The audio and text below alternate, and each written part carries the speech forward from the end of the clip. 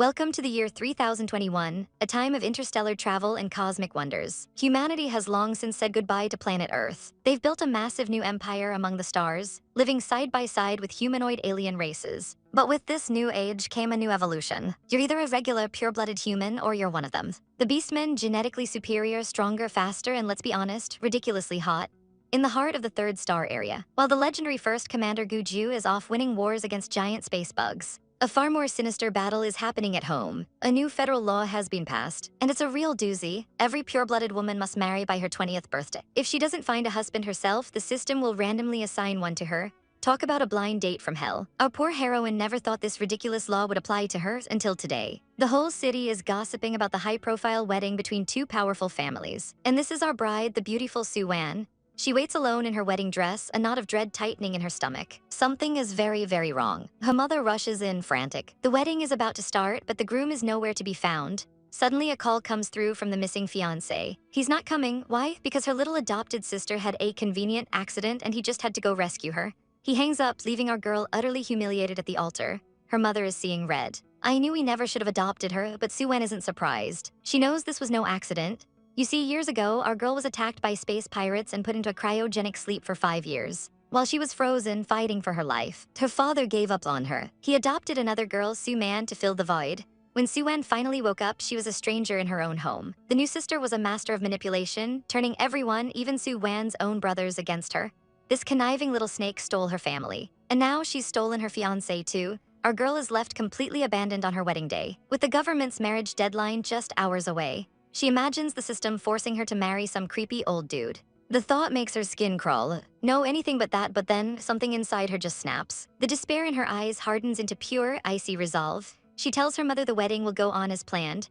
Her mother is confused as our girl marches out of the room. Where are you going? She turns back, a devastatingly beautiful, savage smile on her lips. To find a new husband, of course. Our girl nervously looks around in her wedding dress. She bolts, trying to escape her fate, but wait a minute. What was that fluffy thing she just ran past? She cautiously steps back to investigate. Our heroine bends down, her curiosity piqued, and her eyes lock onto the most adorable sight ever. A beautiful boy with white wolf ears and a fluffy tail. He asks who she is, and our girl is absolutely speechless. Her system goes haywire. He's perfect. She wants to pet him immediately. He shyly introduces himself as a Jew. His tail wags, and she wonders if this is a sign of affection. He looks up at her with those big, sparkly eyes. What a shame he's just a kid. She's definitely interested, but he's not an adult yet. She remembers her urgent mission, find a man to marry and fast. But as she turns to leave, she feels a tug on her dress. He looks up, asking where she's going. She explains she needs to find a husband. She pats his head, but he's not having it. No, he says flatly. With tears in his eyes, he begs her not to go. She sighs. It's too bad he's not an adult, or she'd ask him to solve her marriage issue.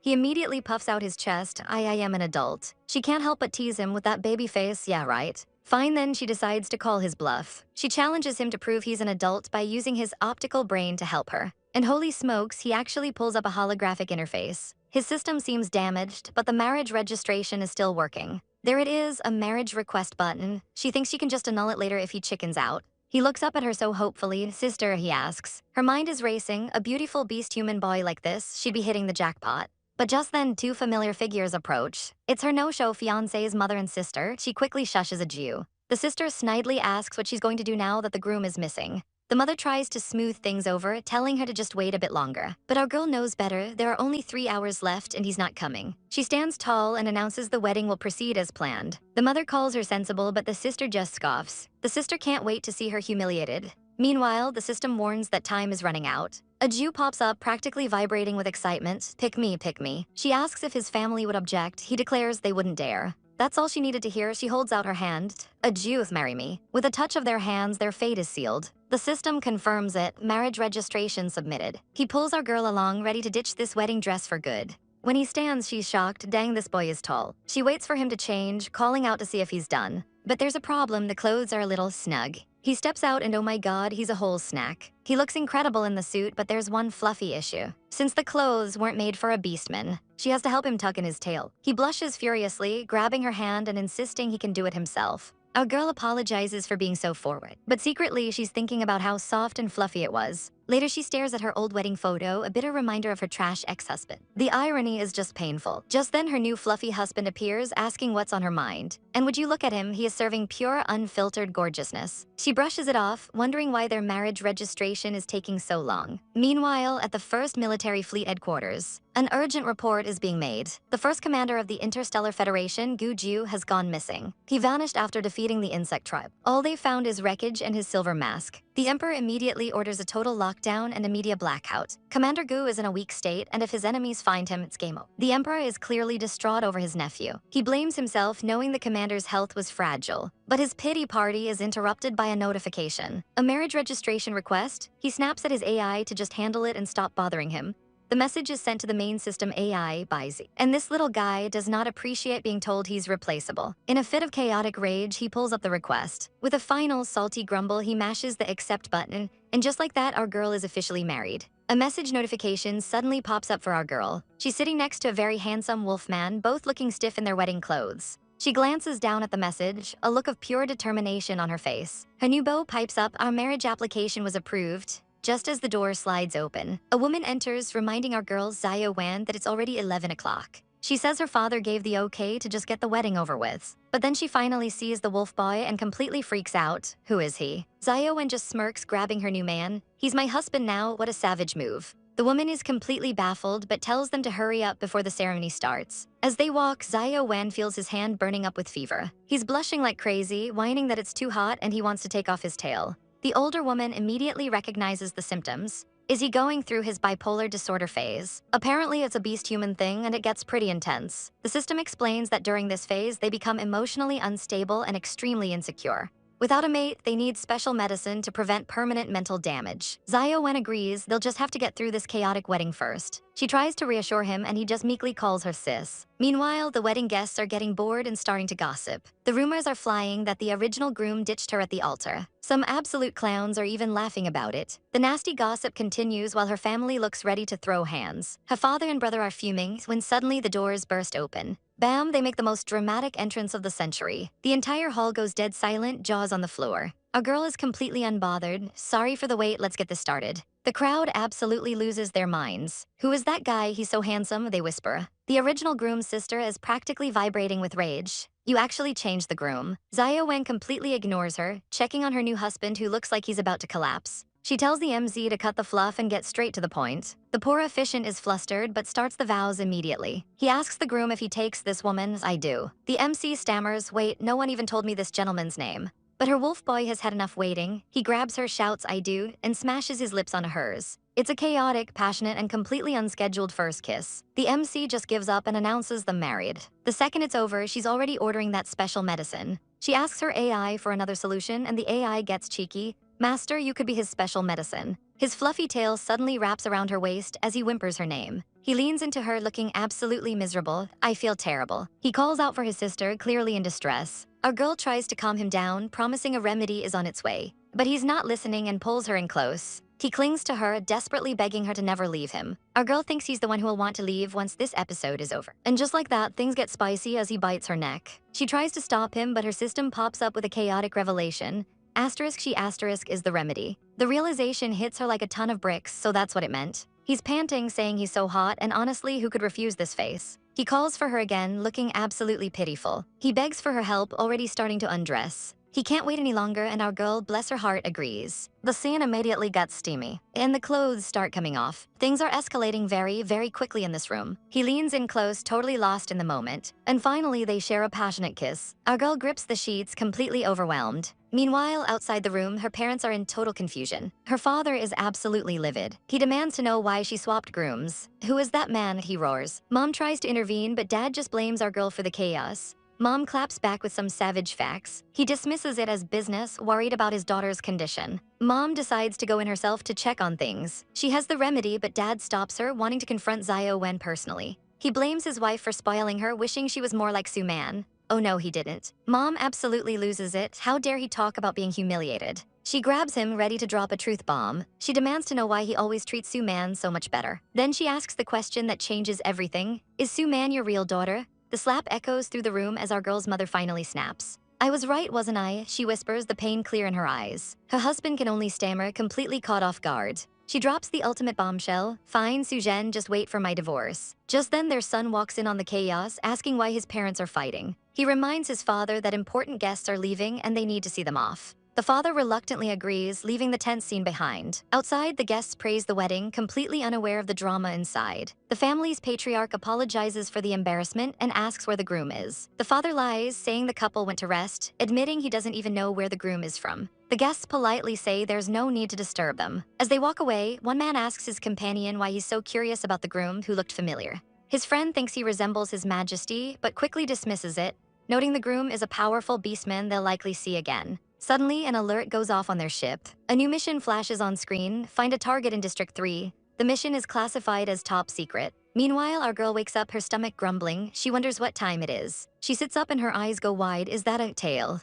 A chaotic flash of last night's steamy events hits her like a ton of bricks. She trembles, the reality of the situation sinking in. "I'm married," she mutters, trying to process it all. Suddenly, a device on her wrist beeps to life. It's her optical brain, and it's being absolutely flooded with unread messages. One name catches her eye: Guzai Gang. The name sounds so familiar. An adorable little AI pops up, introducing itself as the commander's optical brain. It casually informs her that Guzai Gang is the emperor's name, and he's now her nephew. Our girl completely short-circuits. "Wait, what did you just say?" The AI confirms it all. The first commander, the emperor's uncle, is now her legal husband. Congratulations. Her mind spirals, imagining a scandalous headline about her tricking the poor innocent commander. In a panic, she asks the AI the penalty for marriage fraud: 30 years. The AI asks what she plans to do. Our girl has only one answer: "I'm running away." Our girl is lost in thought, trying to process everything. She's still reeling from last night's chaos. How could that gentle guy be the ruthless imperial god of war? Their vibes are completely different. She wakes up and immediately apologizes to her mom for her outburst. Her mom is more concerned. Why does she suddenly want a divorce? Turns out her own trash father beat her mom for defending our girl against Su Wan. Our girl comforts her mom, telling her not to be upset. She fiercely declares she'll slap her dad if he ever lays a hand on her mom again. What a queen. Her mom is touched but quickly changes the subject. Who exactly did she marry last night? Su Wan starts sweating buckets. His computer said he was the first commander, Guju. Mom is absolutely shooketh. She can't believe her daughter's audacity. Our girl wails that she had no idea. She just picked up a random beastman. Mom asks if he said anything when he woke up. Our girl admits she just ran for her life. Her mom explains that during a manic period, a beastman's mind returns to childhood. She worries the commander will now hate their entire family for this mess. Panicked, our girl decides to send him a message to apologize and ask for divorce. She pulls up the contact for her new husband, Guju. Her first draft is way too direct, so she immediately deletes it. Her second attempt is even worse, basically calling him a miserable basket case. She freaks out, unable to find the right words. Just then, her second brother shows up. He tells her grandpa has ordered her to go find him right now. Meanwhile, the man himself is just waking up, looking like a god-tier snack. He breathes out, slowly coming to his senses. He gets up and stares at a giant screen showing their wedding photo. He remembers her face from the ceremony, her soft smile haunting him. He fully opens his eyes. His AI system chirps to life, confirming his manic period has ended. The AI asks if he's looking for the lady, but then coldly states she has left. But wait, the system alerts him that his new wife is about to send a message. Just as he sees her name, the message disappears. The AI suggests she might be shy before an urgent summons comes through. He simply responds, his expression unreadable. A door clicks open and the mood in the room instantly shifts. A subordinate rushes in to greet the ice-cold commander. He's just returned to the Federal Imperial Palace, looking every bit the ruthless leader. His uncle, the Emperor, immediately asks if he's feeling okay. The commander explains what happened on his mission. He wiped out the Zerg near the star field. But things went sideways when the ship's doctor got infected, causing a crash. The Emperor sighs with relief that his nephew is safe. The commander then requests to speak with the system AI. He cuts right to the chase, asking if his marriage application was approved. The AI cheerfully announces that His Majesty himself approved it, causing the Emperor to spit out his tea. He immediately tries to backtrack, saying he'll dissolve the marriage right now. But our girl pops out of nowhere, asking cheekily if she doesn't need to explain then. She wonders aloud if the uncle is actually happy with this marriage. An urgent report interrupts the chaos. The commander dismisses his uncle, telling him to go deal with the space pirates. He smirks, clearly pleased with himself. The uncle finds this whole situation very interesting. He can't believe his perpetually single nephew is finally getting hitched. The iron tree has bloomed.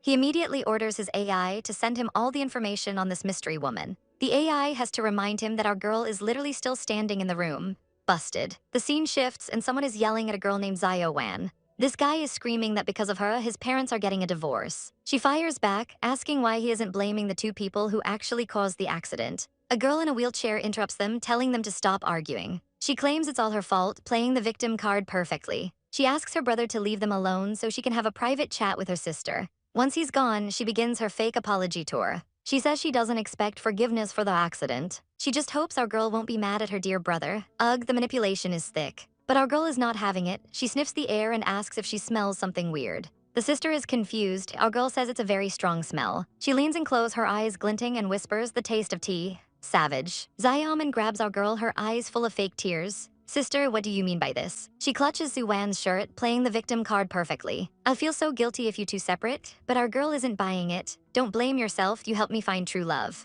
She puts on a dreamy act, swooning over her fated encounter. "He's the most beautiful man I have ever seen," she gushes. She spins a tale of love at first sight, full of hearts and sparkles. "It's all thanks to you." Xiaomin is completely baffled by this turn of events. "But don't you love Brother Huo, your childhood sweethearts?" Su Wan drops her sweet act, a cunning smile playing on her lips. "You're a daughter of the Su family too." Then she goes for the throat. "Just repay him for saving your life with your body." Savage. Xiaomin is absolutely floored by this cold suggestion. Our girl smirks like the villainess she was born to be. Two birds, one stone, right? The crocodile tears start again. "Sister, please stop joking with me." Xiaomin's brain short circuits. This wasn't supposed to happen. She quickly changes the subject. "Oh right, Grandpa is waiting," Su Wan says with a saccharine sweet smile. Xiaomin makes a pathetic excuse about her legs hurting and flees. Su Wan watches her scurry away, utterly unimpressed. "Can't handle the heat, huh?" she mutters to herself. She looks at her hands, disgusted. Xiaomin's cheap foundation is all over them. Yua, that stuff is caked on thick, a true testament to her fakeness. She heads off to meet with the family patriarch. Our girl finds her grandfather in his study. He welcomes her warmly, telling her to come sit. He's alone, pouring some tea. But he cuts right to the chase. "Where's that kid from last night? Uh-oh." She decides to be partially honest. The engagement might be canceled soon. She explains it was to avoid an arranged marriage with someone awful.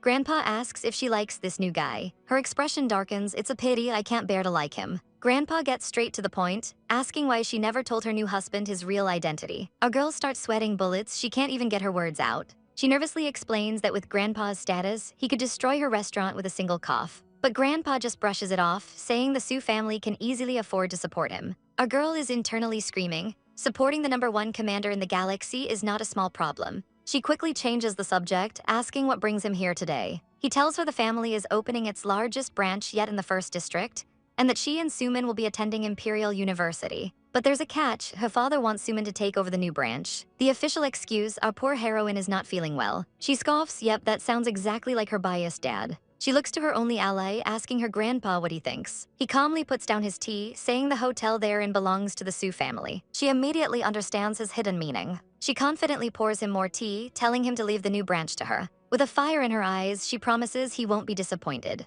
Later that night, she's cozy in bed, thankful that at least her grandpa is on her side. She snuggles her teddy bear, feeling a moment of peace. She knows things are about to get busy, but then she remembers the book her grandpa was reading. It was a rare, incomplete manuscript of recipes from ancient Earth. Her system confirms it. In this era of nutrient packs, fresh food is a luxury, making the recipe book priceless. She thinks back to ancient Earth, a place she misses dearly. Because while she was frozen for 5 years, her soul traveled back thousands of years and lived as a chef's daughter. She has fond memories of that life. What this world considers priceless recipes were just common dishes to her. Suddenly, her wrist communicator buzzes. It's a call from Yichang, and her face sours instantly. "I saw something dirty," she mutters as the device beeps. The call keeps ringing, making her more and more annoyed. Before she can reject it, it connects automatically, and he immediately asks why she wants to marry someone else. She sarcastically asks if he's finally remembered she exists, but he just gives a lame excuse. Then this man has the audacity to suggest she divorce her new husband so they can get married. She completely loses it. "Yichang, do you have any shame?" She reminds him that he ran away and he embarrassed her. She tells him to go marry Suman instead. She hangs up, but he immediately calls back. "This guy does not give up. You stood me up for Suman," she screams, asking if he wants to marry them both. She's absolutely fuming, ready to throw her communicator across the room. But then a different sound comes from her wrist. It's another call from her actual husband. Our girl is completely frozen in shock. The timing is absolutely chaotic. A notification from Su Wan arrives, and our girl absolutely loses it. She spirals into a full-blown panic. He can't see it again, she thinks, already drafting an apology. She's even offering a divorce and help with his manic depression. Talk about desperation. But before she can hit send, the call disconnects. He hung up on her. Her system confirms the call is over, and she is not happy about her contact name for him. "Change it back to Commander," she demands, nervously typing out a formal message. He replies almost instantly. He wants to meet and chat. Our girl throws a tantrum in bed. "Why meet when you can just text?" She frantically sends message after message, but gets complete radio silence. Half an hour later, she is completely defeated, her soul leaving her body. Her outbox is a monument to her cringe, filled with messages to Goo husband. She starts to second-guess everything. Is this meeting even necessary? Her system tries to cheer her up, saying it's a good sign he wants to talk at all. It tells her to rest up for the future. She agrees, she has a lot to prepare for after all. But sleeping is the last thing on her mind right now. She decides to get a head start on tomorrow's plans. She asks her AI, Ziobai, to help her prepare some things. And Ziobai is more than happy to oblige. Meanwhile, elsewhere, another woman is interrupted by her father. He comes in hot, yelling that it's not her fault. He demands to know why she won't forgive Yichang. But she stops him. Dad, you misunderstood me, she says, putting on her best actress face. Time to start the waterworks. She claims Xiaoman and Yichang are in love, and she only married someone else to help them. Her dad is floored. Xiaoman likes him, he asks, completely bewildered. Of course, she says she figured it all out. She weaves a tragic story of forbidden love, saying Xiaoman had to hide her feelings. She frames it as a noble sacrifice. Xiaoman gets her love and the family stay partnered. She even squeezes out a tear. Her dad completely buys the performance. He feels terrible for ever doubting her. He's so convinced, he decides to go tell the Huo family immediately. He runs off to arrange the marriage, thinking Xiaoman will be overjoyed. Our girl watches him go, her plan working perfectly. She wipes away her fake tears. Her system praises her amazing acting skills. As expected of me, she smirks. The system confirms everything is ready for the master plan. Our girl says it's time to go. She heads into a private room, the door locking securely behind her. She orders her system not to let anyone disturb her. It's showtime. A full-blown professional high-tech kitchen is revealed. She is not playing around. The ingredients are prepped and the knives are sharpened. System check complete. Ingredients, device, and even a voice changer are online. With a determined look, she gives the command to start the live stream. Instantly, the chat explodes. Her fans have been waiting for the god of cookery. She announces tonight's dish is a legendary one from ancient Earth records. The original fish for this recipe are extinct, a truly lost delicacy. But our genius girl has found a perfect modern substitute. With god-tier knife skills, she transforms the fish into a work of art. The chat goes wild. Meanwhile, our handsome male lead is just trying to get some work done. But his cute little system can't stop drooling over a delicious smell. He tells his system to shut it down or be shut down. He is not in the mood. But the little guy insists the food looks incredible. His master has to see that. So he secretly asks another system to find the host named God of Cookery. After some chaotic system-to-system bickering about appetite, the info comes through the host is Su Wan, her spouse, Commander Gujiu. The little system freezes. Wait a minute. The realization hits him like a truck. It's the madam. He frantically tells his master the streamer is his own wife. The commander just asks if she still live. The system confirms she's making a legendary fish dish. The commander, with a glint in his eye, says relay it here. He's about to tune into his wife's secret broadcast. This is gonna be good. Our girl finishes the dish, announcing it's for her family. The chat swoons with envy. The commander watches, a small smile on his face. He asks about the most expensive gift. It's a luxury spaceship worth a small fortune. As fans send small gifts, she thanks them sweetly, completely unaware. Suddenly, a massive gift appears, then another and another. The chat absolutely loses its mind as 999 spaceships flood the screen. But wait, another user just dropped over 1,900 of them. Our girl is completely shell-shocked. She stammers, who is this? The notifications just keep coming, a chaotic symphony of wealth and obsession. Our girl is absolutely crushing her live stream when a massive whale appears. The chat goes wild as Mr. Leng drops a fortune on her, so she offers to send him a dish as thanks. With his address secured, she gracefully ends the broadcast for the day. And what a success it was, she stretches, celebrating another win. Her little robot is amazed at her massive fan base. But the bot wants to know why she never shows her face. Our girl smirks, her god of cookery persona is her ace in the hole. She immediately gets her assistant to check Mr. Leng's address. Feeling like he overpaid, she decides to cook him a few extra dishes. The food arrives at the ridiculously lavish Guju mansion. Inside this cold, modern fortress, the male lead sits alone at a table with a pathetically small meal. He stares stunned at the incredible feast she sent over. His own little robot assistant is practically drooling over how amazing it smells. He takes a single life-changing bite, the blush says it all. But all he can manage is a quiet The robot pushes him to send her a compliment. It insists the chef would be thrilled to hear from him. But he's frozen, remembering her brutal words about divorce. Yeah, that conversation clearly left a mark. He coldly tells his assistant she won't be happy. The robot hits him with some hard truths. He hasn't even announced their marriage. Of course, she's upset. Meanwhile, our heroine is having a peaceful tea time with her mother. She asks her mom why she seems so happy all of a sudden. Her mother is just relieved the commander doesn't hate their family. Our girl is left completely bewildered. Our girl's mom checks the trending topics online. And what's number one? The commander's shocking marriage announcement. The internet is losing its mind over how handsome he is under the mask. Our poor heroine is trembling, asking what Guju is planning. Her mom reassures her that her identity is safe for now. The commander is clearly controlling public opinion to protect her, but our girl knows this is just temporary and she needs a plan. Suddenly, her train of thought is broken. The resident homewrecker's daughter Xiaomin wants to join the party, but mom is having none of it. "I'm not your mother," she snaps, savage. She is clearly fed up with this girl's whole existence. And right on cue, the waterworks begins. Xiaomin plays the victim, claiming she didn't mean to ruin the wedding. She even says she'd break her own leg to make her mother happy. The drama. Of course, Daddy Dearest walks in at that exact moment. "Who bullied my precious Xiaomin?" he demands, completely clueless. But our girl Ranyu swoops in to save the day. She quickly concocts a lie about how her mom was telling a romantic story. Xiaomin was just so moved that she started crying, a masterful save. The dad looks flustered and mom just calls everyone to lunch. As they walk away, Ranyu gets down to business. She leans in and drops a chilling warning. "Your biological mother will never enter this family," she hisses. Then she threatens her about that leg she was so willing to break. Ranyu then loudly exclaims she's just concerned for her dear sister. Xiaomin is forced to play along, thanking her through gritted teeth. Our girl is playing 4D chess, dragging her rival off to dinner. She's beating this green tea girl at her own manipulative game. At the dinner table, the family drama continues. Dad starts lecturing his idle son for being on his phone. He wants him to quit the entertainment industry and go to a prestigious university. But Grandpa shuts him down, telling him to let the kids choose their own path. The mother quickly changes the subject to business. She asks who will manage the new branch. Grandpa says neither of the girls have experience, but Dad immediately jumps in to praise his favorite, Xiaomin. He claims she's a genius intern who's learned everything from him. He even uses the other daughter's poor health as an excuse. Mom has had enough of this blatant favoritism and snaps her chopsticks in half. Our girl assures her dad that she's feeling much better now. She can't just sit around while her sister does all the work. She proposes they compete for the company, learning from each other. The bratty sister is not impressed and asks how. But Grandpa is on board. He thinks Xiao's idea is great. Meanwhile, their brother is bored out of his mind by all this family drama. But then he sees something on his screen that makes his eyes pop. He yells for his dad and grandpa to look at the news report. Everyone jumps, completely startled by his sudden outburst. He points at the screen, revealing a story about the Federal Empire's first commander. The legendary Commander Guju has shown his face, and the internet is losing its collective mind.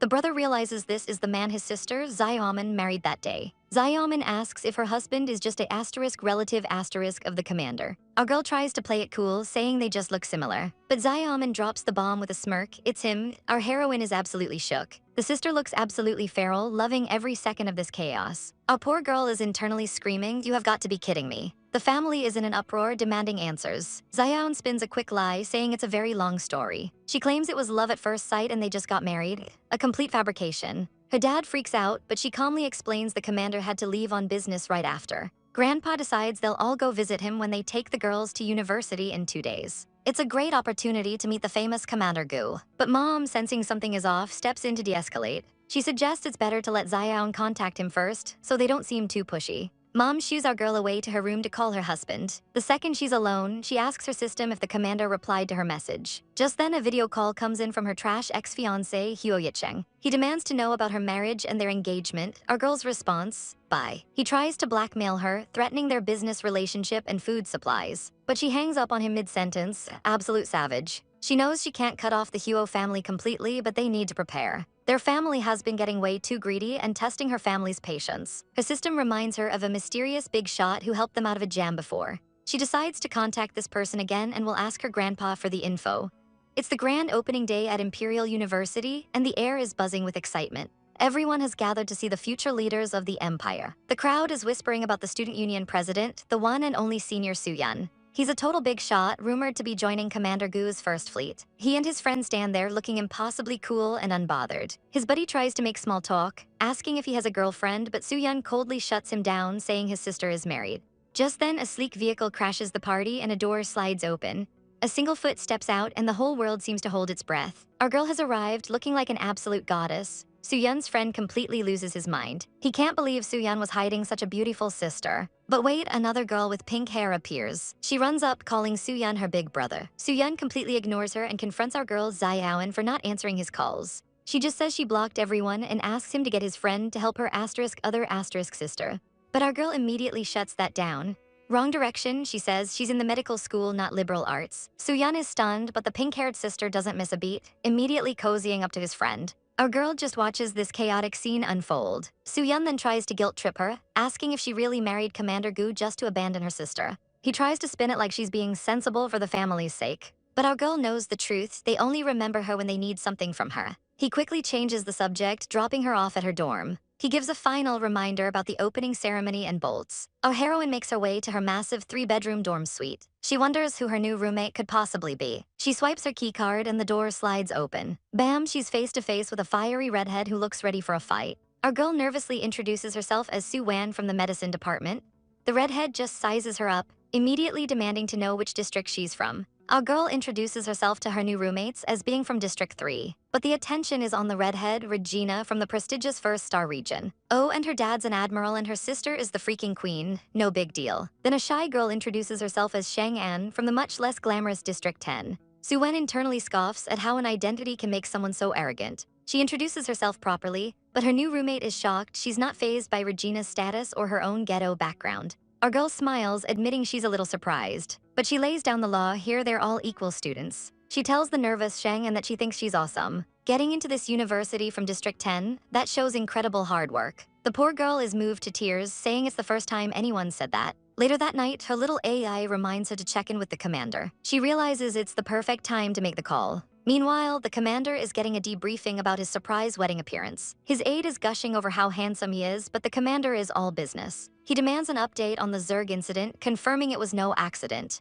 The investigation is underway to find the traitor who leaks secrets. Suddenly, an alert comes through, a call from the Su family's backup number. It's her. His AI asks if he wants to take it. He immediately dismisses his aide and orders the call to be connected. But he has one condition: do not turn on the video projection. The call connects, and our girl professionally thanks him for his help. He plays it cool, saying he just likes the food. She's thrilled and offers him a VIP invitation to their new branch. But Su Wan is puzzled. Why is there no video, and why does his voice sound so familiar? She asks what she should call him. He replies, "You can just call me Mr. G." Her eyes widen in shock. Mr. G, as in Commander Jiu. She asks him if he knows the infamous Commander Guju. He immediately denies it, but his little floating assistant thinks that was way too suspicious. He quickly tries to cover his tracks, clearing his throat like a total amateur. Our girl just assumes he called because he heard she was in trouble. She breathes a huge sigh of relief, thinking he's just some random palace worker. Now that the coast is clear, she decides to shoot her shot and ask for a little favor. He agrees instantly, and our girl is absolutely over the moon. She asks if he's free to meet, and you can just feel the smug satisfaction radiating off this man. But his little robot buddy reminds him he has an actual job and a meeting to get to. Our girl panics, apologizing for holding him up. They quickly say their goodbyes and hang up. The second the call ends, his assistant calls him out for being a total liar. He just sadly admits that if he told the truth, she wouldn't talk to him. But when the robot asks a real question, he completely ignores it and gets ready for his meeting. The little guy has a moment of clarity, realizing why his master's wife would rather talk to a stranger. It's a truly pathetic sight. Meanwhile, at the Imperial University opening ceremony, the hall is mostly empty. Our girl is sitting with her friend, waiting for things to start. She wonders where their other friend, Regina, is. But before she can get an answer, a new pest arrives. It's that annoying Yichang, getting all up in her personal space. He asks why he didn't see her yesterday, clearly unable to take a hint. But just as he's laying it on thick, a new challenger appears. A fiery redhead steps in and tells him to move. With ultimate girl boss energy, she declares, "This is my seat." Our girl gets some unexpected help finding a seat in the crowded auditorium. The other freshmen immediately start gossiping about the two new beauties. They know our girl is Su Wan from the prestigious Su family, and her new seatmate is Regina, the queen's actual sister. Talk about high society. Su Wan isn't here to make friends, she's here to survive. She quickly changes the subject, asking her new friend Zioan for a favor. Our girl wants to build a kitchen, and the other girls are intrigued. Zioan can't believe it, someone who can actually cook real food. Su Wan plays it cool, saying her cooking is pretty good. The fiery Regina gives her permission, but with a savage threat. Suddenly, Zioan gets distracted by the guest speaker. A mysterious man walks onto the stage. The entire auditorium absolutely loses its mind. It's Commander Gu. The girls are screaming, calling him the Imperial male god. But our girl looks like she's just seen a ghost. Her jaw drops. Of all the people in the galaxy, why is it him? Her friend asks if she's okay, but no, she is not okay. She knew a VIP was coming, but she never imagined it would be the first commander. She tries to calm her rapidly beating heart. It's a huge room, there's no way he'll spot her, right? Wrong, he immediately stares directly at her, their eyes lock. Then a message pops into her head, "Guju husband, let's meet after the ceremony." Our girl starts spiraling, thinking this is it. He's here to discuss divorce and have her arrested. She nervously approaches his massive private aircraft. This is beyond intimidating. Taking a deep breath, she prepares for the worst. "I'm coming in." Our girl finds the commander fast asleep in his chair. He looks so peaceful, like a sleeping angel. She thinks he seems so well-behaved when he's resting like this. But is he an angel or a devil? The duality of this man is chaotic. Her inner monologue goes wild as she stares at his fluffy ears. She can't resist the urge to touch them. Surely it's okay if he's sleeping, right? He'll never know. She reaches out her hand and his eyes snap open. Busted, our heroine is absolutely panicking right now. She yanks her hand back, caught red-handed. He asks if she's afraid of him. She quickly lies, no, it's respect. She tries to play it cool, but the sweat is real. But he calls her bluff immediately. Did you respect me during my manic phase? Our girl is speechless. What does he remember? He reminds her that she was the one who proposed marriage to him. He then asks who told her he was looking for a divorce. And then he drops a bombshell, never leaves. He confirms it with a simple he wants this marriage to continue. She stammers that she won't bother him and tries to leave. But he stops her, saying, you too. She's completely lost. He explains someone named Zai Lan wants to meet her and has a gift. Her poor brain is short-circuiting from all this new information. A gift for her, she can't believe it. So they head off to the Imperial Palace. They sit together in an opulent living room. The tension is thick. Our girl is so nervous, she feels totally out of place. It feels exactly like meeting the parents for the first time.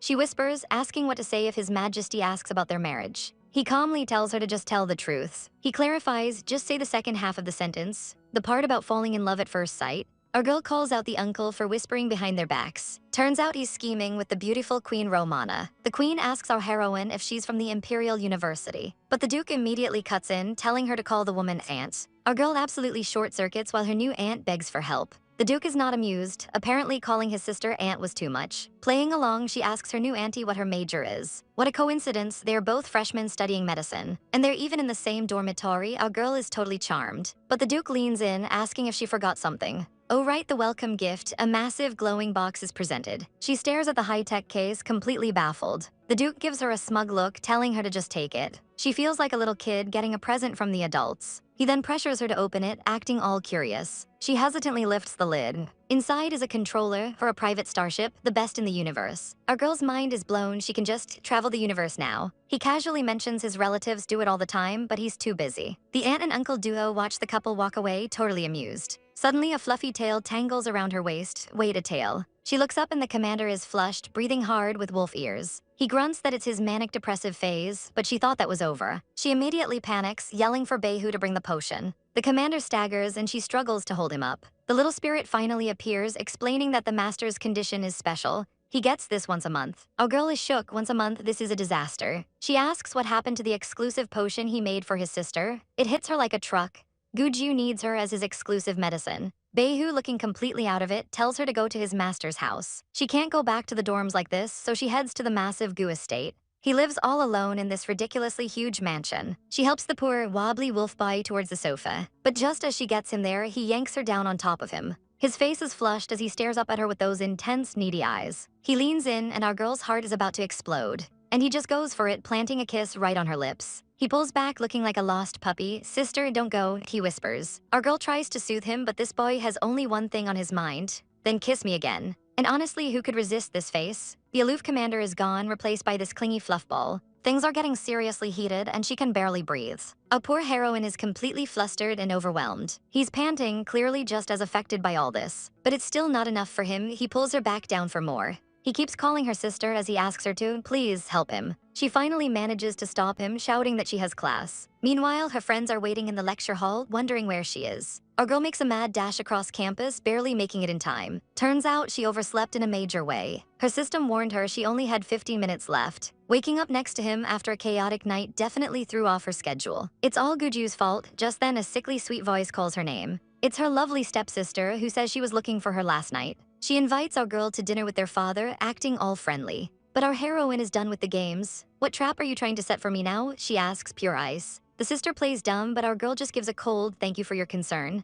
Savage, her friends check in, asking if Zion is okay. They heard her sister, Su Wan, came to visit last night. Our girl decides to just come clean and admits she's married to the commander. Her friends are absolutely shook, then immediately start fangirling. They demand to know how they got together, so she spins a classic tale, love at first sight. After class, her friends ask if she's heading back to the dorm. But Zion explains she has to go to the hotel, even though her snake sister already ditched her. She's forced to take the public aircraft, totally left in the dust. Suddenly, some rando from her past sees this as his big chance. He goes to make his move, but gets completely cut off by a new arrival. It's the commander's cute little robot, Behu, here to pick her up. And Behu is a total snitch, immediately sending pics to the commander. The little robot is furious, telling him some guy is trying to steal his wife. The commander gets the report while in a meeting. Beihu's frantic message pops up, "This bastard is trying to steal your girl." The commander immediately calls for a 5-minute break, looking absolutely murderous. He orders Beihu to turn on the projection. He's making a call right now. Our girl is shocked when his hologram appears right in front of her. She's confused about what's happening, especially since Beihu mentioned moving. He gets straight to the point with zero emotion. "We got married." She tries to argue about school, but he's already got it all figured out. Our girl finally snaps, asking if he has bipolar disorder for being so hot and cold. He gets serious, saying they need to make things clear after the potion incident. But before he can explain, the transmission cuts out, leaving her totally baffled. Our girl checks in with her system, Beihu, asking for a status update. Beihu is absolutely scandalized. Master is pretending to be offline. What new chaos is this? Her system tries to buy her some time while she makes her next move. She finally arrives at the Viper's nest known as Su's restaurant. Her little AI buddy asks when he should come back for her. She tells him to sync up with the commander first. A girl needs her powerful husband on speed dial. Inside, the family is gushing over the pink-haired sister, Su Wan. Su Wan plays the humble angel while our girl walks in, ready to crash the party. Xiaoan sees right through it. Her adopted father is completely blind to Su Wan's schemes. And right on cue, Dad starts berating her for being lazy and irresponsible. The green tea sister chimes in with fake concern, but our girl is ready to clap back. With a smirk, she drops the ultimate power move. She was meeting the king and queen. The entire room freezes in absolute shock. You could hear a pin drop. Su Wan is seething with rage, screeching that it's impossible. Grandpa, however, is beaming with pride. The king remembers him. He immediately puts Xiaoan in charge of the new branch. Su Wan, desperate, tries to stir up trouble about the commander. But our girl hits back with a savage question, "Why are you so interested in my husband?" Meanwhile, the commander's long meeting is finally over. The first thing he does is ask for his wife. He's clearly worried. His system reports that our girl thinks he wants a divorce just so he can make his own medicine.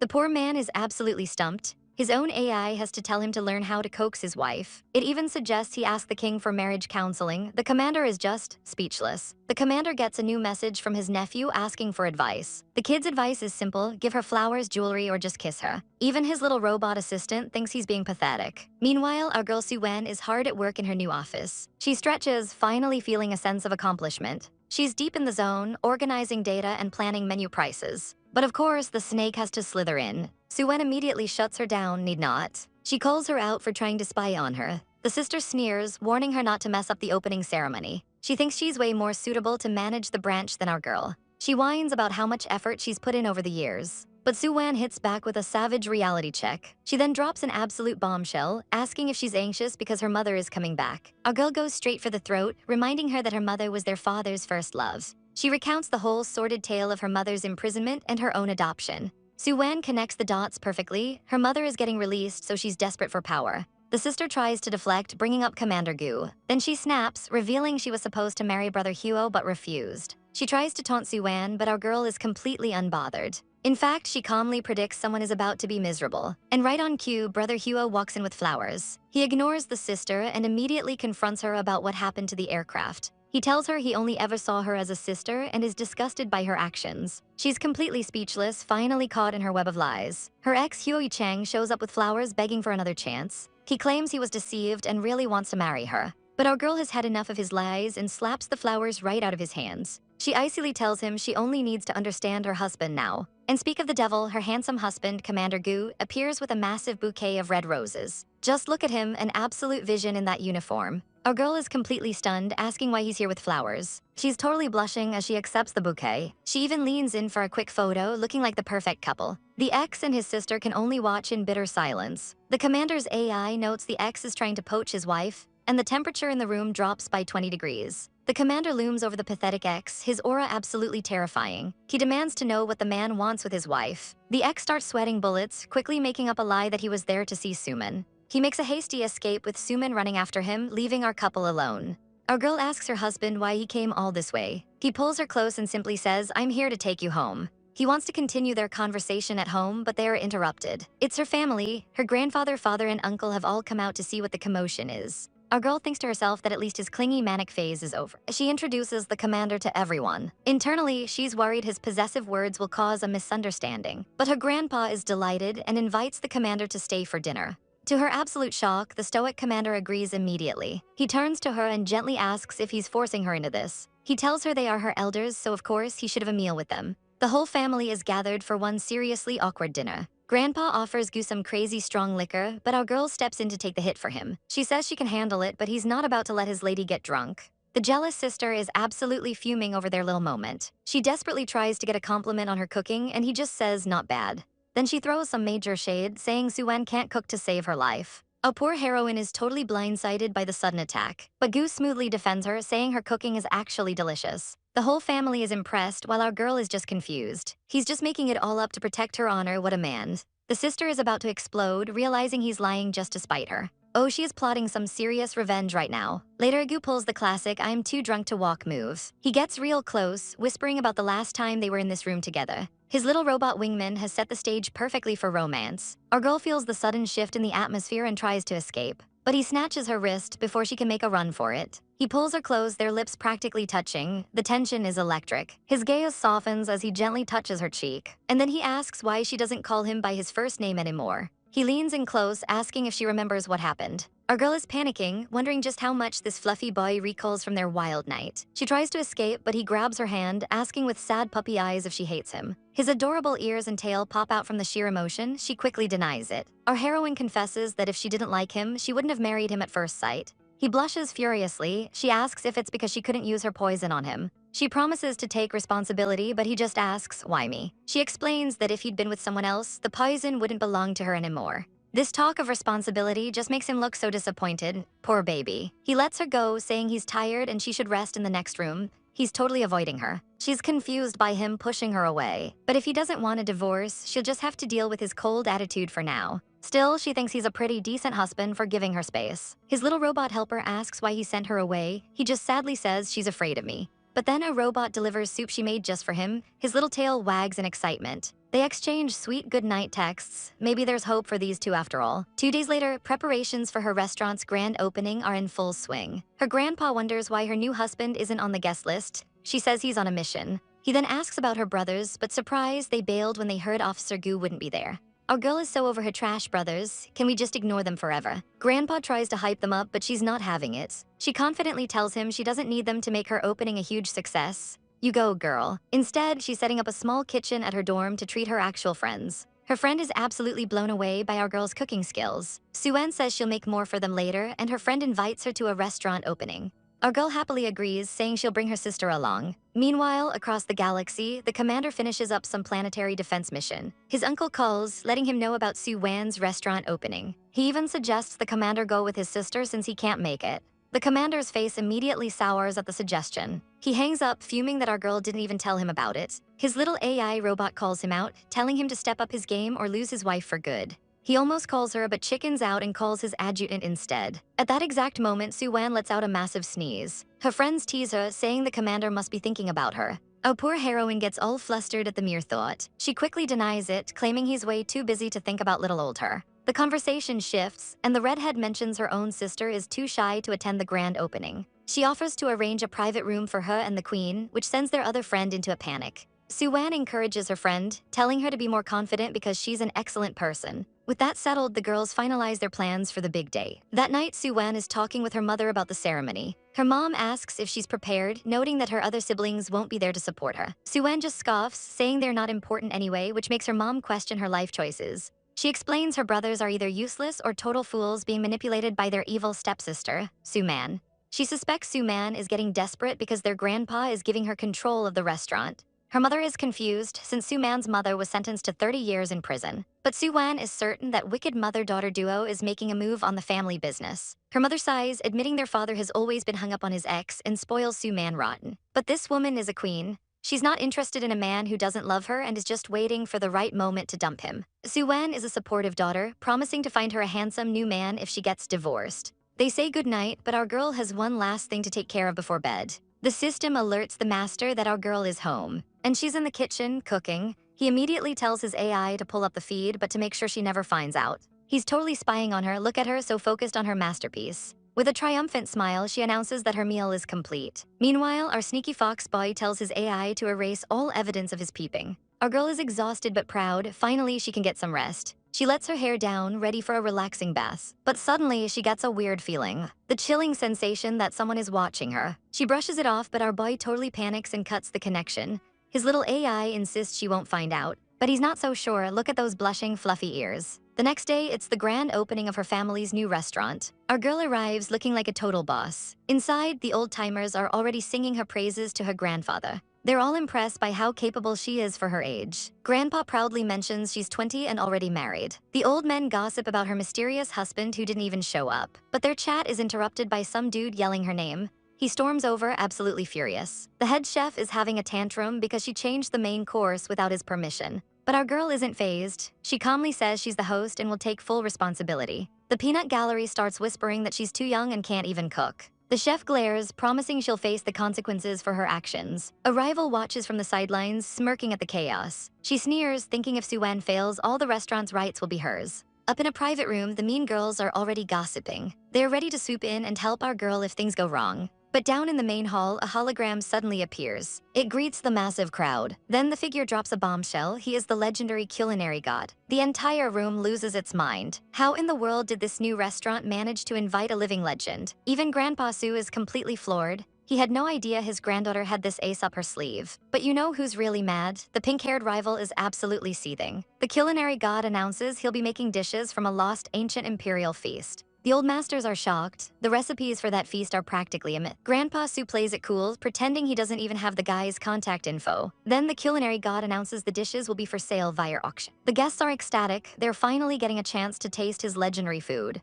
People are already scrambling for the auction, with bids instantly hitting 2,000 star coins. Our girl watches the chaos unfold from the side. She explains the food was pre-made using special preservation tech to keep it fresh. Her staff runs up, giddy with the news that their pre-bookings have skyrocketed. They're fully booked for 3 months and are the #1 trending topic. She smiles, realizing she didn't even need her backup plan. Our girl gives herself a little mental pat on the back for being so impressive. Meanwhile, the rival is practically vibrating with rage in the corner. She can't believe Su Wan managed to pull this off. Her father interrupts her meltdown, telling her to come meet the VIPs. She meekly agrees, trailing behind him. At the head table, one of the elders is busy praising our girl for her amazing opening. But the rival's father rudely cuts in, wanting to introduce some. He shoves his own daughter, Su Man, into the spotlight. Our girl and her grandpa can only watch on in pure frustration. The resident green tea sister lays on the fake concern, asking why her famous brother-in-law isn't here. She pretends to be disappointed, saying our girl made grandpa lose face in front of everyone. Grandpa then orders Su Man to the kitchen, and she has no choice but to quietly agree.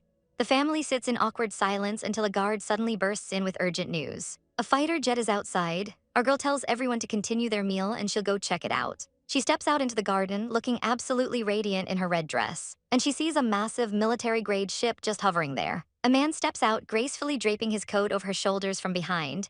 It's Officer Gu. He pulls her into a warm embrace, and our girl is completely stunned. She stammers, asking what on earth he's doing here. He says he just heard about her family's restaurant opening and decided to drop by. I just finished work, he claims, but his sparkling eyes are totally giving him away. Yeah, right. His poor assistant knows he dumped all his work just to rush over and support his wife. She nervously asks if he's okay appearing as her husband, since it will become public news. He just gives her a heart-melting smile and says, okay. Our girl is shocked he agreed so easily but steels herself and says, then let's go. He gently takes her hand and it's official. They walk back in together, a true power couple ready to face the drama. The crowd absolutely loses it. The legendary Officer Gu is here. And he's with Su Man. Everyone realizes she's the commander's wife and the gossip is going viral. Even her ex is stunned to see the news blowing up the planetary network again. And look who's peeking around the corner, absolutely fuming with jealousy. She marches over, demanding to know why Su Man isn't in the kitchen where she belongs. The little snake then turns to Officer Gu, trying to slander our girl about some culinary god. She even has the audacity to say she feels sorry for him. Oh, but our heroine has had enough. She whips around, her eyes blazing with fury. She goes full chaotic savage and grabs the liar by the throat. Don't you dare think I'm still that weak little girl, she snarls. The claws are out. Our girl absolutely seethes, her power crackling in the air. Su Man chokes, realizing she has made a fatal mistake. With a single move, our heroine sends the conniving cousin flying. She looms over her, delivering a bone-chilling warning about her mother. Su Man can only tremble, vowing to expose Su Wan's true face to the commander. Speak of the devil, Commander Gu arrives, pulling our girl into his arms. He glances at the pathetic girl on the floor and asks the most savage question, who are you? Su Man is absolutely shook. Without a second glance, the commander just whisks our heroine away. Su Man is left a sobbing, pathetic mess on the ground. She desperately tries to get his attention, but he's already moved on. He looks at our girl and says he knows she has nothing to do with that woman's swoon. Su Wan just smiles, promising to have a famous chef cook for him later. And he just simply agrees. The trust is real, people. They arrive at the grand opening of the Su family restaurant. The commander makes it clear he's only here because Su Wan invited him. All the old geezers immediately start sucking up to him, but his cute little assistant bot says he has an urgent meeting. A girl gracefully offers to see him off. He says there's no need and turns to leave, but not before whispering a tantalizing promise for that night. Grandpa watches them, totally shipping this power couple. The party is over and the day was a massive success. The family gathers to celebrate a job well done. Grandpa is so impressed, he declares our girl the official successor. But of course, her greedy uncle just has to object. Grandpa immediately shuts him down. Has he ever had a success like this? Didn't think so. Now that she's in charge, our girl has one little piece of business to attend to. She reminds everyone how Su Man publicly slandered her and the family. And for her first act as heir, she's banning Su Man from the family business forever. The uncle absolutely loses his mind. Her aunt jumps in, calling our girl crazy and delusional. She then accuses Su Wan of stealing Su Man's husband, saying she deserves to be punished. The family patriarch has had enough, roaring for them all to shut up. Back at the family meeting, they're debating letting our girl's rival into the restaurant. But Grandpa puts his foot down, deciding the matter is settled for now. Later that night, our girl is completely wiped out from her grand openings. She drifts off, falling into a strange and vivid dream. Suddenly, she's in a wedding dress, and her handsome fox-eared commander is there. He leans in close, and the heat is absolutely overwhelming. She wakes up with a gasp, finding Guju sitting calmly beside her bed. Well, his tiny chibai form at least. Our girl blushes, realizing he must have carried her all the way from the aircraft. Her stomach grumbles loudly, breaking the awkward silence. She offers to make them both a late-night snack, and he agrees. Over food, she thanks him for his help. Then she cuts right to the chase, asking if he wants her to investigate her evil stepsister's mother. He just coolly admits he already investigated her. Our girl isn't even mad. She tricked him into this marriage after all. Guju drops a bombshell. The woman is connected to a high-level space pirate. But DNA tests prove she isn't the pirate's daughter, which deepens the mystery. He offers to look into it for her, and she is absolutely thrilled. But then he tells her she won't have time to cook soon because of mandatory military training.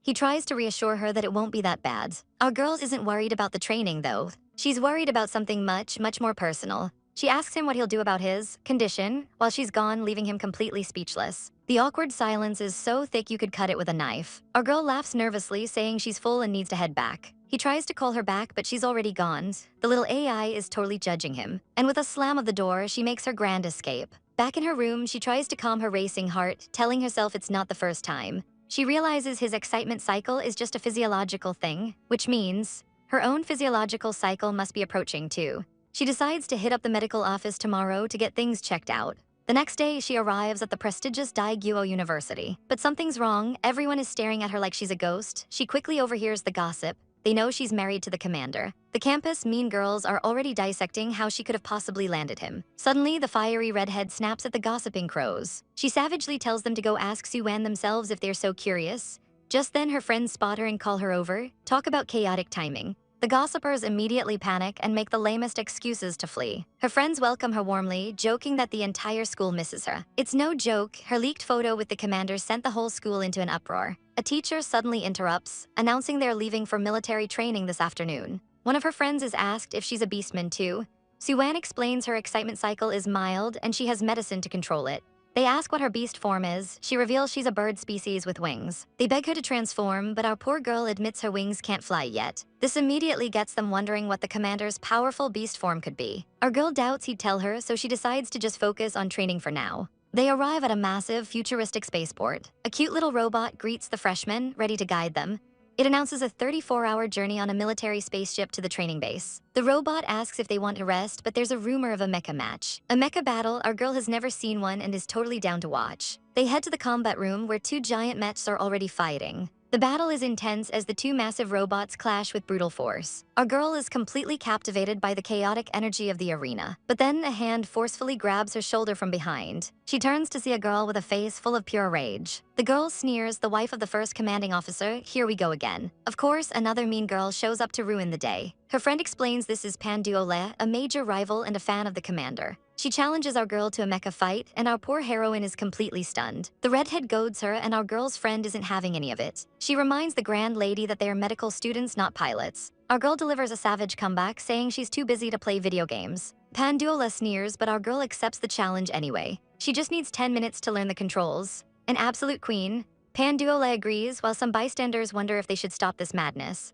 Elsewhere, some officials note that the lady might have a hard time. Suddenly, they're interrupted by the arrival of the commander himself. The man, the myth, the legend is here, and no one knows why. He simply says he's hitching a ride to the training base. But his aide gets an alert. Our girl is currently in the mecha combat room. The commander is instantly suspicious. Her academy doesn't even have that subject. His aide nervously explains the students are having a little exchange. He clarifies it's a self-organized mecha competition, and the commander demands to be taken there. Oh boy, someone is in deep, deep trouble. Meanwhile, our girl enters the simulation for the first time. She puts on the gear, looking way cooler than she feels. But wait, she realizes the controls are just like an old video game she used to play. Up in the observation area, her friends are worried sick. Her friend explains that Su Wan has never played before because of her weak health. But the mean girl overhears the gossip and completely loses it. She stomps over, ready for another confrontation. The match begins, and our girl is up against a cocky opponent. His aggressive red mech charges forward, looking for a quick win. He immediately gathers a massive ball of energy, going for knockout blow.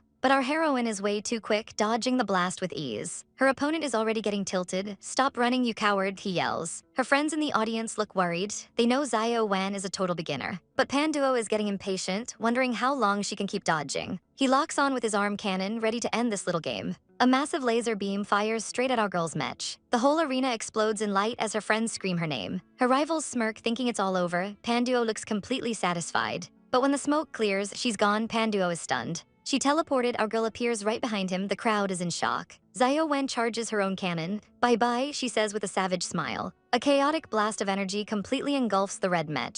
And just like that, the match is over, a beautifully executed counterattack. Watching from the control room, the commander is very intrigued. He can't help but let out a small, proud smirk. Back in the real world, our girl takes off her gaming visor. "Not bad luck," she says with a confident smile. "I won." Her friends go absolutely ballistic, cheering for her incredible victory. And from across the room, the commander watches her. "Su Wan," he says softly. Pinky is absolutely seething. How could a nobody like Su Wan possibly win? But the green-haired guy sets her straight. Our girl won through pure skill. She does not like the sound of that.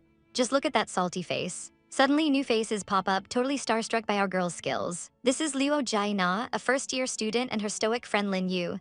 They're all buzzing over her incredible victory. But of course, the sore loser can't accept defeat. She storms back, demanding a rematch. Our girl couldn't care less. She hits her with a casual "I'm leaving." And with a savage little wave, she's out, leaving the challenger fuming in her dust. Pinky slithers over to comfort the loser, blaming Su Wan's arrogance on her marriage to the commander. And the girl totally eats it up, her eyes blazing with a renewed rivalry. Pinky just smirks, her little plan to stir up drama working perfectly. Meanwhile, Su Wan's new friends are hyping her up, celebrating her glorious victory. Our girl tries to play it cool, saying it was just luck when her friend mentions a message. Just as she asks about it, a chilling presence looms over them. It's the commander. Her friends immediately freak out. The ice-cold commander is here in person. But our girl is totally unfazed, asking her husband what he's doing here. He invites her to eat, but she can tell he's even colder than usual. Someone's upset. His aides, reading the room perfectly, make a swift exit for important work. Her new friends follow suit, abandoning our poor heroine to the wolf. Traitors, how could they leave her alone with him? Distracted, she turns around and walks straight into a wall of muscle. Oof. He immediately corners her, his voice low and dangerous. "Why didn't you reply to my messages?" Busted. Our girl sees she has a ton of missed messages from her husband. A notification pops up with 3 new friend requests. She has no idea who they are. She immediately tells her system to decline them all. Guju asks if anyone gave her a hard time during her match. Our girl just says she met a fan who wanted to compete. Her little cat self proudly boasts about helping her win the fight. It claims its final strike was super cool. Guju is completely flustered, thinking she's adorable. He gives the little fluff bowl a gentle pat. Then he drops a bomb. He actually saw her final strike and it was great. He praises her, his eyes full of admiration. He says everyone in the room was captivated by her. Meanwhile, some academy guys are gossiping about the beautiful new girl. They're wondering if she has a boyfriend. They try to hype up their friend, not knowing it's Guju. And he is absolutely fuming with jealousy. Our girl puts 2 and 2 together. He watched the whole thing. She realizes he was jealous because those other guys wanted her number. He's blushing like a tomato. He can't even deny it, admitting he was a little jealous. Changing the subject, he praises her talent with mechas. He asks if she'd consider becoming a full-time operator. Our poor girl's face falls. She explains her weak physical condition. She was disqualified during the health check, but her husband comes in with the perfect solution. He'll let her pilot his personal mecha so she'll be safe. Later, they head back to his private restroom. The mood immediately shifts as he brings up some bad news. There's new information about that homewrecker, Du Wai. Turns out, Du Wai snitched on a space pirate to get an early release. She's already out and about in Zone 3. Our girl knows this is terrible news. That was way too fast. If the daughter is this much trouble, the mother must be a nightmare. Her eyes glow with determination. She immediately places a video call to her mother. Her mom picks up looking completely distraught. She confirms the terrible news, Du-Wai is free, but it gets so much worse. Her trash father took Du-Wai to their private villa. He hasn't even come home since his mistress was released. Our girl asks her mom what she plans to do now. Her mother is resolute. She wants a divorce, but her husband refuses. The father had the audacity to call his own wife unreasonable and narrow-minded. He actually defended the mistress. Our girl is furious, asking what on earth her dad is thinking. She explains his twisted logic. He wants both his wife and his mistress. Her mom finally declares that she's done. She's not waiting around for him anymore. She has already filed for a forced divorce. In this world, the system can forcibly dissolve a marriage if there's proof of fault. But our girl knows this is a long shot. The success rate is incredibly low. Seeing her mom so heartbroken, she offers her unconditional support. She tells her to go for it no matter what. She even tries to cheer her up with a savage plan. She'll introduce her to a handsome new uncle, way better than dad. Her mom actually agrees, asking for a few handsome guys from her school. Guju, overhearing this whole chaotic plot, is utterly stunned. Her mom asks if the commanding officer is with her. She tries to send her mom away so our girl and the commander can talk. But our heroine explains she has to start intense military training soon. Mom tries to comfort her, saying it's not worth being sad over that trash ex-husband. She tells our girl to get some rest before her big day. Then she playfully teases her about getting introduced to a handsome guy. Our girl just stretches, ready to head back to her dorm. But when she calls for a Jew, the room is empty. The system pops up to inform her that the master is currently bathing. He apparently has something to discuss, so she should wait for him. But the little AI gives her a play-by-play, and our girl is not having it. She decides to just wait on the sofa, feeling totally awkward. She starts to get super sleepy while waiting for him. The day was just too exhausting, and she immediately passes out. She drifts off into a dream about a very fluffy, very warm doggo. In her sleep, she mumbles, asking why the warm thing won't let her hold it. But when she finally gets her wish, she's not hugging a dog. She's wrapped in the arms of the silver-haired commander himself. He gently kisses her forehead, telling her to rest well. Then he scoops her up like a princess. He contacts his system while holding her close. He's getting an update on her scumbag ex, Su Wan. Apparently, the divorce evidence is solid, including proof of adultery. Guju looks absolutely lethal. If Su Wan has a problem, he can come see him personally. The system notes that he's never used his authority for personal matters before. Meanwhile, we cut to the cheaters themselves. Su Wan is doting on his ex, Su Man, looking completely unbothered. His device suddenly beeps with a public notice, a compulsory divorce from his wife. He's completely stunned. How could this happen? He tries to play it cool, telling our girl he has to leave. Our heroine realizes her old tricks won't work anymore. Has he really lost interest in her? He storms into the family villa looking for answers. He bursts through the door absolutely furious. Lin ran you. But he finds the room completely empty. She's packed up all her things and vanished without a trace. He tries to call her only to find out he's been blocked. The ultimate burn. In a fit of rage, he kicks over a table. His eyes land on a framed family photo on the floor. He picks it up, a dark look on his face. He can't lose his family. He thinks about their life together, their children. He spirals, unable to believe she'd throw away 20 years of marriage. Just then, he gets an incoming call. It's their son, Su Wan, who's seen the public divorce notice. He rants that it was all her idea and she even blocked him. Then it hits him, the notice mentioned the commander. His own daughter must have persuaded the commander to approve this. Su Wan is shocked. He didn't know his sister had that much influence. He decides he'll talk to her and get to the bottom of this. Su Wan goes to his father, demanding to know where Ran Yu is. Grandpa coldly tells him she went back to her parents' house. He lays down the law that other woman is not welcome in this house. Su Wan can't believe it, even his own father is against him. But Grandpa has had enough, he kicks his noisy son out. Defeated, Su Wan leaves the room. Meanwhile, our girl wakes up in a very different bed. She's being held by a gorgeous, white-haired wolf man. Our girl wakes up in a panic. They arrive in 5 hours. She looks over and sees Ju sleeping soundly. Time for a tactical retreat. She tries to sneak out of the bed as quietly as possible. But just as she's about to escape, 2 beautiful eyes open, busted. He gives her a smug smile, trying to run away on our wedding day. She stammers that it's all a misunderstanding. He's not buying it. He grabs her wrist, stopping her dead in her tracks. And then he yanks her right back into his arms. She finally escapes and makes a run for the powder room. Her friend asks why she's back so early. But her other friend cuts right to the chase, pointing out she was gone all night. They already know she was with Commander Gu, traitors. Her friends try to sweet-talk her, but her communicator suddenly beeps. It's her second brother, and he drops a total bombshell about their parents' divorce. He appears on the screen, looking worried. He begs her to try and stop the divorce, so naive. Our girl hits him with a dose of reality. If Dad had an affair, would you forgive him? She tells him their dad even set up his mistress in a villa. Then she roasts him for being an idiot and tells him to get his head checked.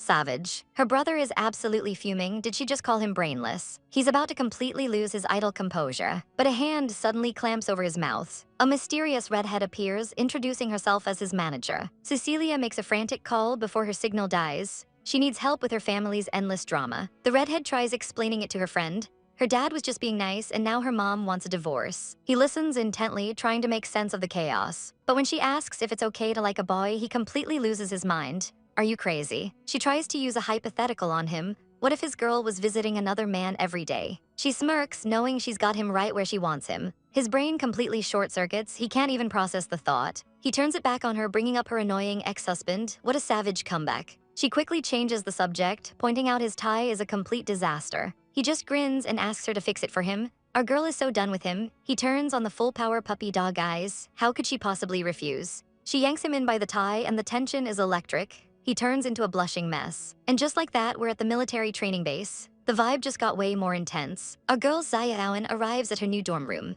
Her friends warn her about the brutal training schedule. They even do surprise midnight drills. One of them is already passed out cold, face mask and everything. They start to worry about Wan. She seems way too exhausted already. The clock ticks past 1:55 a.m. The base is quiet, a little TOO quiet. Suddenly an alarm blares. All freshmen must assemble in 5 minutes. Her friend shakes her awake in a total panic. It's go time. Our poor girl is still half asleep as she stumbles out of bed. They rush to join the massive crowd of students already gathering outside. They made it just in time, but it's freezing out here at 2 a.m.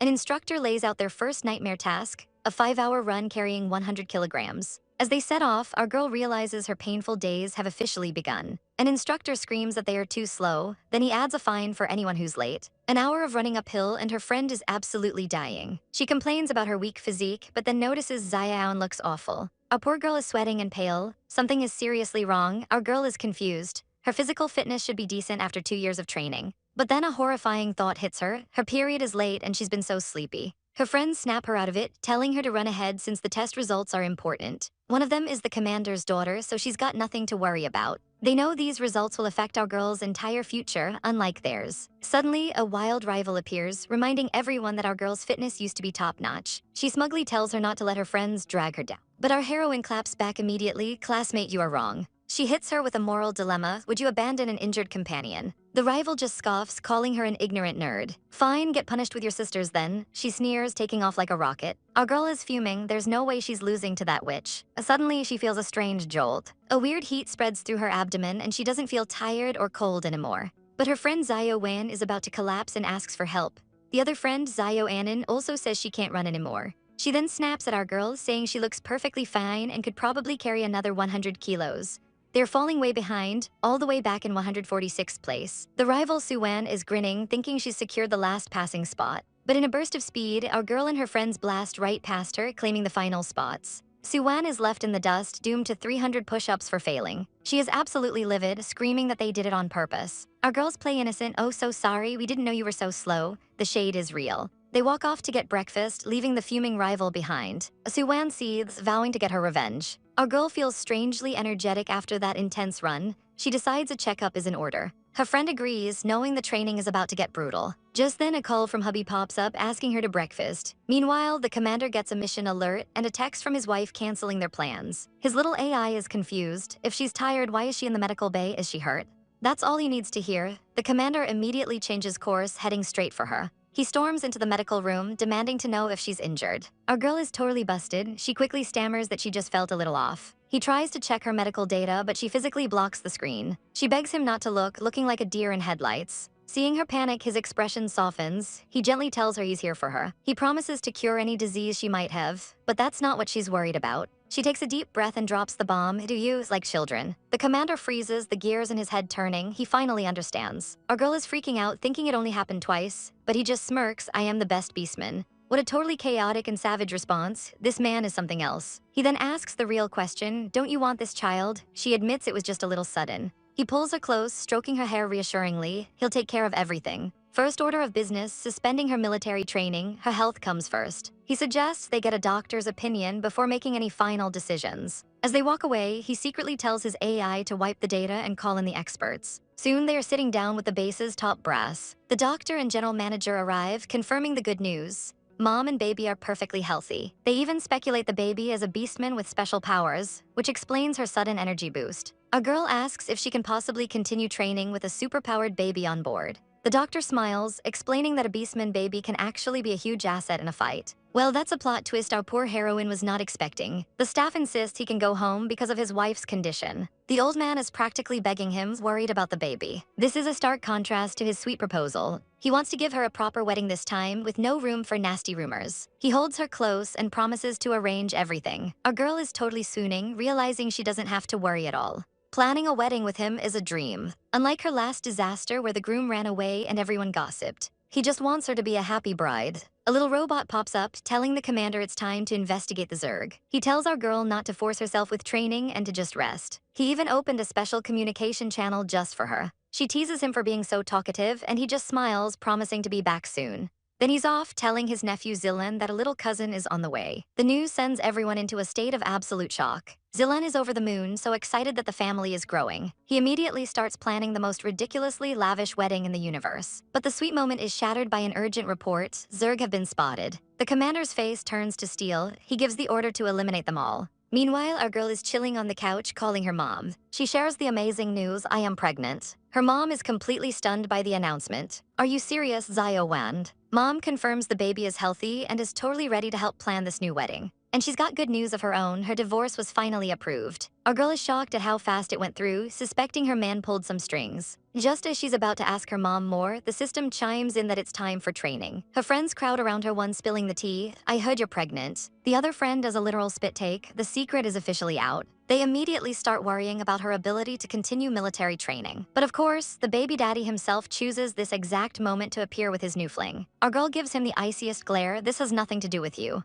He grabs her arm, trying to play the hero. We're still friends, let me protect you. Sir, get your hands off her. She is so not in the mood for this drama. The stress and his touch are too much. She feels a sudden wave of nausea. He has the nerve to ask what's wrong, but she just tells him to stay back. Our poor heroine is about to hurl all over his shiny shoes. And there it is, a beautiful rainbow of morning sickness right on the ground. Even as she's sick, his horrible mother's cruel words echo in her mind. She clutches her stomach, trying to hold it together. Her friends rush to her side as she blames it on a cold meal. Yeah, right. The new girlfriend sees right through the ex's pathetic act. She calls him out for running away from his marriage. The tea is scalding. He gets flustered, telling her to shut up. She immediately gets scared and apologizes. Luckily, an announcement for the next training event interrupts the chaos. Everyone gets into formation, ready for the competition. The teams are announced, and our girl is with her friends in Group A. Unfortunately, their other friend is in a different group. Suddenly, some new faces appear. A friendly green-haired guy greets one of her teammates. He then turns his charming smile to our heroine, Su Wan. He introduces himself as Lin Yu from the Culture College. Her friend Su Wan introduces herself back, showing her competitive spirit.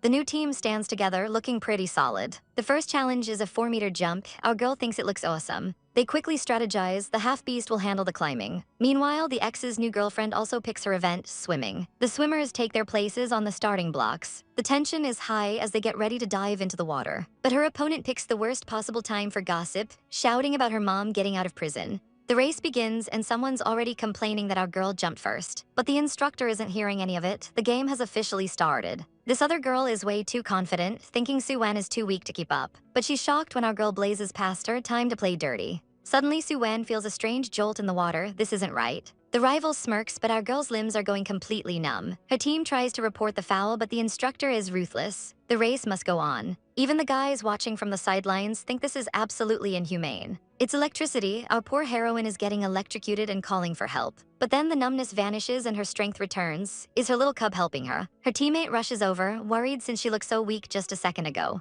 She gets out of the pool, trembling. I just got electrocuted. A kind classmate offers her a towel to warm up. Awa and he's blushing, a potential new admirer on the scene. Meanwhile, the real culprit has fainted. Guess she shocked herself. And of course, they immediately try to blame Su Wan for the whole mess. The rivals' friends are furious, demanding our girl be disqualified for cheating. The absolute nerve. But Su Wan is calm. She doesn't have a device. But what's that little thing the rival is wearing? Busted, the instructor finds the illegal discharge device. The cheater's team is disqualified. Karma is served cold at the poolside, a truly chaotic day. Our girls' team is just relieved that the truth finally came out. News of the incident reaches the higher-ups. The commander is informed his wife is okay. He's relieved, but gives a stern warning not to let this happen again. The instructor confirms the rivals' team was disqualified for using illegal equipment. Elsewhere, the master gets an urgent call. He looks like he just got into a serious brawl. Seriously, who messed up that handsome face? It's our girl on the line, and she looks absolutely thrilled with her discovery. He brushes it off as Zerg blood, immediately asking about the baby. So that is a fresh wound right through your pristine uniform.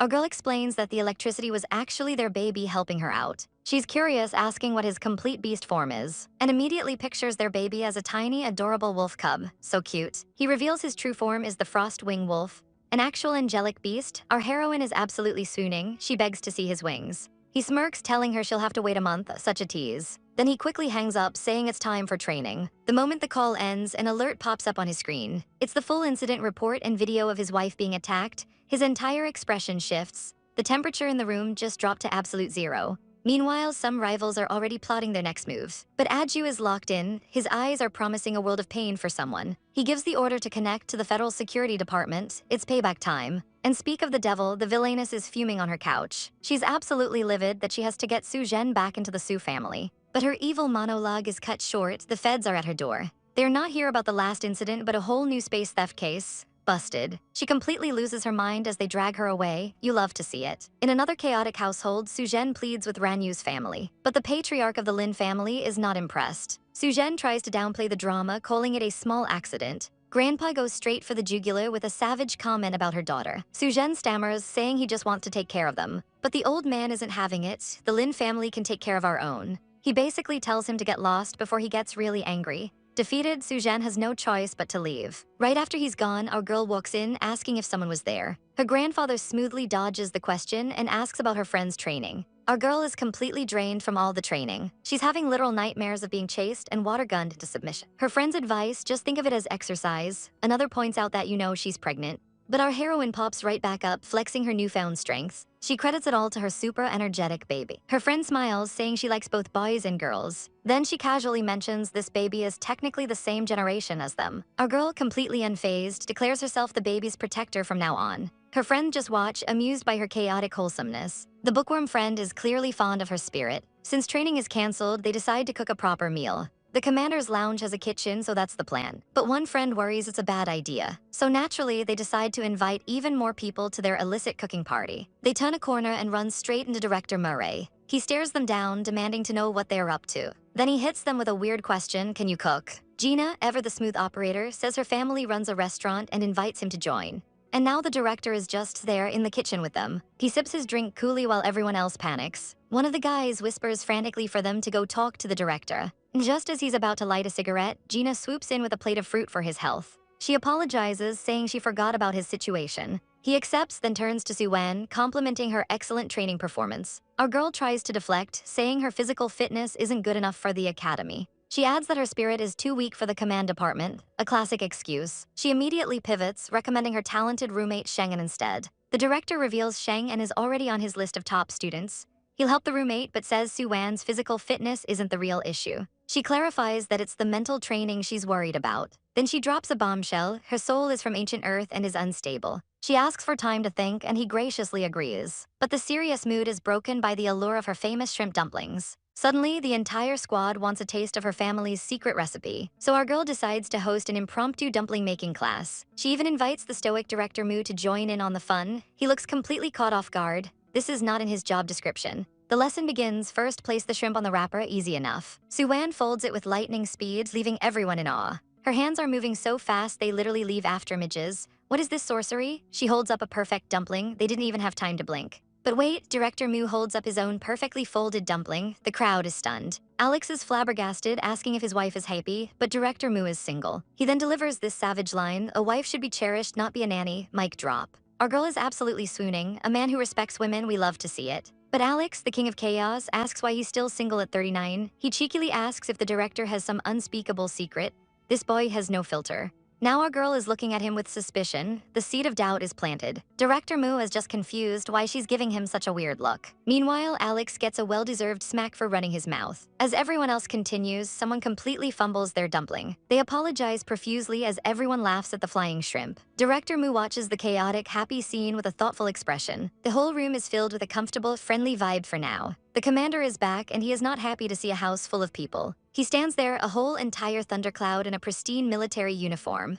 Director Murray reads the room and decides to make a tactical retreat. Smart man. Our girl tries to play it cool, offering her friend some shrimp for the road. Once outside, her friends immediately start gossiping about the commander's terrifying aura. They're worried he's going to take his bad mood out on our poor heroine. But even terrified, they can't deny the man is drop-dead gorgeous. The air was literally freezing around him. Back inside, the commander sulks in his room. His little robot companion tries to cheer him up, telling him not to worry about that old man, Director Murray. The AI insists Murray is just his junior, and the other guys are too immature to be a threat. It even throws in a compliment, calling him young-looking, a classic suck-up. The commander changes his clothes, getting ready to face her. He asks his AI if he looks fierce, realizing he probably scared her friends off. They finally sit down to eat alone, and our girl can feel the tension. He admits he just wanted to have dinner with just her and her roommate. Our girl, trying to clear the air, explains who everyone was and mentions how easygoing Director Mu is. Oh honey no, praising another man right now is not the moves. He immediately asks why she looks so unwell. He presses further, asking why she seems so tired since they last parted. Our boy is in full-on mom mode, telling her to take a shower and get to bed. She just sits there not saying a word. Later, she's video chatting with her chaotic friends who ask if the commander got mad. They start teasing her about getting a special punishment and wonder how she has energy while pregnant.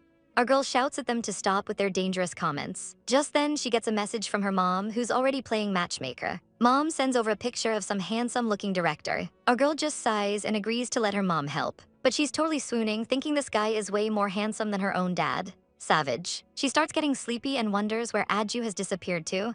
She asks her little system buddy where he is, getting a little worried. Meanwhile, Aju is stewing in the bathtub, remembering how she was laughing with her friends. He's in full-on sad boy mode, and the system literally calls him a little bastard. He's spiraling, thinking she's forgotten him for some other guy. The jealousy is intense. His system starts panicking as his depression period hits him hard. The poor boy is about to have a total meltdown in the tub. Our girl, on the other hand, is completely passed out. Suddenly, a shirtless Aju appears in her room, glaring at the hologram of the other man. His little system buddy tries to shield his innocent eyes. Then this man has the audacity to just climb right into bed with her. He gets dangerously close and whispers her name. A sudden flashback hits him of a younger version of her. He remembers telling her that she could only like him. And back in the present, he gently kisses her cheek. The kiss is soft and full of longing. She wakes up completely groggy and asks what he's doing. He just grabs her hand, refusing to let go. He blushes and says he just likes hearing her call him. Then he nuzzles right back into her neck like nothing happened. The next morning, our girl walks out to find a whole squad of soldiers. And from the look on her face, she is not happy about it. Her classmates wonder why she's so angry. It's because she argued with Gu Jiu and feels sick. And in her rage, she unleashes hell on an innocent bystander. Her friends are completely stunned by the sudden violence. The poor guy whines that she looks like his ex-boyfriend. Our girl gets a chaotic glint in her eye, promising not to insult him,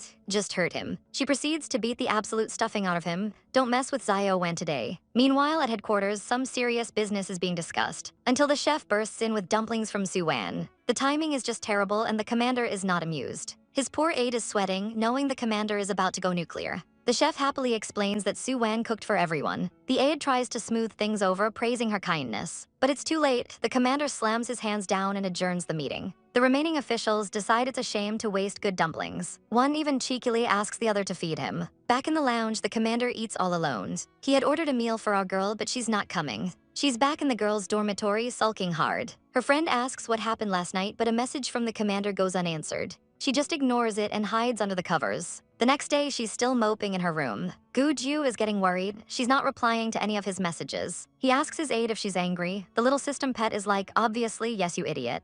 The commander's little helper asks if he remembers his manic episode from earlier. But his memory is a total blur, a vague impression of daylight. With our girl not even replying to his messages, he desperately pings his friend Zilan for advice. Zilan's story is absolutely chaotic. His wife threatened to leave and get rid of the baby. Our boy is completely horrified. That is not the advice he needed. He immediately asks where Su Wan is, determined to fix this himself. He finds her sitting alone at the base playground, trying to get some space. Our poor heroine is just trying to process everything that happened. Suddenly, the crowd parts as Commander Gu himself makes a grand entrance. He spots her from across the field, his expression unreadable. He approaches, looking absolutely wrecked with guilt as he calls out her name. And then in front of God and everyone, the man drops to his knees. He looks up at her and simply says, sorry. The soldiers in the background are losing their collective minds. The gossip is flying. What is their stoic commander doing? Our girl has had enough of this public spectacle and yanks him to his feet. He looks at her, completely dazed by her sudden action. She grabs his hand firmly and tells him to hold on. She drags him away from all the prying eyes, needing a private moment. Once they're alone, he apologizes again with so much sincerity it hurts. He explains his depression hit him early and he lost control of his actions. Our girl listens, then cuts right to the point. They have a child, so they need to make this work.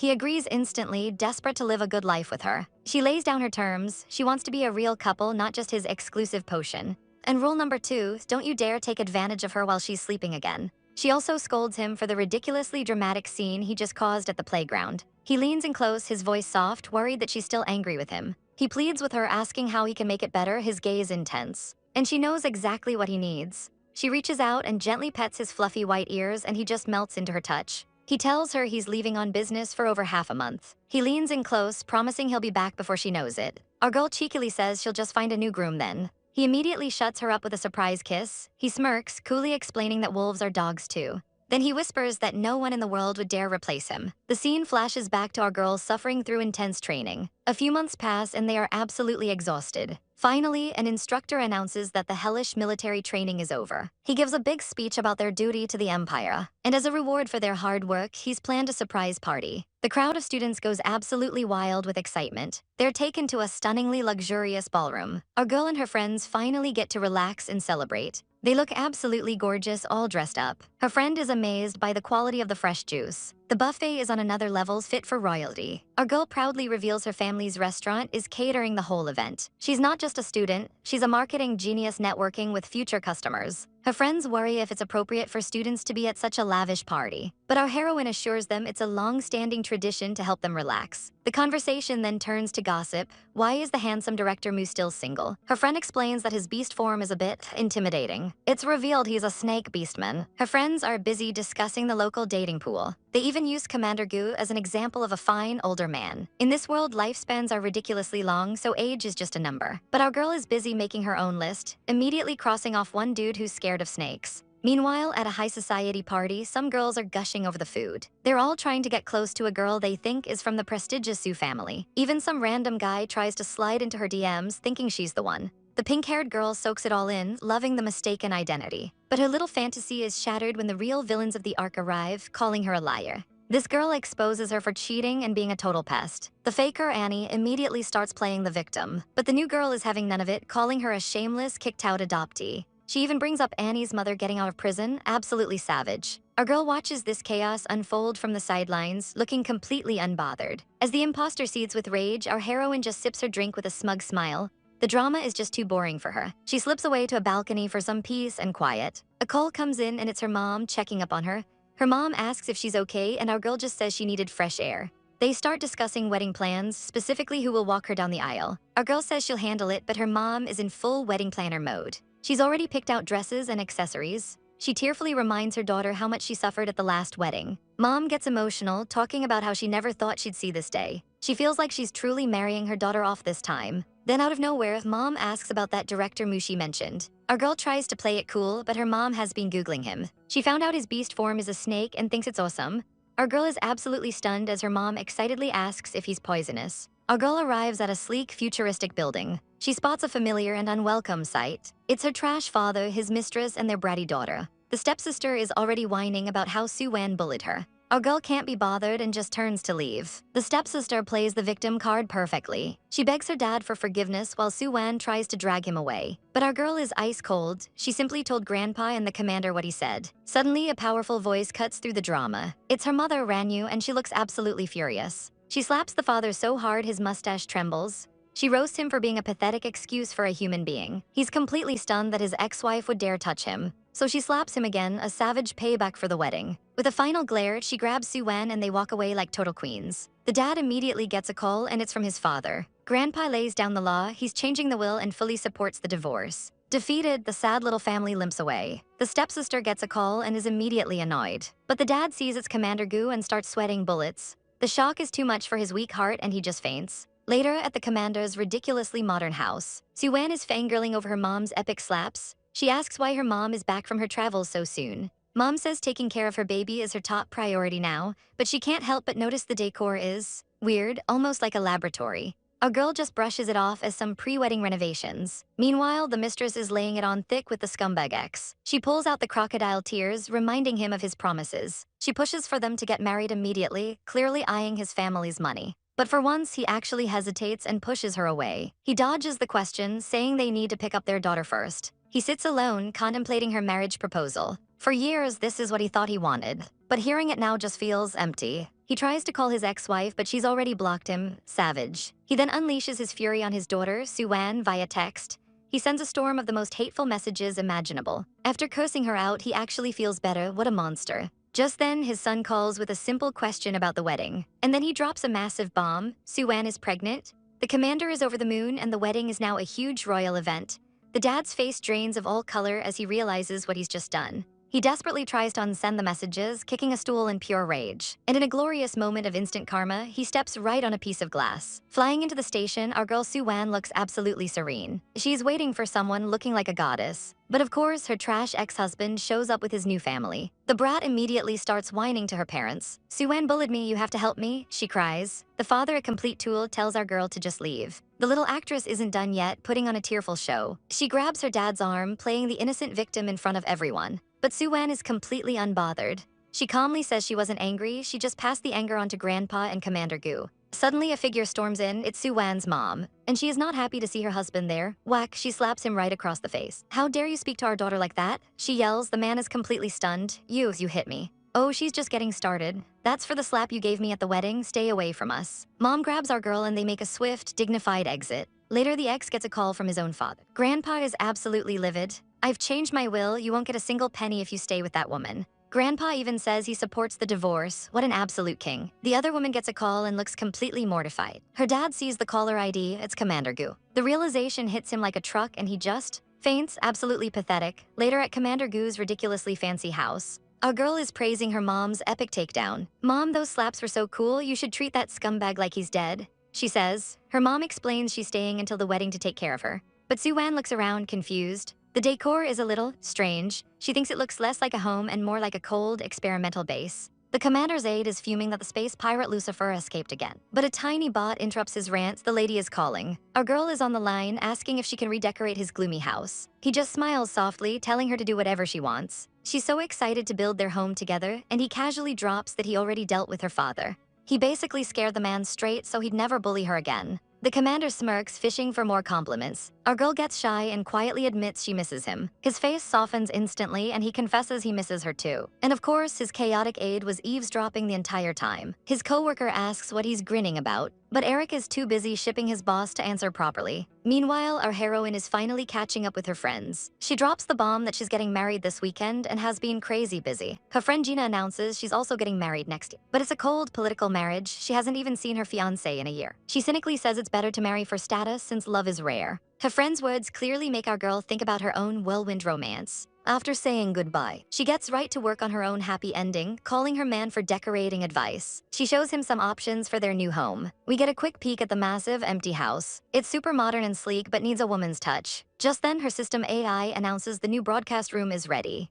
She decides to give it a test run. Elsewhere, a stunning redhead is giving orders in a study. She's bored of work and decides to watch a live broadcast from the god of cookery. The food looks so good she's practically drooling with stars in her eyes. Just then, a small child runs in, calling her mother. Her mother is busy preparing for a huge family wedding, but our girl is completely distracted, watching her favorite celebrity chef online. She's ready to hire this god of cookery on the spot, and her husband is so offended. She ignores his whining and orders her assistant to track this man down. The results come in and they are absolutely shook. The legendary chef is his aunt. She can't believe it and demands to know if he's serious. He confirms the insane truth. Suddenly, she is very invested in helping with wedding prep. At her aunt's house, of course. He tries to stop her with a hilariously bad lie about a manic episode. She immediately calls him on it, while their daughter tries to listen in on the drama. He panics, trying to shield his daughter from the chaotic adult conversation. Meanwhile, a much more serious family meeting is taking place over a wedding guest list. He asks why she's working so hard, and she admits she only came back for the commander.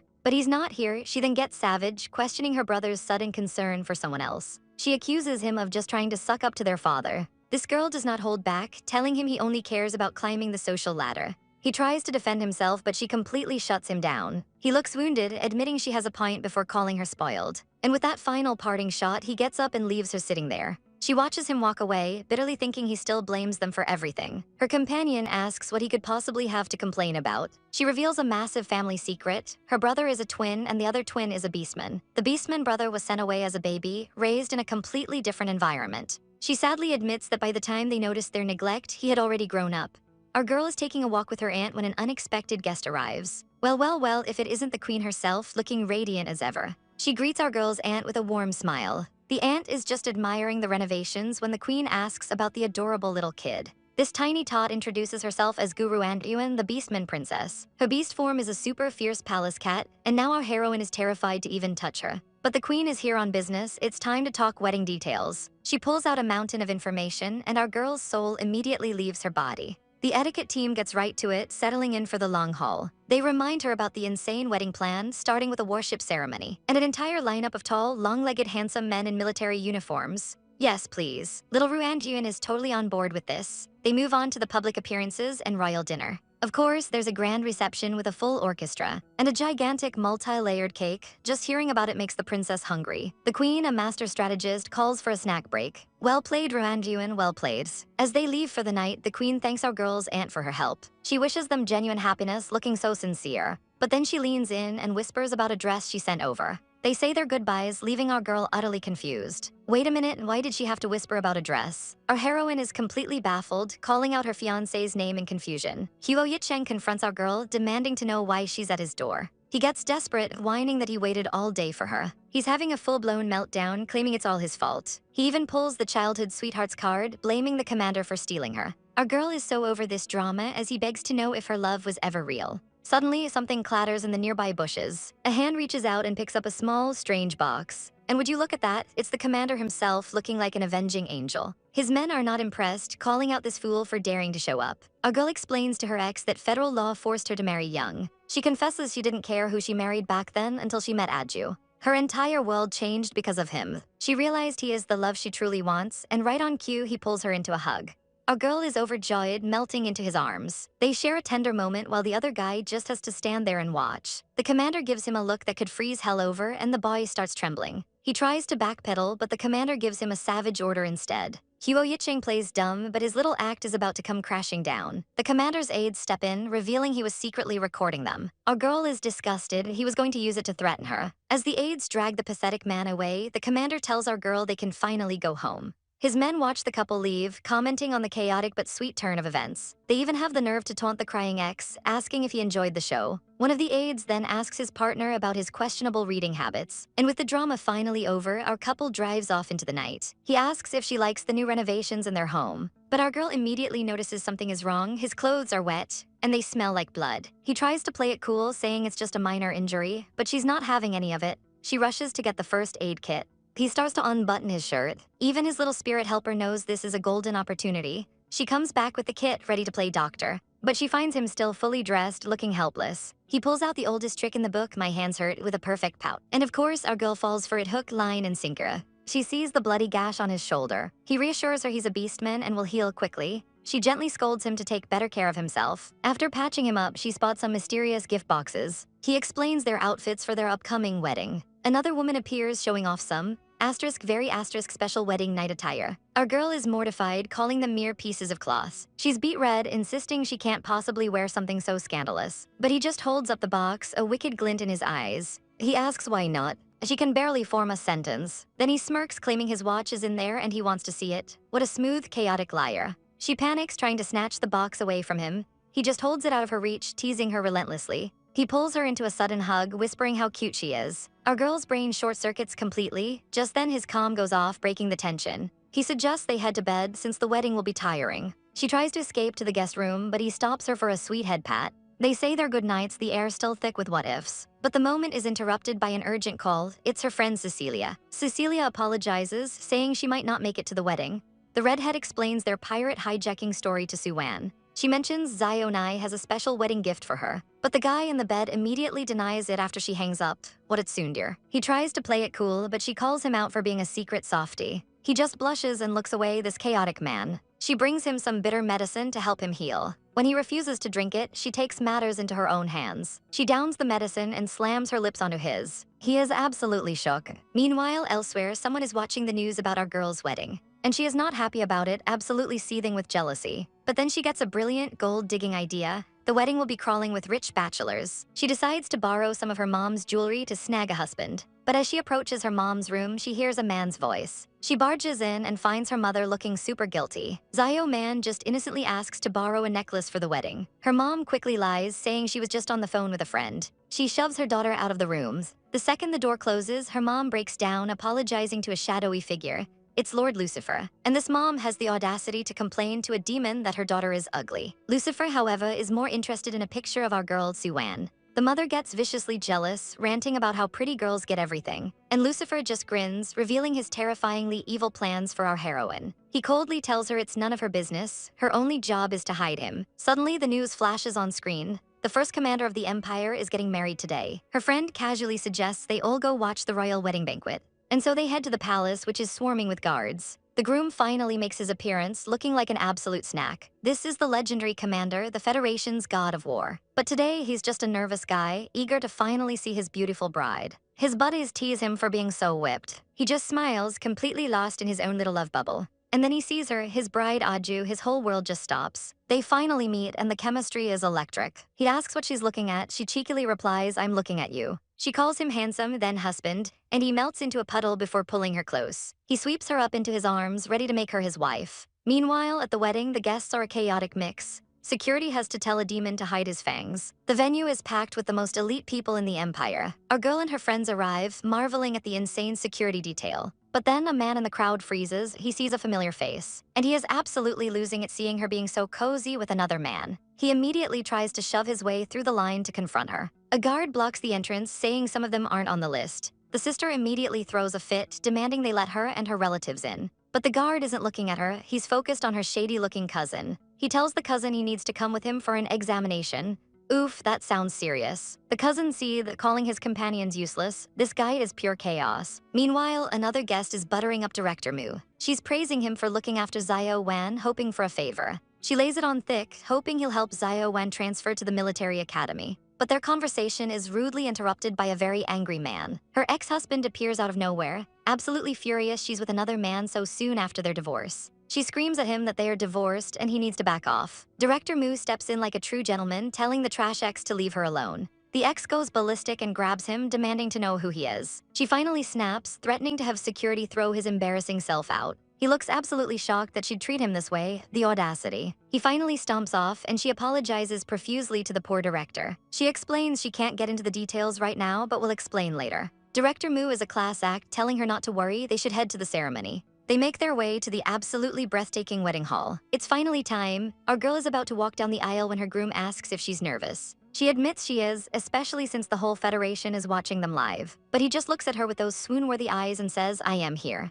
And just like that, all her fears melt away, she's ready. The massive doors swing open, announcing their grand entrance. The crowd erupts in cheers as they walk down the aisle together. Her friends are in the audience, crying happy tears for our girl's beautiful day.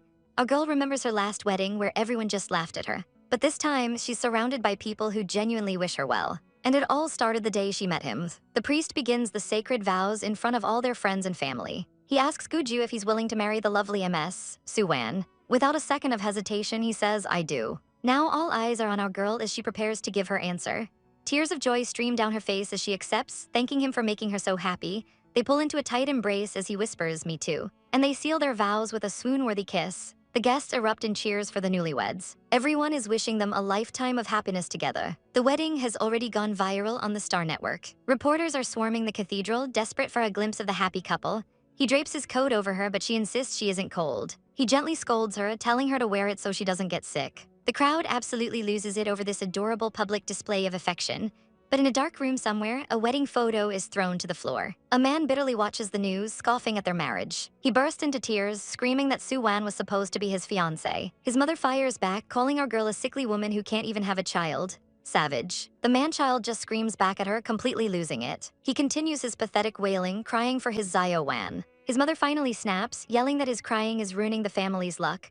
The happy couple graciously accepts the well wishes from their guests. But the party mood is cut short when a subordinate rushes in with an urgent report. He tells our girl he has to handle some business and will be back soon. As he leaves, our girl's friend Zio Wan says she's heading out. Our girl is confused, asking why her mom is leaving before the fireworks. Her mom just wants her to relax and enjoy the party. She claims grandma needs help planting vegetables on some desolate planet. Our girl tries to arrange a plane for her mom's trip back home, but there's only one aircraft left and it's already reserved for Mr. Mu. The staff cheekily suggests they could go back together. With a little push, our girl sets her mom up with the handsome director. And just like that, the plan is a success. With her matchmaking duties done, she introduces herself to some other guests. But they all already know who she is, swarming her as the commander's wife. Everyone wants her attention, and our poor girl starts to feel overwhelmed. She tries to navigate the chaotic crowd, all while Mr. Mu watches her with interest from a distance. Suddenly, a waiter tells her that someone is looking for her. Meanwhile, the commander returns, demanding to know where his wife is. He sprints towards the rooftop, calling out her name in a panic. He bursts outside, his heart pounding in his chest. And there she is, standing on the balcony. But she's not alone. Another man is with her, and she calls him uncle.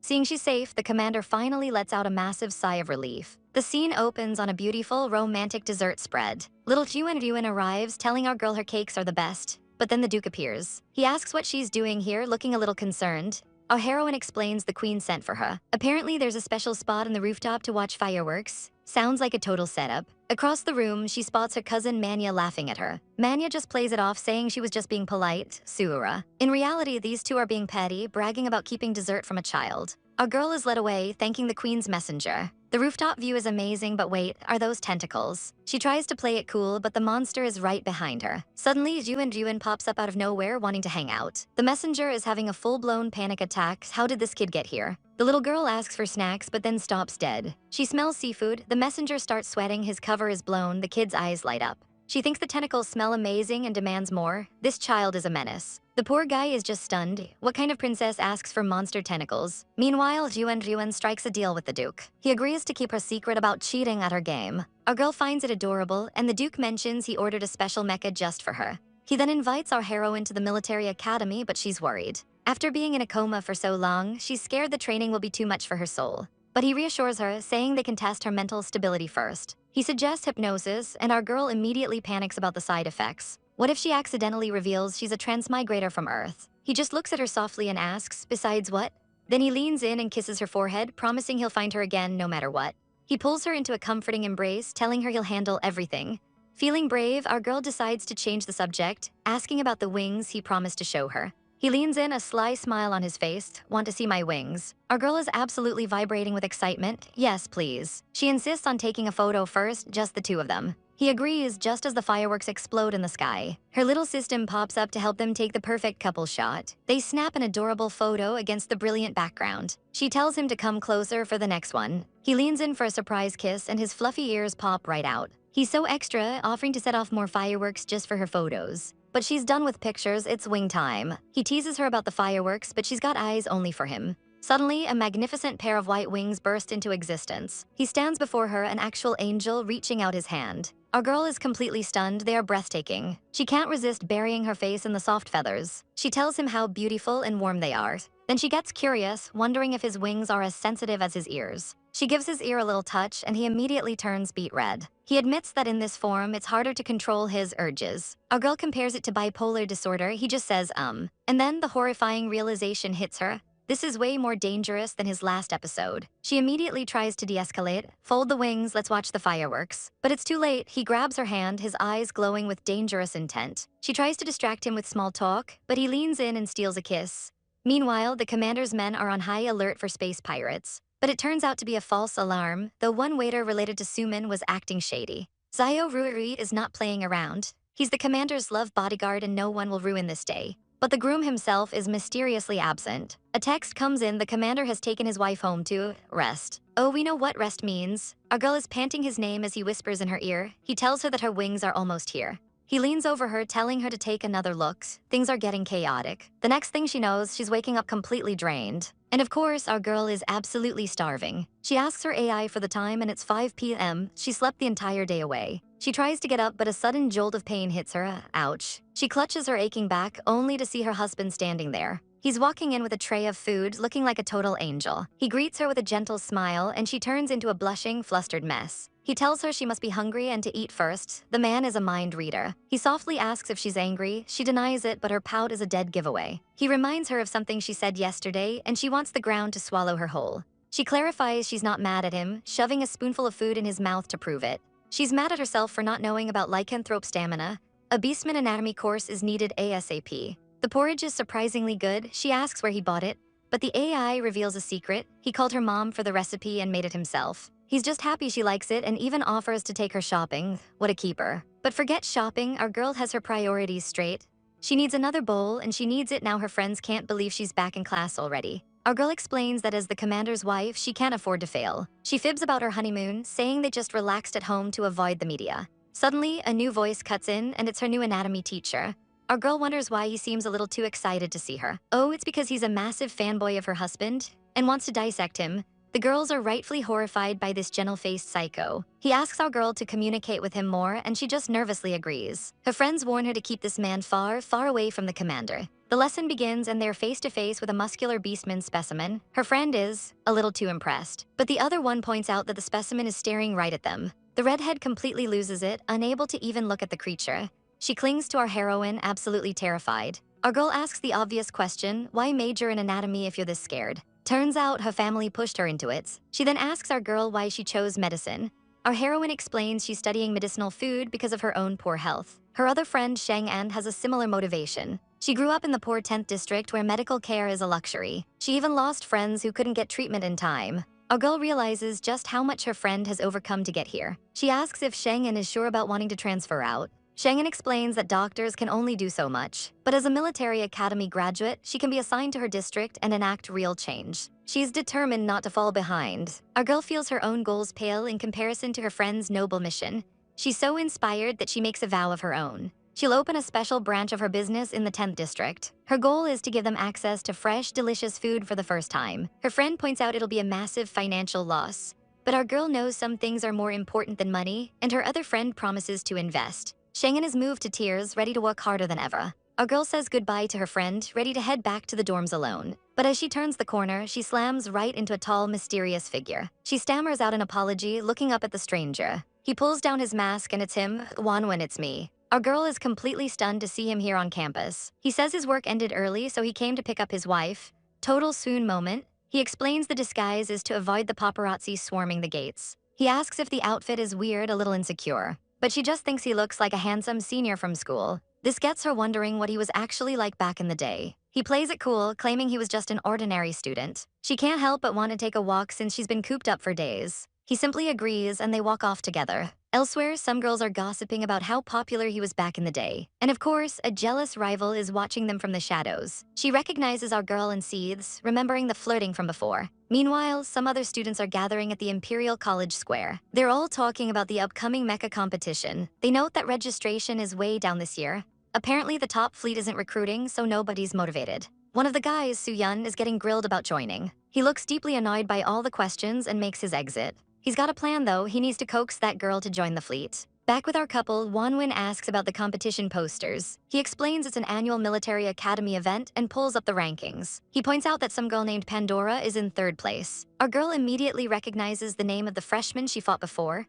Some lady is trying to play matchmaker with her nephew from the military academy. She offers to introduce them, but our boy is completely uninterested. She quickly pivots, suggesting they go shopping for baby products at a nearby store. Our girl's heart melts as she holds up the tiniest little baby sock. She gushes over how small it is and he immediately says, "Cute, buy it." She moves on to some adorable dolls and his only response is like, "Bye." He tells her to just buy everything and choose later. This man's wallet knows no limits. But suddenly a jolt from her belly, the baby is protesting. She laughs, explaining the little one is already so obedient to its mother. Our girl is absolutely shocked by this. No way, she thinks. She muses that her pregnancy has been so easy, especially for Beastman Cub. The baby is already protecting her, and she throws some serious shade, saying he's better behaved than someone else. She then gets all flustered, clarifying that the baby is strong, but she isn't.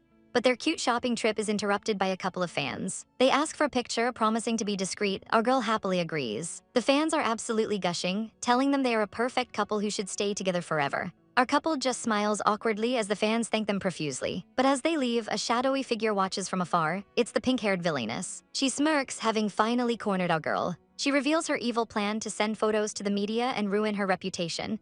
The absolute chaos. The next day at university, the gossip is already swirling around Su Wan. A reporter ambushes her, asking about the news that's trending. In seconds, she's swarmed by a mob of journalists. Our poor heroine is terrified. But a man steps in, shielding her from the vultures. It's Director Mu. He tells her to just go to class and not worry. He even warns her about losing credits if she's late, such a dad move. As she escapes, the reporters turn on Director Mu, demanding his opinion on the scandal. He gives them a stone-cold glare and states that Su Wan is an excellent and highly regarded student. Then he drops the ultimate bombshell. He personally invited her to transfer to the prestigious command department. The crowd goes wild. The notoriously strict Director Mu personally scouted her. This changes everything. Our girl sees the hot search entertainment news. What is going on? She immediately orders her AI to find out who started this chaotic mess. Xiaobai reports back that the internet is on fire with rumors about her. It's bad. Meanwhile, the commander has seen the posts and he is absolutely livid. His AI reveals the initial post was from Suman. Of course it was Suman. The commander is already 10 steps ahead, telling his AI to contact the interstellar court. Back with our girl, Xiaobai confirms the source of the rumor is indeed Suman. She sighs, realizing she's been way too nice to that snake. And speak of the devil, Suman is in the library gossiping with Brother Huo. She's gloating about how he dodged a bullet by not marrying Su Wan. She even has the nerve to talk about raising another man's child. He tells her to shut her mouth. Suddenly, a guy with glasses tells them to keep quiet and stop spreading rumors. Suman recognizes him as Su Wan's teammate and gets nasty. She tells him to check online and see how much hate Su Wan is getting. But he just calmly asks if she's showing him her own wanted poster. A total savage. Suman is completely stunned. How can this be? Just then, officers arrive looking for Miss Suman. She's officially under arrest for defamation and they have all the evidence they need. As she's dragged away, she can only stare in disbelief. The teammate watches, knowing our girl is well protected by the commander. Then Suman spots Su Wan and immediately accuses her of calling the authorities. Our girl approaches, asking the officer for a quick word with her sister. But Suman is still spitting venom, mocking her about the baby. Su Wan's eyes turn to ice. "My child is definitely not a bastard," she says coldly. Suman screeches that she's not afraid of her status. She calls our girl greedy and demands to know about this mysterious lover. Turns out the so-called lover was the commander himself on a date with his wife. The internet trolls are all eating crow, realizing they got tricked into hating on a cute couple. Having heard enough, Su Wan delivers a satisfying slap right across Suman's face. Suman shrieks, "You can't hit people." Our heroine just smirks, in which law says the commander's wife can't. Our girl is finally laying down the law, listing out every single crime. She recites a whole laundry list of this girl's treacherous deeds. The pink-haired snake immediately starts with the crocodile tears. But our girl isn't having any of this fake apology tour. She grabs her by the head, completely fed up. She promises this is the absolute last time she'll let it slide. Then she goes full villainous, threatening to use her power as the commander's wife. She drops the ultimate bomb, getting her kicked out of the university forever. The girl absolutely loses it, her whole future flashing before her eyes. She drops to her knees, begging and clinging for dear life. And of course, a childhood friend just happens to be watching. He thinks our girl is being too harsh and decides to play the hero. He steps in, calling her heartless for making poor little Xiaoman cry. Our girl turns to him with ice in her veins, simply asking how. She basically tells him you care so much you deal with her and walks away. Her parting shot is a savage suggestion for the two of them to just get married. Just then, her ride arrives. The commander is here to pick her up. She leaves the mess for them to clean up, not giving them a single glance back. Our queen walks away from the drama she just orchestrated. And look who's waiting for her, the handsome commander himself. He promises to handle the situation, but she's already over it. With the trash taken care of, they can finally go home. He pulls her close, telling the nosy onlookers to mind their own business. He declares that she's his wife and a member of the royal family. Don't mess with his queen. He gives a whole speech about how protecting her is his #1 duty. But a reporter cuts in with a spicy question about them visiting a baby store. The two lovebirds just share a knowing, blissful smile. Then she drops the bombshell announcement for the whole world to hear. And just like that, the news explodes across the galaxy. The commander's wife is pregnant. The pink-haired girl starts crying crocodile tears, wondering why she isn't more anxious. Her father panics because she won't answer his calls and decides to bother someone else. Meanwhile, Director Mu thanks the kind Ranyu for defending our girl, Xiaoan. He's so smitten, even thanking her for buying him coffee. He then gets serious, promising he'll always make time for her invitation. She gets flustered by his intensity, trying to talk about the food instead. They agree to a second date and the atmosphere is just perfect. Back at the House of Horrors, Dad tells the pink-haired pest that Ranyu isn't picking up. He suggests begging the commander for mercy, but looks terrified of the idea himself. She immediately starts her manipulation, talking about their family of 4. He's utterly confused by what she means. And then she drops the bomb, she's pregnant. Meanwhile, our commander gets a message that his biological father is here to see him. He coldly tells his assistant to make the man wait and not to disturb his wife.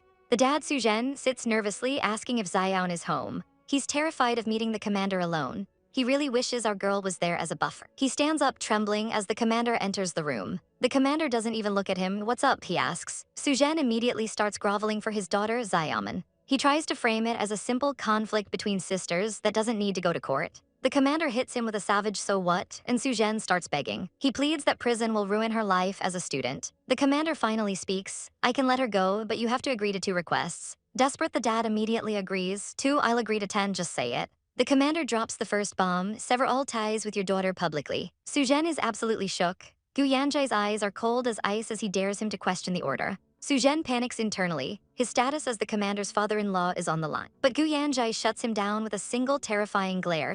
"Are you telling me what to do?" Su Wan starts sweating buckets, backpedaling so fast he might get whiplash. Gu Yanjai tells him not to worry about Wanwen's side of things. Then Su Wan asks about the second condition. The second bomb drops. "Go and register your marriage with Du Waiwei immediately." He gives him a 12-hour deadline. This is his one and only chance. Defeated, Su Wan accepts the terms and is promptly kicked out. Later, Gu Yanjai finds our girl peacefully reading a book. He immediately transforms, sprouting his fluffy wolf ears and hugging her, whispering an apology. She's not even mad, just curious about his latest chaotic scheme. He explains that Su Wan came to beg for his daughter, so he gave him a savage ultimatum. Our girl is absolutely delighted by this plan, thinking it's a great opportunity. She breaks it down. Su Wan will lose everything and everyone, a total win for them. Gu Yanjai smirks. He only promised the royal family wouldn't pursue it. She realizes he's a master manipulator, setting clever traps for his enemies. He changes the subject, asking what she's reading. She's studying the physiology of beastmen. The book mentions interesting changes in their body structure. He gets real smooth, offering to let her study him up close. Our girl completely short-circuits, blushing furiously. She throws a blanket over him, trying to resist his charm. Science first, beauty tricks later. He tries a different tactics, offering to teach her how to pilot the mecha. Now that's an offer she can't refuse. They arrive at the hangar bay, home to the Federation's strongest mecha. Our girl is absolutely stunned by how handsome it is. She's even more shocked when she learns it has its own artificial intelligence. Aju explains that the operator and mecha will be true partners in battle. He takes her hand, leading her up to the control room. The cockpit is every bit as futuristic as you'd imagine. A coffee suddenly floats over to her, offered by the mecha's AI, Kinglong. She realizes that with this new AI, her old system can finally get some rest. Kinglong pledges its eternal loyalty. As our girl's cute little system spirits pop in to say hello. She jokes that her AI is too dumb to fight with the new one, and Aju tells her to come sit. He's already in the pilot's chair looking smug. Our girl points out there's only one seat, so she'll just have to sit on his lap, right? The little AIs immediately start spilling the tea. Turns out Aju modified the seat himself to make this exact scenario happen. What a schemer. But one of the spirits is a total snitch and threatens to tell on him. Aju ignores them and starts explaining the controls. He warns her not to press the weapons button unless she wants to destroy the house, but then casually adds that it's fine since he owns many houses and several planets. He explains that piloting requires immense mental strength. Our girl is fired up and ready for the challenge. She tries to move the giant machine, finding it sluggish and difficult to control. He tells her to focus her mental energy and sync with the mecha's movements. And suddenly, she's a natural. The mecha begins moving with a dancer's grace. She's having a blast, and he's just stunned at how quickly she mastered it. He can't help but think how completely awesome his Wanwen is. Just as they're getting into it, a message alert pops up on the screen. It's an application for the dissolution of a father-daughter relationship. Her father actually did it. Our girl is reeling from the news. "My father is crazy." Her brother asks what's wrong, completely clueless. She drops the bomb. Dad disowns Su Wan and is marrying another woman. He immediately calls their father, demanding an explanation. But Dad isn't having it, scolding him for being gone for so long. The son tries to explain he was hijacked and almost died. His father couldn't care less. He has his reasons and hangs up cold. The boy is absolutely crushed. His own dad didn't even care. His sister gives him a savage reality check. He should be glad he wasn't cut off too. He mumbles that Su Wan probably doesn't want his comfort anyway. She calls him out immediately. He ignored her first, so it's his job to fix it. He's speechless, realizing she's 100% right. She tells him to stop hesitating and just call her already. He nervously opens the projection call. He tells Su Wan he saw the news and not to be sad. But surprise, it's not just her on the call, Grandpa is there too. Grandpa explains our girl was just visiting for tea, then fusses over his grandson's injuries. The boy whines about how their dad didn't even care. Oh, but Grandpa cares. He warned his son what would happen. And boom, Grandpa already filed to sever the father-son relationship. This family is pure chaos. Our girl is shocked. She knew he was mad, but disowning him. The brother tries to comfort her, saying it was all their dad's fault. She assures him she's fine. The man is clearly not father material. Grandpa sighs. The brother isn't a bad person. He's just a bit naive and easily tricked. They move on to business. Her store is booming, and the jealous Huo family shamelessly asked for partnership. Grandpa scoffs. They value money over face. Our girl mentions that without Mr. G's help, their own restaurant would be in trouble. Grandpa is glad she's so level-headed, but he has one more request. The dishes from the god of cookery are almost sold out. She agrees to ask for more, but then Grandpa suggests inviting him to a meal. our girl internally panics. She quickly lies, saying the god of cookery has a bit of social phobia. Grandpa accepts it, saying they'll meet when the time is right. Close call, our girl says goodbye to her grandpa, ready to start her live stream. He sweetly tells her not to work too hard. Meanwhile, back at the mansion, our male lead is already waiting for her. He knows she's about to go live and tells his little companion not to disturb her. This man is ready to be her #1 fan. But as soon as the stream starts, he sees the thirsty comments in her chat. Oh, he does not like that. He immediately tells his AI to start dropping gifts. He makes it rain, showering her stream with 100 luxury spaceships. But just as he asserts his dominance, a new challenger appears. His little AI companion quickly finds the identity of this Mr. Su. Suddenly, our girl gets a private message from this mysterious new benefactor. The message is from Su Wan of Soho Hotel, asking for an online cooperation. She immediately sees through his plan. He's trying to poach her. She sends a savage reply, telling him to contact her restaurant directly. Then she tells her little robot to pack up the cake for the lottery winner. Her AI casually mentions that Aju has been home for 40 minutes. Our girl freezes. He's been home this whole time and didn't say anything. She decides it's better to just confess before he finds out on his own.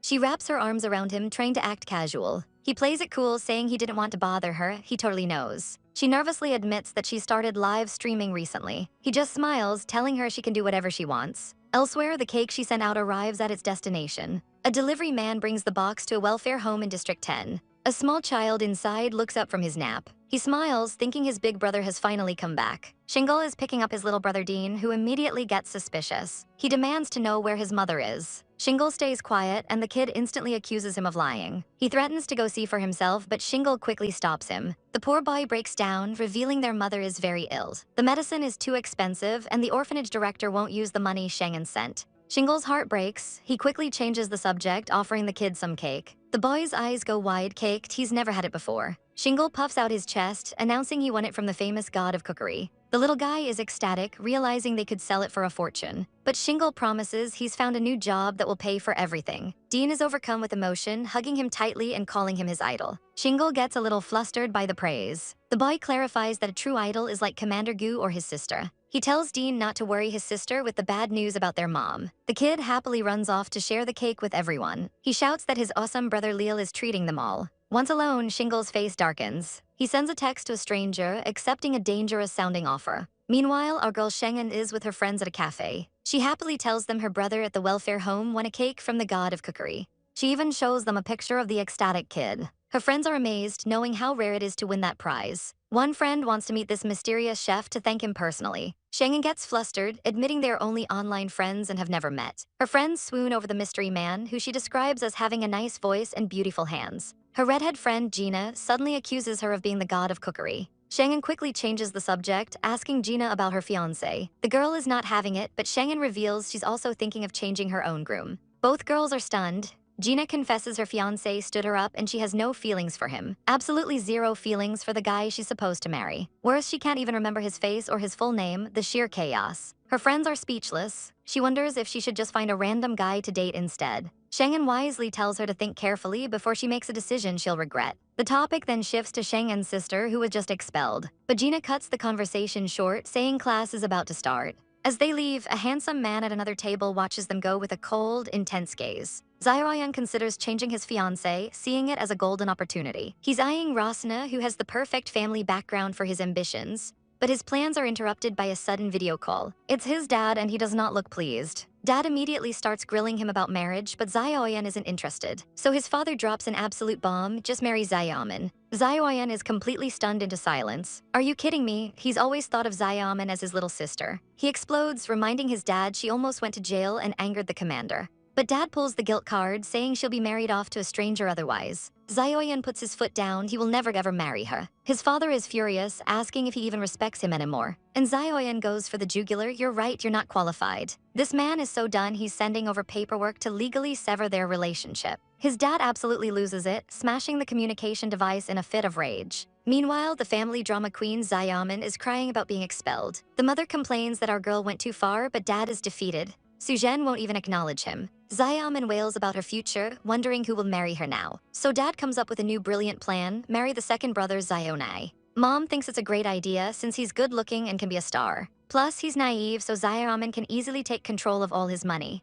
They both agree it's the perfect solution, sealing the poor guy's fate. And speak of the devil, there's Nai telling our girl his dad just called. He's completely oblivious, smiling as he asks what his dad wants. Of course, dad immediately brings up marriage, and Nai just roasts him for being divorced. Then dad drops the same bombshell on his second son, marry Zayaman. Our girl has had enough of this chaotic family drama and gets up to leave. Nai panics, shouting into the phone that he only sees Zayaman as a sister. He blurts out that he already likes someone else and slams the call shut.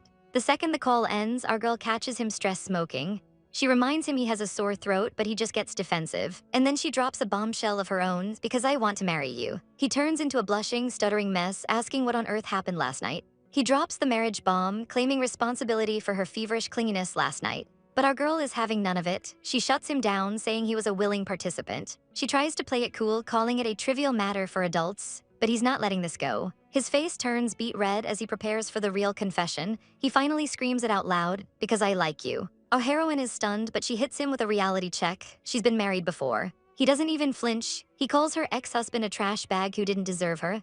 This puppy dog swears he'll protect her and make a lot of money for her. Then he lays on the pity, talking about how lonely and pathetic his life is. He goes full chibai mode, begging her not to be cruel. She was about to say no, but he interrupts her. He's already planning the wedding. This man is on a mission. Our girl has to calm this chaotic golden retriever down, one step at a time, buddy. He worries it's unfair to her, but she's just numb to it all at this point. They decide to meet his family later, making it official-ish. The scene suddenly shifts. Our girl Wanwin is at a medical center for a mental strength test. She's introduced to the staff who will be conducting the exam. They ask her to lie down and get ready for the test. The commander gently reassures her that he's not going anywhere. He takes her hand, and the doctors in the back can't help but notice. They start gossiping about how sweet the commander is to his wife. Turns out one of the doctors has some serious baby-making pressure from his own family. He complains that it's totally normal for couples to be childless for years. The commander overhears them and asks if they're having a lover's quarrel. They quickly deny it and decide it's time to start the test. Our girl is told to close her eyes and just relax. The instructions are simple: don't think, just let her body go limp. Her consciousness begins to drift into a beautiful, starry expanse. She floats through a cosmic dreamscape as the machine reads her mind. Fragments of her past begin to surface within the simulation, glimpses of a childhood she might not even remember. In a hazy dream, our girl's mind drifts back to her old home on Earth. She remembers the simple joy of cuddling her fluffy dog. She misses her old life and her family so much it hurts. But the warmth in her palm reminds her that her man is right here. Meanwhile, the scientists are baffled. Her mental strength readings are going absolutely nuts. The numbers just keep climbing until the meter maxes out completely. They are shook. The doctor informs a very concerned commander that the test is over. But he only cares about one thing: the results. Our girl finally wakes up completely disoriented. She immediately asks how it went, and he drops a bombshell. Her mental strength is as strong as a beastman's. She's over the moon. This means she can finally go to the military academy. To celebrate, he's giving her a little gift, a major upgrade for her AI. He explains these are highly intelligent AIs that will help her studies. But our heroine gets worried. Is her cute little Zayabai being replaced? He quickly reassures her it's just an optimization, phew. Her current AI, however, is already throwing a jealous fit about a new rival. As she promises to treat the new AI well, she notices a mountain of boxes. He explains it's a care package from her mother, full of vegetables. Our girl is ecstatic. She was just stressing about dinner. She immediately calls her mom to say thanks. But in the background, her mom is in a total panic, asking someone what to do. And who is with her? Director Mu and a suspicious amount of cookies. Her mom is giving cooking lessons to Director Mu. But our girl's internal alarm bells are going OFF. With a sly smile, her mom hangs up the phone. Our girl's brain short circuits. Prawn dumplings, he already knows how to make those. Director Mu apologizes for the bother, looking anything but sorry. Her mom is just thrilled he invited her over for some dumpling wrapping. Sura. Suddenly, a call from her dad. He's demanding to know why she's in the first star zone. Her mom smoothly lies that she's just visiting a friend. But Director Mu looks heartbroken. Just a friend? He asks, laying the guilt on thick. Meanwhile, dad is trying to set her up with some rando. She quickly hangs up on the chaotic call. An awkward silence hangs in the air, time for a scene change. Later, our girl is spilling all the tea to Adju. Director Mu is totally with her mom right now. Adju is unbothered. She then asks him about the powerful Mu family. Turns out they're an ancient, prestigious family, and the guy giving her a test is one of them. She remembers Dr. Aoyang was married into that family.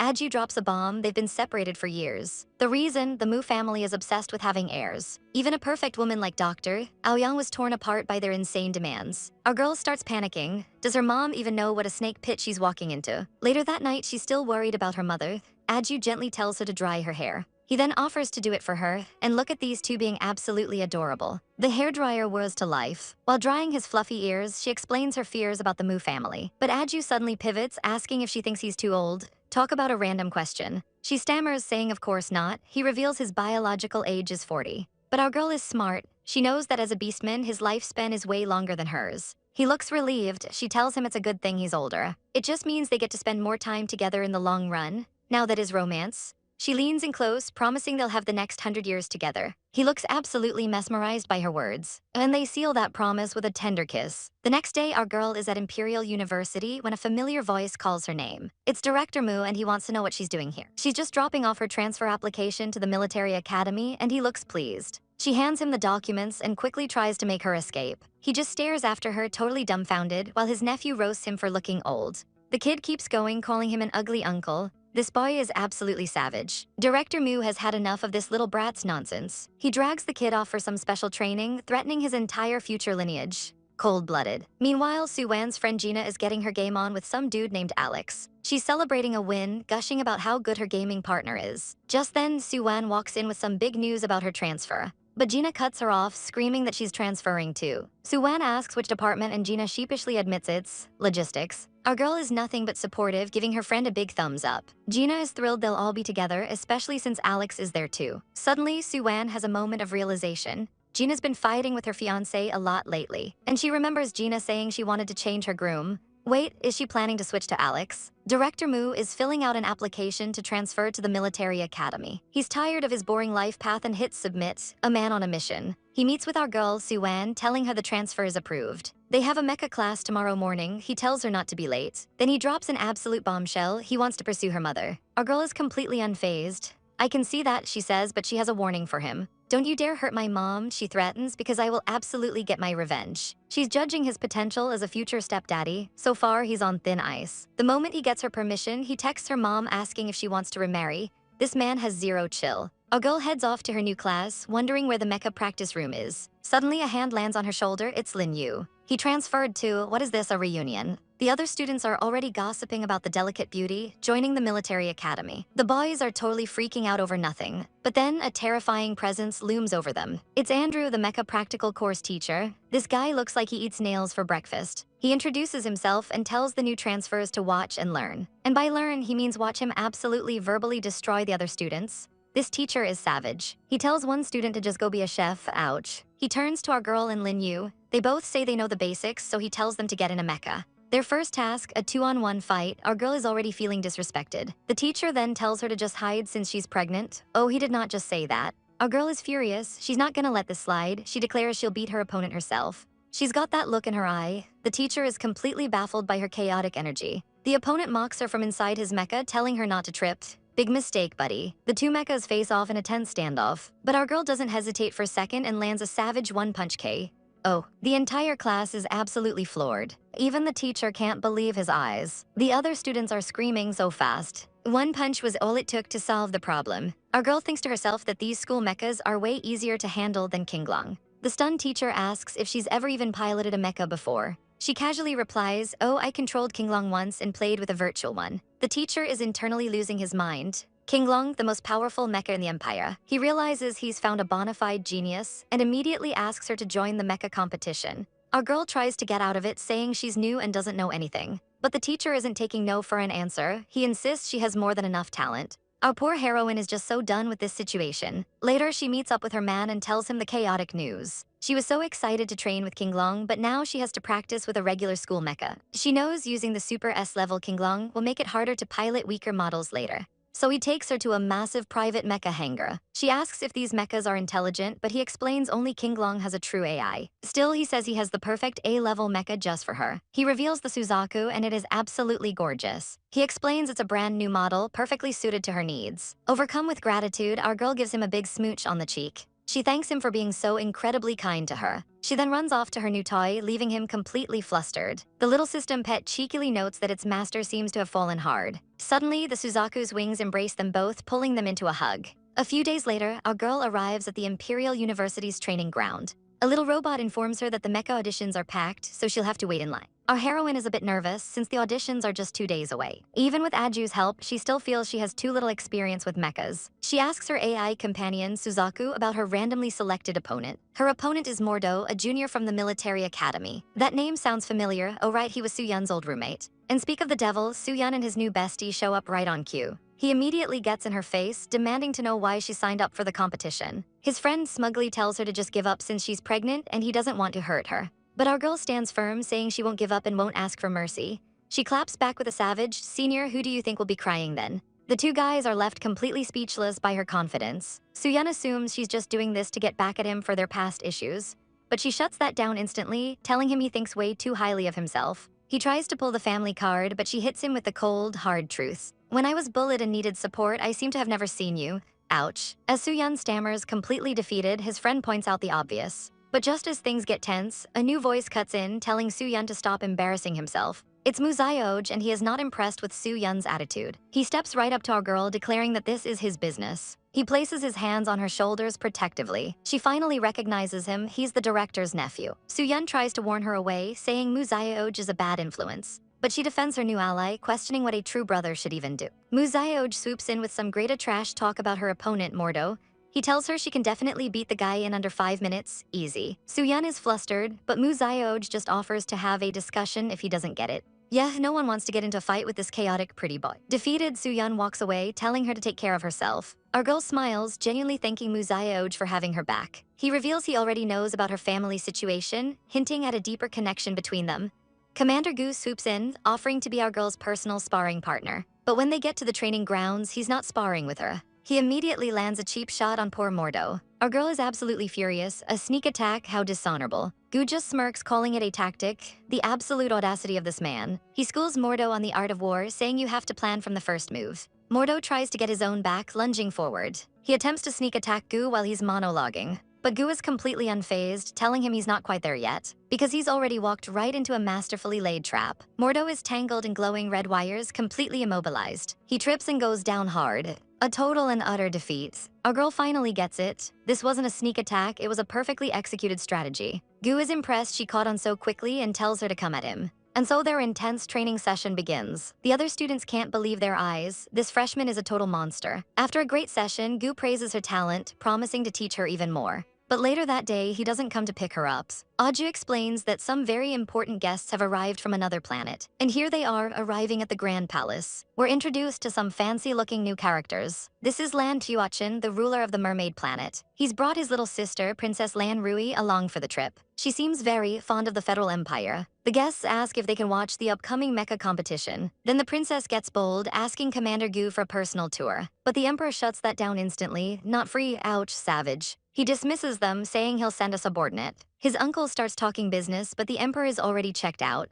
"That's your business, I'm going home," he says, leaving his uncle stunned. He's got a very important person to get back to after all. His aunt is waiting. And just like that, a new rival appears. A mermaid princess declares she wants to marry Commander Gu. Her brother is not impressed, but she's completely smitten. She insists it's not just his face, he's also incredibly powerful. The literal god of war, a legend she's admired for years. Now that she's met him in person, she's fallen even harder. Her brother tries to talk some sense into her. He has a terrible personality and is already married. But this girl does not care. On her planet, polygamy is the norm. She even promises to behave and get along with his current wife. Oh honey, no. Her brother sighs, knowing this won't be easy. The commander is not some prize to be won. She throws a full-blown tantrum, screaming that she wants him no matter what. Meanwhile, our unsuspecting ML arrives home to his darling wife. Wanwen is thrilled to see him, ready to greet him with a hug. But as she gets closer, she suddenly freezes. A look of disgust crosses her face as she clutches her mouth. And our poor pregnant girl immediately throws up. Aju panics, asking if she's feeling unwell. He immediately calls for the doctor to rush over. The doctor arrives and assures them that Wanwen's health is perfectly fine. So then, why the sudden vomit? The doctor asks her to think back. Our girl explains that she smelled a strange, sweet scent on him. And the moment she smelled it, she couldn't stop herself from getting sick. The doctor immediately asks if he was wearing perfume. He says no, but Wanwen is already giving him the side-eye. He explains he met alien guests but didn't get close to any women. The doctor's eyes narrow. "Commander, which planet were they from?" When he says mermaid planet, she puts all the pieces together. She explains that mermaids release a potent pheromone when they find a mate. In other words, a mermaid has marked him as hers, and our girl's pregnancy hormones are going wild in response. The doctor feels the temperature in the room drop and decides it's time to leave. She makes a swift exit before the storm breaks. Smart woman. Wanwen's smile is gone, replaced by a look of pure, unadulterated rage. Aju, bless his heart, tries to appease her by showing off his fluffy ears and tail. He even pops out his majestic wings, trying to distract her, but our girl is not in the mood. "Put it away," she says, her voice like ice. He whimpers, looking like a kicked puppy, swearing he has no interest in anyone else. Our girl needs to understand this home-wrecking mermaid's culture. So she goes into a rage-fueled research session, vowing to turn this rival into fish sticks. She pulls up the intel on mermaid planets. Turns out they treat love casually and polygamy is totally normal. Su Wan is absolutely floored. Polygamy? No wonder that fish lady is so shameless. But our loyal commander immediately reassures her he will only ever have one wife. Su Wan swoons, telling him she trusts him completely. He promises to send the mermaid away, but our girl has a better, more petty plan. She gives him some savage instructions. Tell her the smell of her makes your wife vomit. He just smiles and agrees like the good husband he is. But first, she needs to scrub that lingering mermaid scent off of him. He just stands there and lets her do it, so whipped. The next day, it's time for the mecha competition auditions. The judges note that the prestigious First Fleet isn't scouting this year. The university president isn't surprised by their absence. But then Commander Gu himself makes a grand entrance. The first match is announced, and it's none other than our girl Su Wan. She's up against a cocky upperclassman named Mordo. The game begins. Su Wan feels confident after all her training. But Mordo tells her to just give up and jump off the platform. They charge at each other. Su Wan easily dodges his clumsy attack, leaving him stunned. Before he can recover, she lands a brutal punch right to his mecha's face. He staggers backward in disbelief. She closes the distance, not giving him a single second to breathe. He whines that she's being too rough, but our girl came here to win. The crowd is buzzing after our girl, Su Wan, absolutely destroyed her opponent with a savage kick. Meanwhile, Commander Gu's friend asks if he's already leaving the match. The commander gives a cool reply, saying the students performed well this year. But secretly, he's already texting our girl, telling her he'll wait for her in the lounge. Suddenly, a wild fangirl appears in the crowd. She spots her prey and shouts for Commander Gu. She runs up to him, absolutely beaming like he's the second coming. But the commander looks like he just smelled something awful. As she lunges for a hug, he brutally shoves his friend in her path. She ends up glomping the poor, confused blonde guy instead. Thankfully, her brother steps in, telling her not to disturb the commander. He gently pulls her away as she pouts. She offers a meek apology, and Commander Gu just gives a cold nod. Savage. The second they're gone, he gets on the line with his nephew. "Uncle, what can I do for you?" the poor boy asks. The commander's orders are simple. Tell that girl's family to get her the heck out of here. In case it wasn't clear, a tiny chibai version of him declares, "I hate her." Back with the delusional duo, the girl asks her brother why he stopped her. He has to remind her that marriage is a one-on-one deal in this world. He lays down the hard truth. Commander Gu is already married, so she needs to give it up. But this girl is not one to be deterred by facts. She argues that it only matters if he actually likes his wife, and she's already scheming about some mermaid exchange students. Her brother warns her not to cause trouble, because the commander will not hesitate to crush her dreams. She promises to be good and not use any other means. He then tells her to put away her pheromones. This chaotic girl is playing dirty. Meanwhile, our actual heroine is on a call with her mother. She's bragging about her victory, and her mom looks so proud. Su Wan asks where her mother is, noticing the familiar background. Mom says she's out buying a gift for a special meeting. A gift for who? For her new in-laws. Turns out her boyfriend's family agreed to the marriage, and they're meeting this weekend. Our girl isn't feeling too reassured about leaving her friend alone. She decides to tag along just in case things get chaotic. Her friend Ranyu spots someone she knows. And speak of the devils, it's a couple having a very public money problem. The woman looks up in shock, completely mortified. Ranyu sighs. Of course, it's Lin Ran again. The snake herself greets Ranyu, clinging to her man's arm. She immediately launches into a sob story about feeling sick and vomiting a lot. She then asks if she can join their shopping trip, playing the victim card. Ranyu is internally screaming, "What an old green tea White Lotus trick." Meanwhile, the man, Suzhen, is having his own internal crisis about mermaid blood. Ranyu keeps a polite smile and congratulates them on the pregnancy. But then she drops a bomb. She casually mentions that 2 years ago, Suzhen's doctor said he wasn't doing well. The couple completely freezes in terror. Ranyu plays it off coolly, telling them not to worry. She even adds a savage jab about how prison must have hurt Lin Ran's health. Oh, she knows exactly what she's doing. Two can play at this game. Just then, another man arrives to pick up Ranyu. She immediately ditches the trash couple to go shopping with him. The ex is left looking like a fool. The scene shift, and we're back with our main heroines. The handsome, silver-haired commander congratulates her on her promotion. She thanks him, admitting his training helped her improve so quickly. He offers to keep training her on the weekend, but she slams on the brakes. She checks her schedule and remembers she has to visit the Mu family with her mother. Her chibai form thinks bringing a commander would certainly make an impression. She tells him it's official business and that he doesn't need to come. They agree to meet up another time. He then gets super serious. He confesses that an expedition team from the mermaid planet met him. He was so worried she'd smell another person on him that he immediately took a shower. Look at him, blushing like crazy over his own possessiveness. Our girl absolutely swoons. He's just too cute for his own good. She can't resist pulling him into a massive hug. Our girl can't help but tease her adorable fox boy. She leans in close, asking if he's shy, but he denies it. She pressures him for an answer to her love confession. He whispers that he loves her and she immediately pretends she didn't hear. This girl is chaotic. But Aju isn't playing games anymore, he grabs her hand. He pulls her close and says it loud and clear, I love you too. And with that, the confession is sealed with a passionate kiss. Sometime later, our girl arrives at the starport texting her mom. But her peaceful wait is interrupted by a very forward, blue-haired stranger. This guy immediately tries to grab her hand, her personal space. She's instantly annoyed. Why are guys from the mermaid planet so darn flirty? Her Aju is steady and reliable. This new guy is just a weird, flashy merman. Suddenly, a server bot bumps right into her, sending drinks flying. The pink liquid splashes through the air, but instead of drenching her, it turns into harmless little bubbles. The flirty merman caught the spill with his powers. He smoothly tells her to be careful. Okay, that was a cool move. Our girl realizes he's not just any merman, he can control water. This guy is definitely high status and probably trouble, best to stay away. She thanks him politely and tries to make a quick escape, but he keeps watching her as she leaves. Just then, a familiar voice calls out to her. It's her brother, Muzayoj. What a relief, he asks if she's heading back and she happily agrees. But of course, the merman is still eavesdropping from the side. And just when she thinks she's free, the merman pops up again. Her brother immediately goes into protective mode. Hey, what are you staring at? The merman doesn't even flinch, just staring them down. Her friend tells her to get some sleep on the long journey. He promises to keep an eye on the mermaid for her. Our girl thanks him and closes her eyes for a nap. But as the spaceship travels, her sleep is anything but peaceful. A horrible nightmare begins, filled with cries for help. She's thrown back into her worst memory, a bloody pirate attack on a ship.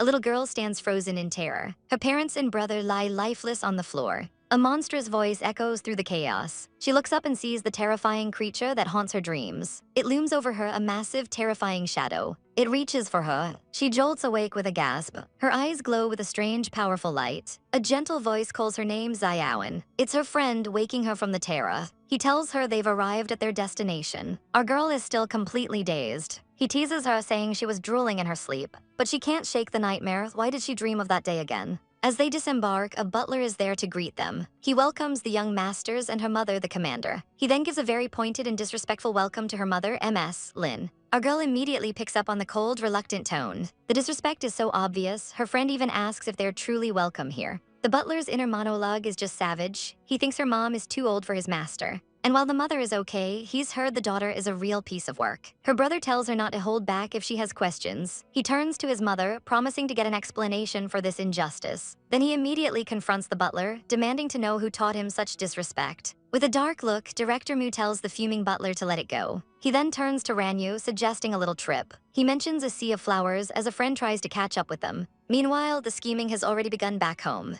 The family complains that Zio Lei actually wants to marry a human who's already been married. The old master sips his tea, convinced she's just a gold digger trying to climb into their family. The plan is absolutely savage. If Ranyu can't have children, they'll force Zio Lei to marry a mermaid instead. They all agree it's a brilliant idea. But the butler suddenly bursts in, completely panicked. He explains that as soon as he gave the message, the young master got angry and left with his wife. The old master scoffs, saying she's just a little girl trying to interfere with her mother's marriage. The butler asks what they should do now, but the old man is confident, believing a marriage without his blessing won't last. He'll simply wait until they officially register the marriage, then they'll have the power to control her. Far away from the family drama, their spaceship takes to the sky. Inside, a young man named Su Wan complains that his waist is sore. He invites our girl for a walk, and she thinks he's just being nice to his mother's director. She decides not to be a third wheel, thinking they need private time. Director Mu then turns to Ranyu and apologizes. He confesses he avoided marriage because his family is so annoying. To them, he's just a walking collection of excellent genes. She says it's okay, and if things don't work out, they can just break up. But he immediately shuts that down, promising to propose to her family when they return.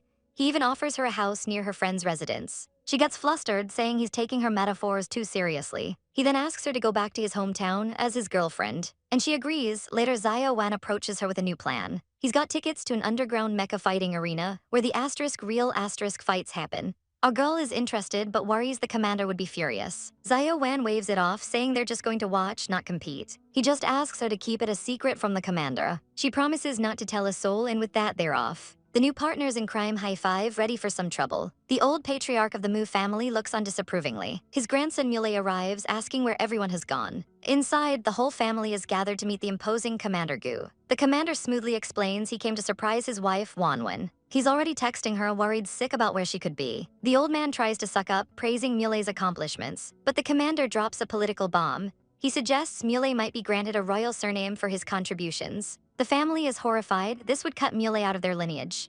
The patriarch absolutely explodes with rage, refusing to give his consent. He declares that if Muley himself disagrees, the royal family can't do a thing. Meanwhile, our girl is at a sketchy underground venue. A horned pretty boy tries to flirt, offering his services for a price. Our heroine delivers a savage burn, calling him too ugly, which completely shatters his soul. Her friend threatens the poor guy, telling him to get them 1,000,000 chips stat. He's amazed our girl could resist a charm beast, but she just found him too feminine. They've arrived at a brutal hand-to-hand combat arena. Our girl is worried about the fighters, but her friend gives her a grim reality check. An announcer shouts about an unexpected victory. A skinny fighter has somehow taken down a massive opponent. The winner, nicknamed Skinny Monkey, celebrates his win. But wait, our girl thinks he looks awfully familiar. She suddenly remembers. It's Shang En's younger brother, Shingle. A robot delivers his prize money for the win. The boy looks at the money with desperate eyes. He's fighting to pay for his mother's medical bills, as a robot directs him to his next match. A new voice calls out to our girl. She freezes. It's the creepy merman she met on the spaceship. Her brother tries to run interference with a suitor, even lying that his sister is married.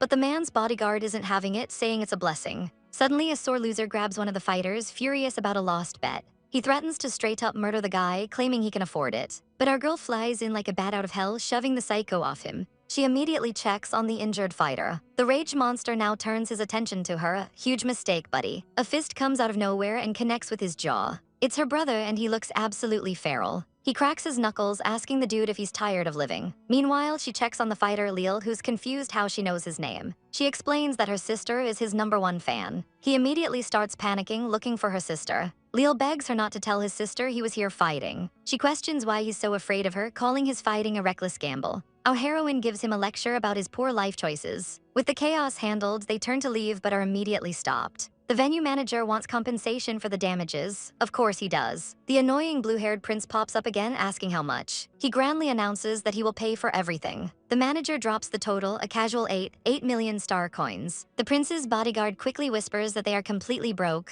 Awkward. The prince is absolutely fuming. Why didn't you tell me we were poor? Her brother scoffs, so much for the big shot. Stepping up, our girl pulls out her own card, she'll pay. She just wants this whole mess to be over with, no unnecessary trouble. She hands the manager the card, telling him to just get paid and stop talking. She even calls his squinty eyes annoying. Our girl is an absolute savage. The broke prince can only look on, totally embarrassed. The manager can't believe his eyes, this is a fortune. Lil is stunned. He promises to work his entire life to pay her back. He looks at her with a new fire in his eyes. Our girl explains to Lil that the fighting arena isn't a sustainable career path. She offers him a much safer job at her new restaurant instead. He's so shocked he almost blows her cover right then and there. She quickly shushes him, but her friend is stunned by her wealth, asking if Commander Gu gave it to her. Our girl casually confirms it, and poor Lil's jaw hits the floor. My man spends money on me, what's the big deal? A true queen. But her friend is panicking because the commander's wife should not be in a place like this. And the reality of her terrible decision-making finally crashes down on her. Suddenly, a menacing aura fills the room, and of course it's her husband. She completely freaks out, why is Aju here?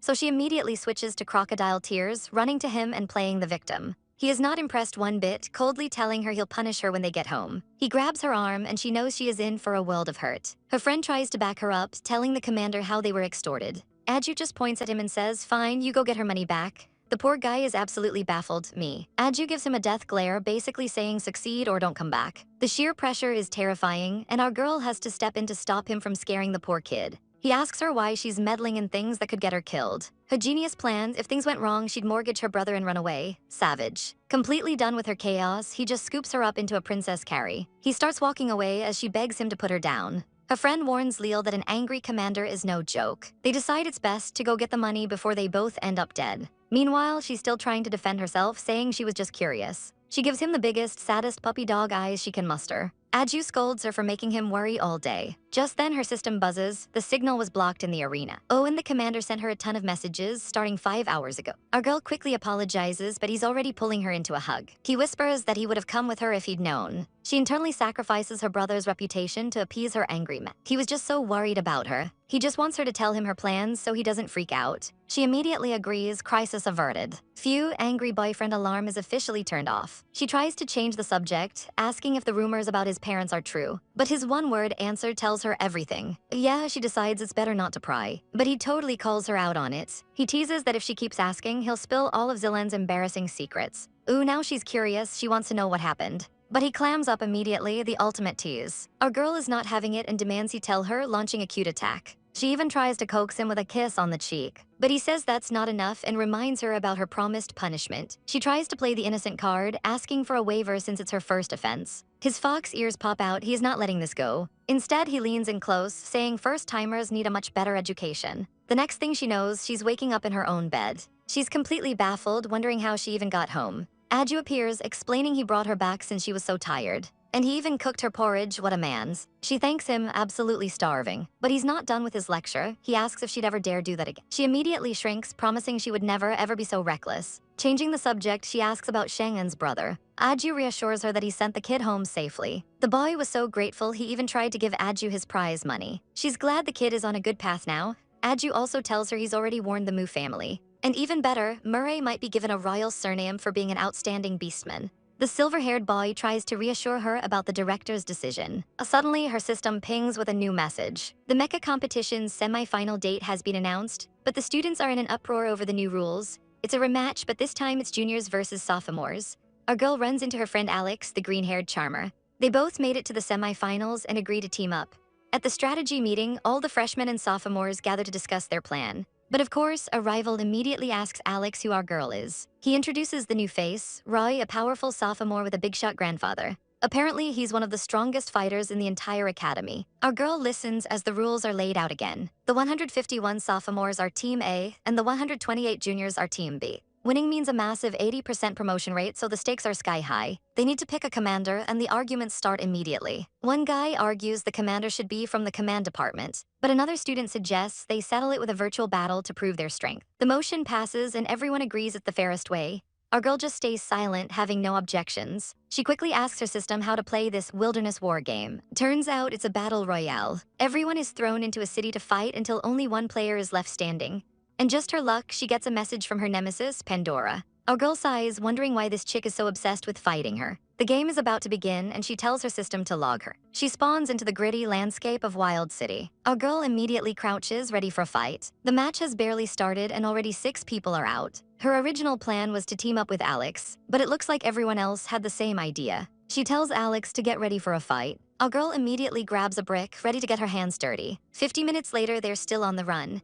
Meanwhile, Pandora is living up to her name, Invincible Pandora. The player count is down to just 6, and she's taking on 3 guys at once. The spectators are stunned by her power, but they notice her health bar is dangerously low. Our girl and Alex are also in bad shape with low health. Alex decides to make a move, planning to help Pandora take out the other team first. But his plan backfires, someone attacks him while he's distracted. He screams that the command system students are too cunning and naive. And who's the culprit? It's our girl, flashing a peace sign with a smirk. She says she's teaching Pandora a lesson with every failure. Savage. Our girl dodges a surprise attack like a pro, not even breaking a sweat. She smacks him down, but Pandora wants a piece of the action. A guy suggests they clear out the small fry first before the main event. And just like that, the 2 aces face off for an epic duel. The seniors are taken out in an instant. What an absolute flex. Pandora challenges Su Wan to close combat, admitting her skills are amazing. She lunges forward with a move that's way too fierce for this game. A sniper has them both in their sights as Pandora lands a solid punch. Our girl gets knocked back, but a flashback reveals her secret weapon. Turns out Su Wan had a hostage this whole time. The sniper, her own teammate, hesitates. "I'm sorry," he says. But our girl is 3 steps ahead, telling her hostage to check his hoodie. And boom, she blows them all to Kingdom Come with a hidden grenade. Only one player remains. Our girl stands victorious and completely unbothered. Her teammate is absolutely losing his mind. A grenade? She planted it on him when she patted his shoulder, so savage. Su Wan just smirks. "Don't get angry, I just predicted your prediction." She even counted his bullets and knew he was bluffing. This girl is a tactical genius. But her victory doesn't sit well with everyone back at the academy. This guy is throwing a full-blown tantrum. Why is she the commander-in-chief? He screeches that if she leads, they might as well surrender now. The drama. His friend tries to calm him down, but he's not having any of it. She warns him that disobeying orders will get them penalized. But he sees a loophole. If he can't be convinced, she loses points. His own wife calls him out and he immediately pulls the family card. Yikes. Later that night, our girl has a dinner date. She's eating with the handsome Commander Gu, asking if he's free. She explains she's now the commander for Team B and needs his expert advice. Then she proudly admits she used his name to bully everyone into voting for her. She can't wait to see his speechless face, but he just keeps on eating. He smirks, telling her it's okay to bully people sometimes. If someone has gone too far, he will fully support her chaotic revenge. Our girl changes the subject, remembering the mermaid princess. She asks if all the guests from the mermaid planet have finally left. Aju casually drops a bomb. The princess will be back for an exchange program. Our girl is not having it and hopes the princess finds a new man to obsess over. Meanwhile, the mermaid princess herself is back in the empire. Her attendant freaks out, but the princess is unbothered. She claims she's just here early to get familiar with the school environment. Then she announces she wants to eat at Su Wan's restaurant. Her brilliant plan: get close to the wife to win over the husband. She smirks, thinking she has another, better way to get what she wants. Back at home, our girl is shocked by the mountain of notes Aju took. He's analyzed every single person in her group, breaking down all their strengths. He hands her a detailed report he made just for her. He reminds her that as a commander, she needs to know her soldiers. Overwhelmed by his dedication, she pulls him into a tight hug. She finally understands how much work he does that no one ever sees. He asks if she's heartbroken for him, and she admits she's both distressed and adored. She declares that she's his #1 admirer with special privileges. Our girl worries about studying all night, but he tells her to get some rest. He promises to stay with her and answer any questions she has. At the Imperial College, the staff are discussing the upcoming competition. One professor thinks pitting freshmen against juniors is unfair, but the president disagrees, saying it's not just because his grandson is a sophomore. It's because Su Wan is on the freshman team. He knows this competition is about to get very interesting. His Majesty and Commander Gui make their grand entrance. The briefing starts immediately. All players have entered the battle base, game on. Our girl is instantly teleported onto a skyscraper rooftop.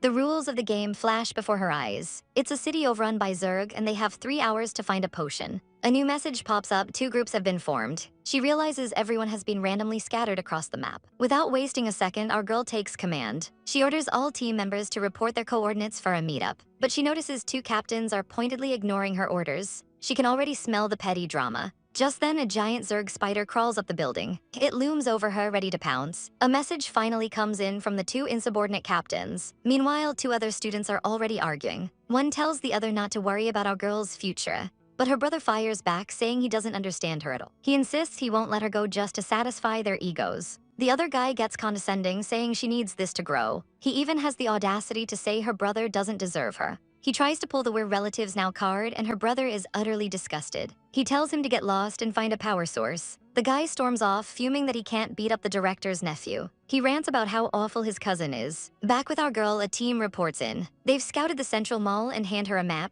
But another teammate reports the 2 problem captains still haven't responded. It's clear they're planning to give Su Wan a hard time. Our girl doesn't even blink, she immediately kicks them both out of the group. Her teammate is completely stunned by her savage move. She just shrugs, what else, why keep them? He gets kicked from the group chat and immediately loses his mind. Su Wan is such a bitch. His friend tries to calm him down, asking if he's crazy. But he's spiraling, screaming that they've been publicly abandoned by their own team. She tells him to cool it. They'll find Su Wan and have a little talk with her later. For now, they'll just find the antidote themselves. She smirks, confident that Su Wan will eventually come crawling to them for help. But our girl is already moving on, assembling her remaining forces. One of her men questions her decision to abandon the 2 traitors. Su Wan's eyes are cold. I gave them a chance, they didn't want it. She lays down the law. Insubordination destroys morale and will not be tolerated. Besides, while they were waiting, the enemy team was already getting stronger. She knows some of them are friends with the deserters, but she reminds them their entire future is on the line in this competition. So she gives them a choice: win with her or fail with their selfish friends. The team is nervous. Teama is full of experienced seniors.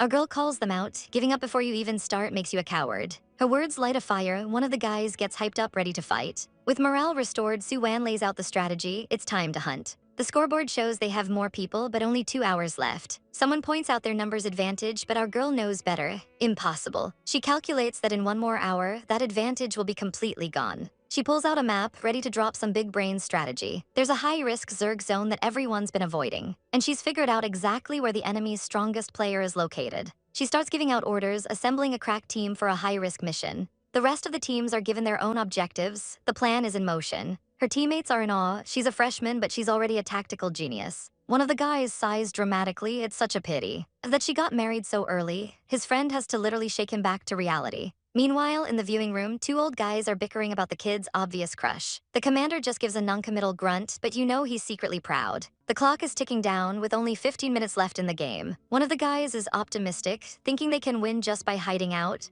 He's convinced they can ride out the clock and claim victory. But our girl immediately shuts that down. Hiding is useless, the enemy is coming for them. She orders all teams to assemble at the Central Mall for one final epic battle. However, she has a secret mission for Pandora and Roy. The main forces of Group B are already on the move. Of course, the enemy team is watching their every move. They notice Pandora splitting off from the main group and heading for the hospital. Their commander immediately realizes this is their last chance. His strategist thinks it's a strange move, questioning why they would split up. But the commander knows Su Wan isn't the type to abandon her team. He smirks, deciding it's a foolishly rash plan. He orders a small team to intercept Pandora and take her out. Meanwhile, Pandora confirms their intel is correct. The antidote is in the hospital. Her teammate is getting nervous, worried that Grupa will definitely send people. Our girl reminds her not to underestimate their senior opponents. But in the same breath, she says not to underestimate themselves either. With a confident smirk, she declares their chances of winning have just shot up to 50%. Her teammate is shocked, but our girl says half is already a lot. Suddenly, she hears the distinct sound of Mech approaching. They've been found. She tells her friend that she'll handle the distraction. With a sly wink, she prepares to be the bait. I can only hold them off for so long, she says. You must find the antidote. They share a powerful handshake, a promise between comrades. Pandora is a true warrior, never afraid of a fight. Her friend vows not to waste the precious time she's just been bought. She sprints through the holes, her mind focused on one thing. She finally finds the room where the antidote should be. But as she reaches for the handle, an enemy appears from behind. Our girl is completely stunned. A figure lunges forward, delivering a powerful kick. It's that annoying guy from before, looking all battered and bruised. He pants, demanding to know what kind of grudge she has against him. She is absolutely speechless. Brother, are you narcissistic? She's here for medicine, not for him. That little traitor starts losing his mind, screaming that he won't listen to Su Wan anymore. He accuses her of just using her status as the commander's wife to boss everyone around. The little snitch threatens to report her to the principal, the military, and even His Majesty. Meanwhile, watching from the command center, the Emperor slams his hand down in fury. He is absolutely livid, declaring that a soldier who disobeys orders like that is completely untrustworthy. His Majesty just single-handedly ended that fool's entire military career. Back in the game, the survivor count is plummeting. Pandora gets eliminated, and with only 10 minutes left, the clock is ticking. Our girl is fuming. All that precious time her team gained was wasted by that idiot. So when he starts begging for mercy, she is not having it. She coldly tells him it's too late. And with one massive blast, she takes him out of the game. Problem solved. But before she can even catch her breath, she's caught off guard. Chains suddenly wrap around her mech, trapping her completely. And who should appear but the smug older brother, holding the other end of the chain. He reveals he knew the antidote was at the school all along. With only 8 minutes left, the situation is dire. Her team gets the message, Su Wan has been captured. Su Wan immediately rallies his forces to go rescue her. The whole team is hyped, ready to crush the seniors and claim victory. But they're suddenly blocked by a couple of underclassmen. They just want to have a friendly match with their idol. Su Wan absolutely loses it. We are all male beastmen, what are you admiring? With her team delayed, the enemy thinks they have this in the bag. The brother starts lecturing our girl, telling her to learn from this failure. But our heroine just looks up and asks, who said our group be lost? The brother is totally confused. Then with a surge of power, she shatters the chains. A massive electric current flows from her mech right into her captor. He has no idea where the electricity is coming from. It courses through his body, completely frying his systems. He's paralyzed, his consciousness fading. Never underestimate our girl. With the last obstacle down, our girl is absolutely savage. She gives a condescending little smile, mission accomplished. But the clock is ticking. An announcement declares there are only 5 minutes left. Our heroine starts to panic. There's no time to search every single room for the antidote. Her little AI buddy suggests a galaxy brain move. Use her mental power to scan the entire building. Just like she controls her mecha, she can feel the whole building at once. She takes a deep breath, ready to give it a shot. Her power explodes outwards, enveloping the skyscraper in a psychic pulse. The entire structure glows with her immense energy. But the strain is immense. She's sweating, realizing this is way harder than controlling Suzaku. Watching from afar, our male lead looks worried, telling her not to push herself too hard. Her mental search cuts through the static, zeroing in on a target. And bingo, she's found the antidotes. Back in the control room, the boys are stunned by her raw talent. The nephew just has to know what is his aunt's real power level. The uncle drops a bombshell, it's S level. The nephew absolutely loses his mind. An S level is already rare, but hers is still growing. He immediately tries to recruit her for his group, but the uncle shuts that down instantly. So the nephew resorts to bribery, offering up a juicy secret about our girl. The uncle is listening. He reveals her other identity. She's the legendary god of cookery. Yes, the best chef in the entire Federation is a woman. But the uncle just smirks, smug as ever. Oh, I've known for ages. He's just used to his Wan being a chaotic genius at everything she does. The nephew can't stand how arrogant his uncle has become. But the uncle cuts him off. He needs to focus on the game. And it's a good thing he is, because our girl has walked straight into a trap. She's surrounded by shadowy monsters, but she's not scared, she's ready for a fight. She unleashes a flurry of light attacks, obliterating the creatures. While she's busy, other players are getting wiped out left and right. The survivor count plummets from 19, all the way down to 13 with only 1 minute left. Our girl makes a mad dash across the rooftops, but her friend has been cornered. The villain taunts him, saying Su Wan failed. With no new updates, her friend starts to lose hope as the timer runs out. The winner is announced, it's Group B. Her friend is absolutely floored, his jaw on the ground. He starts screaming her name, totally panicking, where is she? With a final gasp, our girl collapses in the virtual space. The screen flashes with a single glorious word, won. The entire stadium erupts into chaos. Everyone is screaming her name, celebrating their impossible victory. Her teammates swarm her, thanking her for carrying them to glory. The fangirls are already proposing marriage, and honestly, can you blame them? Even the guys are crying tears of joy, begging her to teach them her savage mecha skills. She's officially become a goddess in their eyes. To celebrate, our girl announces dinner is on her at the fanciest restaurant in town. But then a voice cuts through the celebration. It's the salty seniors from Group A. They passive-aggressively ask if they are invited too. With a smirk, our girl graciously invites them. She even tells them to get their revenge by out-drinking her. A total power move. The senior she humiliated is completely flustered, muttering about how embarrassing it would be to lose again. The girls just squeal, ready for the party. Amid the chaos, our girl notices someone slipping away. It's a senior from her own team, looking heartbroken. She calls out to senior Sunlai. The girl is surprised Su Wan even remembers her. Our heroine asks why she disappeared during the match. Sunlai confesses she was used as bait by her own partner and eliminated instantly. After that betrayal, she finally realized some people are just trash. She only stuck around to see our girl serve him a hot plate of karma. Seeing him get absolutely wrecked was pure satisfaction. Sunlai apologizes for being useless and vows to follow Su Wan's command from now on. Our girl just smiles, accepting her new loyal follower. Later, she gets a message from a certain silver-haired someone congratulating her. He then asks if she needs more tutoring tonight. Our girl immediately short-circuits. He can't possibly mean that kind of tutoring, can he? He just sends a winky face saying they'll talk later. The man himself is thinking she still has room for improvement. He decides it's time to review the game with her personally. His little AI pet is like, master, I don't think you two mean the same thing. But he is adorably clueless about the double entendre. The party is in full swing at the luxurious Sujia Hotel. Everyone raises a glass to their commander-in-chief. Her friends gush about how she's become a legend. Even the military academy teachers are praising her skills. Her match is apparently going to be used as a case study for future classes. But just as she's soaking it all in, a furious voice roars her name.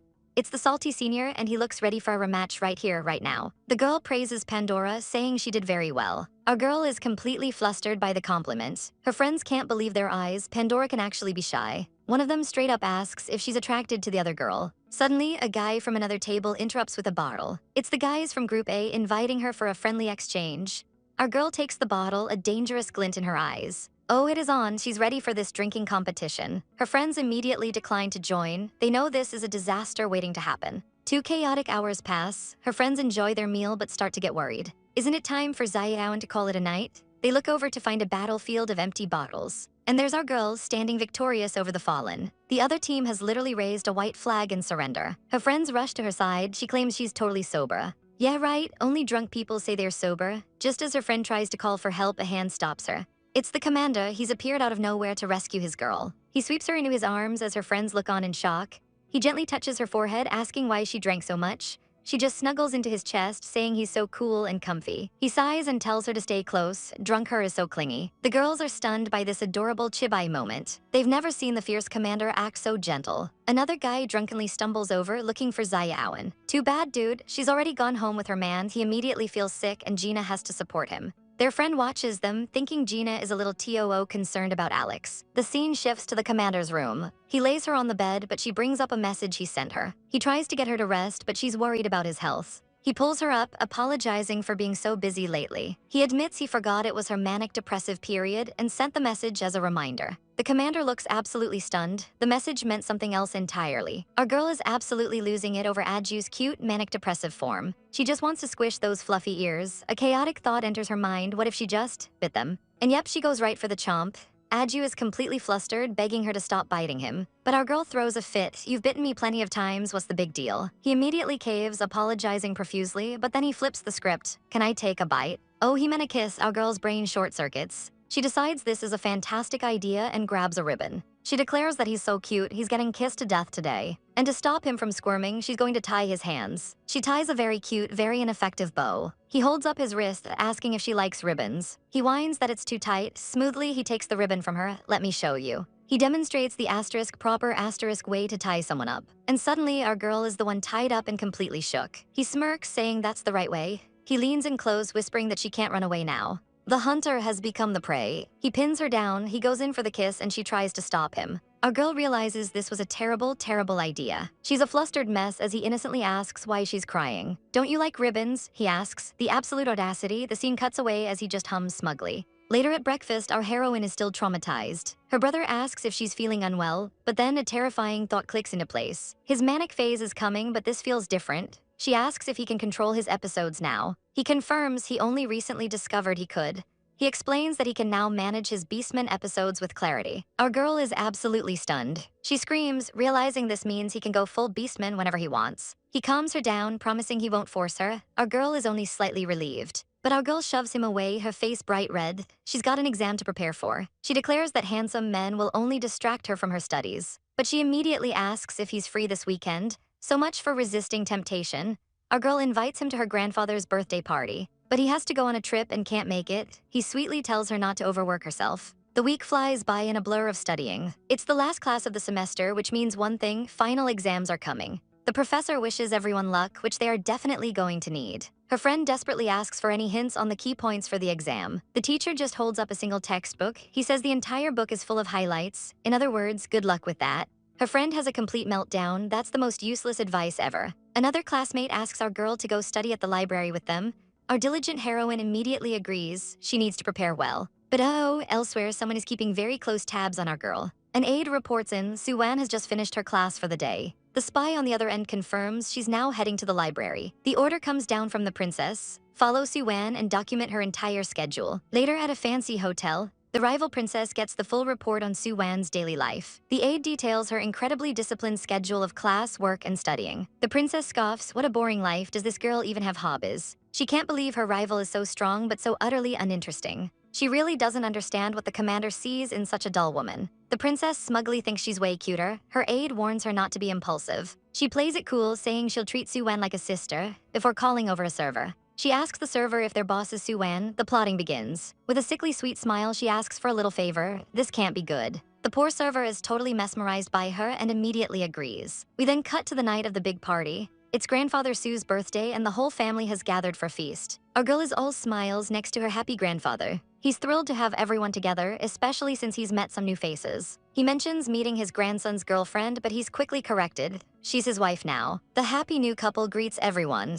Grandfather also announces he met Ranyu's new boyfriend. Her son looks up in absolute shock. His mother is dating director Mu. Her mom proudly announces he's her boyfriend now. The family asks Su Yun about the company he signed with after graduation. His mom just keeps praising him, saying gold will always shine. But the commander is seething inside, knowing it's all a pathetic lie. Grandfather has had enough, calling their act absolutely disgusting. Just then, a glamorous woman walks in wishing him a happy birthday. The blonde kid has no idea who this is. Our girl squints, thinking she looks vaguely familiar. The old man demands to know who dares crash his party. Su Zhen proudly introduces his daughter, Xiaomin. She coos that it's her, she just had a minor surgery to look prettier. Our girl is absolutely shocked by the sheer nerve. Xiaomin shows off her ring, bragging that she's married to an actor now. She even changed her name to sound more famous. Su Zhen hypes her up, claiming she'll be a big star. Our girl is disgusted. The director she married is as old as their grandfather. Xiaomin suddenly turns on the waterworks, begging for forgiveness. She claims she's scared our heroine will ban her from the entertainment industry. But our girl is so over this drama. She delivers a chilling warning: use her name and she'll personally end her. And then comes the savage burn. Your face is so stiff you can't even express emotions. The brother tries to play peacemaker on this festive occasion. But just as he tries to de-escalate, he's cut off. Grandfather calls out to his son, Su Zhen. He demands to know who the other woman is. Su Zhen sheepishly introduces his mistress, Wei. The old man explodes. Are you here to celebrate my birthday or wish me dead? He declares she will never enter his family, not even over his dead body. Grandfather isn't having it. He tells her to get out immediately. Su Zhen tries to calm his furious father down. He tells his mistress to go back first, promising to handle it. He whispers that he'll pay her off later for the humiliation. Classy. The mistress loses it, screaming at her daughter. She calls Su Zhen a total loser, regretting she ever got involved with him. The redhead is absolutely fuming. She got kicked out while Lin Ranyu gets to stay. The sheer audacity. She rants to her friend that she's way better than some abandoned lil witch. A dark look crosses her face. If the Su family won't treat her right, she'll just get rid of the baby. Her friend asks how she plans to pull that off. A wicked smile spreads across her face. We'll make Lin Ranyu kill the child. But they're being watched from afar by a mysterious blue-haired woman. Her companion confirms their identities. These are the girls with a grudge against Su Wan. She smirks, thinking how convenient it is that her enemies just delivered themselves to her. She turns to the man, a waiter in the Su family. She tells him to go help Su Man and her daughter. He immediately agrees. Meanwhile, somewhere else, exams are finally over. One student is practically dead on her desk. Our girl and her friend walk out, thinking the questions were actually pretty easy. Their red-haired friend absolutely loses it. Simple, what language are you even speaking? She starts wailing about memorizing military textbooks in her sleep for 2 weeks straight. Her friend just pats her on the back, glad the torture is over. Suddenly, a notification pops up. Our girl asks her system what's wrong. The news is bad. Her mother was scammed and is now in the hospital. She's heading there right now. Arriving at the hospital, she spots her mother talking with that same blue-haired woman. Our girl rushes over panicked. Mother, are you okay? Her mom says she's fine and asks why she isn't at her final exam. She explains she rushed over the second it was finished, then notices the stranger. Her mother begins to introduce the woman who helped her. She says that thanks to her enthusiastic help, everything is okay. This is Su Wan and this is her daughter Su Wan. Our girl is confused and asks her mother what exactly went down. Mom explains she ran into Du Weiwei, who suddenly fell down and started bleeding. Du Weiwei even had a masked accomplice, and they claimed her mother pushed her and killed her baby. Su Wan chimes in saying it was obviously a scam. And surprise, surprise, the security cameras in the area were broken. Su Wan bravely stood up for her. Things got chaotic, and Su Wan's arm was broken, protecting her from the furious man. Our girl looks horrified and demands to know where Du Weiwei is now. Luckily, their new friend reveals she recorded the whole sketchy encounter. She offers to send the video and they quickly exchange contact info. With that sorted, the helpful girl says her goodbyes. Elsewhere, the fake faller and his boss are having a little chat. The blue-haired princess is furious. He pushed her so hard. He complains that she kicked him first. She goes on a rant about how her pheromones make him her slave anyway. Her attendant doesn't get why she'd hurt herself just for a scheme. But this girl is down bad, saying any injury is worth it to get Commander Gu. Her friend tries to reason with her, but it's no use. The princess is fully delusional, claiming he's the only man for her. She declares that what Lan Rui wants, Lan Rui gets. Then she throws out a casual threat to keep her friend quiet. The poor girl has no choice but to agree. Meanwhile, the other pair of schemers review their own twisted plot. The plan was for the actress to fake a fall and a miscarriage, blaming our girl's mother. He asks if she's worried about the baby, but surprise, the belly is fake. Our heroine and her mom listen to the entire recorded confession. It all clicks into place. Du Weiwei was never pregnant to begin with. But our girl tells her mom not to stress. She has all the evidence they need. Suddenly, her mother feels a bit faint. Our girl panics, but it's not what she thinks. Mom's pregnant for real this time. Our heroine is absolutely floored by the news. Her mom just found out and hasn't even told Director Mu yet. This gives our girl a brilliant, chaotic idea. She fires off a quick text to Director Mu. She attaches the video evidence and he immediately replies, "I'll take care of it." Just then, a man comes rushing into the waiting room. He spots our heroine and is shocked to see her there. Her father immediately gets defensive, asking how she knows about the mall incident. He scolds her for being disrespectful to her elders, but our girl isn't having any of his nonsense. He tries to spin a sob story, saying he never wanted to divorce her mother. He blames some mysterious commander for forcing his hand, but she cuts right through the lies, calling him what he is, a scumbag. He is completely stunned into silence by her brutal honesty. Just then, he gets a dramatic text from his mistress, crying about their child. He makes a pathetic excuse about still having feelings for her mom and tries to leave. But our girl stops him dead in his tracks. With a savage little smirk, she pulls out the ultimate weapon, receipts. The video starts playing, showing him rushing into the mistress's hospital room. She immediately begins her Oscar-worthy performance, crying out his name. She sobs about how she tragically couldn't save our child. She claims she just happened to run into our girl's mother while shopping. Then she slipped and hit her stomach. But he's starting to get suspicious, asking if she was ever really pregnant. She feigns shock at his question, but a text on the video praises her acting skills. His face turns to thunder as the truth dawns on him. The video then shows the text message evidence. "No child, this is a fake belly I made." It gets worse. The texts reveal her entire evil plan was just to frame his ex-wife. He finally explodes in the video, realizing it was all a lie. She tries to play the first love card, crying that he's her white moonlight. But he's deep in regret now, realizing he threw away his real family for this snake. She drops the act and just mocks him, telling him to go find his precious ex-wife. He's absolutely floored by her audacity. She twists the knife, sneering that his ex has already found a much better man. She calls him a useless thing she's been trying to get rid of for ages. That's the last straw. He completely loses it and slaps her hard across the face. She's shocked, screaming, "How dare you hit me?" He immediately regrets it, stammering that he just lost control and was blind. But the crazy train has left the station. She grabs him, absolutely furious. She unloads years of resentment, calling him a coward and bringing up his past failures. He weakly tells her she looks like a crazy woman now. The video ends with her screeching that he's a bastard who owes her everything. Our girl agrees, saying it's convenient for her to tag along. But he's worried, asking about her mecha competition finals. She explains the finals are on a dangerous, high-intensity planet. So she smartly withdrew to avoid the risk, and he completely supports her decision. He then pulls out a folder, telling her he has some good news. It's official, their name change application has been approved. She smirks, knowing the Mu family is absolutely furious right now. Our girl gets a little soft, telling him how much she wants to share everything with him. He feels the same, but she quickly ends the call to meet her friend. His little AI bot asks if he wants to call her back, but he's just stewing in silence. He's so sure she only has eyes for him, but his AI is about to burst that bubble. It reveals she's topped the university's most wanted list for both husbands and wives. The AI warns that now men and women are after her. He's totally baffled by the women part. Meanwhile, our heroine arrives at the aquarium completely oblivious. She just thinks he hung up a little too fast. Understatement of the year, girl. Her friend finally shows up, apologizing for the wait. They greet each other, and her friend is absolutely adorable. She's so happy our girl could make it today. They walk into the massive, beautiful building. The friend confesses she needs help confessing to her own crush. And our heroine is more than happy to play wingwoman. The friend asks for advice on how to attract men in the star zone. Our girl awkwardly admits she has zero experience chasing guys. The blind leading the blind, folks. They admire the gorgeous mermaid displays as her friend points out all the couples. She explains she chose this place specifically for its romantic atmosphere. This makes our girl realize she and Aju haven't even had a proper date yet.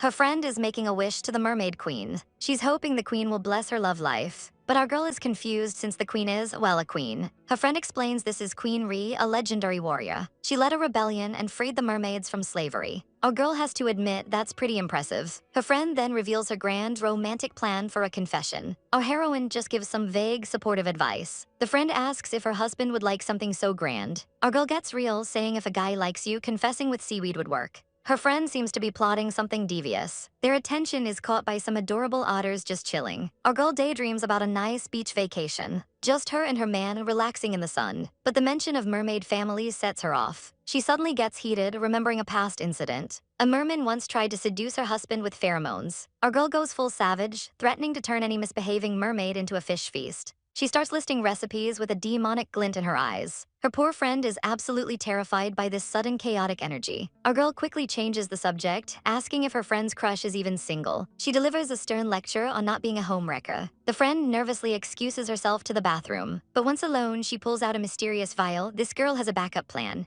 They arrive at a restaurant only to find it's fully booked. The waiter suggests they ask to share a table with a man dining alone. Our girl politely approaches him to ask, but when he looks up, her blood runs cold. It's him, the merman who tried to steal her husband. Her friend is shocked to see him here, but he looks right at our girl, saying he has something to ask her. The waiter is confused, but the friend quickly lies, yes, she is my sister. A waiter suggests the group share a table since they all seem to know each other. The merman, Lan Chuijin, lays on the charm, saying he only wants to share with our beautiful girl. Su Wan, however, is having none of it and invites him to sit with her instead. But her sister explodes, yelling that she wants to sit with Su Wan. She even threatens to not take her medicine if she can't sit with her. The emotional blackmail is real. Our girl just smiles, completely unfazed by the chaos unfolding around her. She's actually on a call, telling someone she had a great time. In the background, her sister and the merman are still bickering like children. The man on the phone, our ML, hears the noise and gets suspicious. The sister is still shouting her case, but the ML delivers a savage burn from afar. Back at his office, his little AI system is absolutely gloating. It points out that our girl has only been gone a few days and already has people fighting over her. The system gives him a pro tip. Latecomers win because they know how to fight and grab what they want. It even reminds him of that time he crashed a wedding for her. This AI has zero chill. The ML is stunned into silence, but his system urges him to feel a sense of crisis. It even guilt trips him about the poor little white tiger losing its home. And it works. He immediately orders his system to take some handsome photos and send them to Wanwen. Meanwhile, back at the restaurant, Lan Chuijin tries to apologize for his behavior at the fighting arena, but the sister just roasts him for trying to act cool and failing miserably. Blushing, he offers to pay for the meal to make up for it, and the sister's mood does a complete 180, telling our girl to order everything on the menu. Our girl is done with their bickering, offering to leave them to it, but the merman prince tells her to just ignore his sister and order some food. He gives our heroine a knowing look, promising to see her in a few days. But then he gets some worrying news. Suddenly, his bratty sister appears, accusing him of always going against her. She immediately brings up his crush on Ziaoan, who is already married. He claps back with a savage burn, says it's rich coming from her, the queen of stealing other people's boyfriends. She claims she never forced them, but her brother isn't buying it. He threatens to snitch on her for sneaking into a restricted zone. She just smirks, deciding she'll just cause some chaos before she leaves. The little villainess proposes a deal. She'll keep quiet if he helps her get with Xiaoan. He reluctantly agrees, telling her it depends on her performance. She then drops a bomb. Xiaoan is heading to the dangerous 10th star district alone. He instantly sees through her little plot. Our girl hands him a mysterious device, a thank you for keeping a secret. He immediately recognizes the dangerous item and tells her to stop using it. She just scoffs, saying if he won't take it, plenty of others will. The wicked look on her face says it all. The scene shifts to a hospital. We see our other heroine, Xiaoman, sitting by her father's bedside. The old man wakes up, weakly questioning her. She tells him to calm down, reminding him of his weak heart. Then she drops the coldest ultimatum ever: sign the divorce papers and she'll get him a new heart.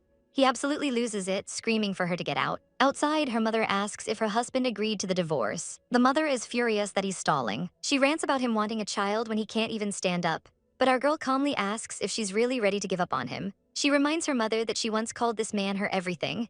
Xiaoman's mom drops some ice-cold advice about never being satisfied. She declares she's only in her 40s and can't waste her youth on a loser. Xiaoman asks the million-dollar question, did she ever even love her husband? Her mom just scoffs love as if she's officially done, packing her bags to join her daughter's schemes. A mysterious man appears, thanking her for the acting. This family is just pure chaos. He hands over a potion and tells them to dig up dirt on Su Wan. It's time to get evil. The mother-daughter villain duo is ready to cause some serious drama. Meanwhile, our girl Su Wan is in a rundown district, ready to make a change. Her friends worry, but she tells them not to treat her like a child. She's got this handled.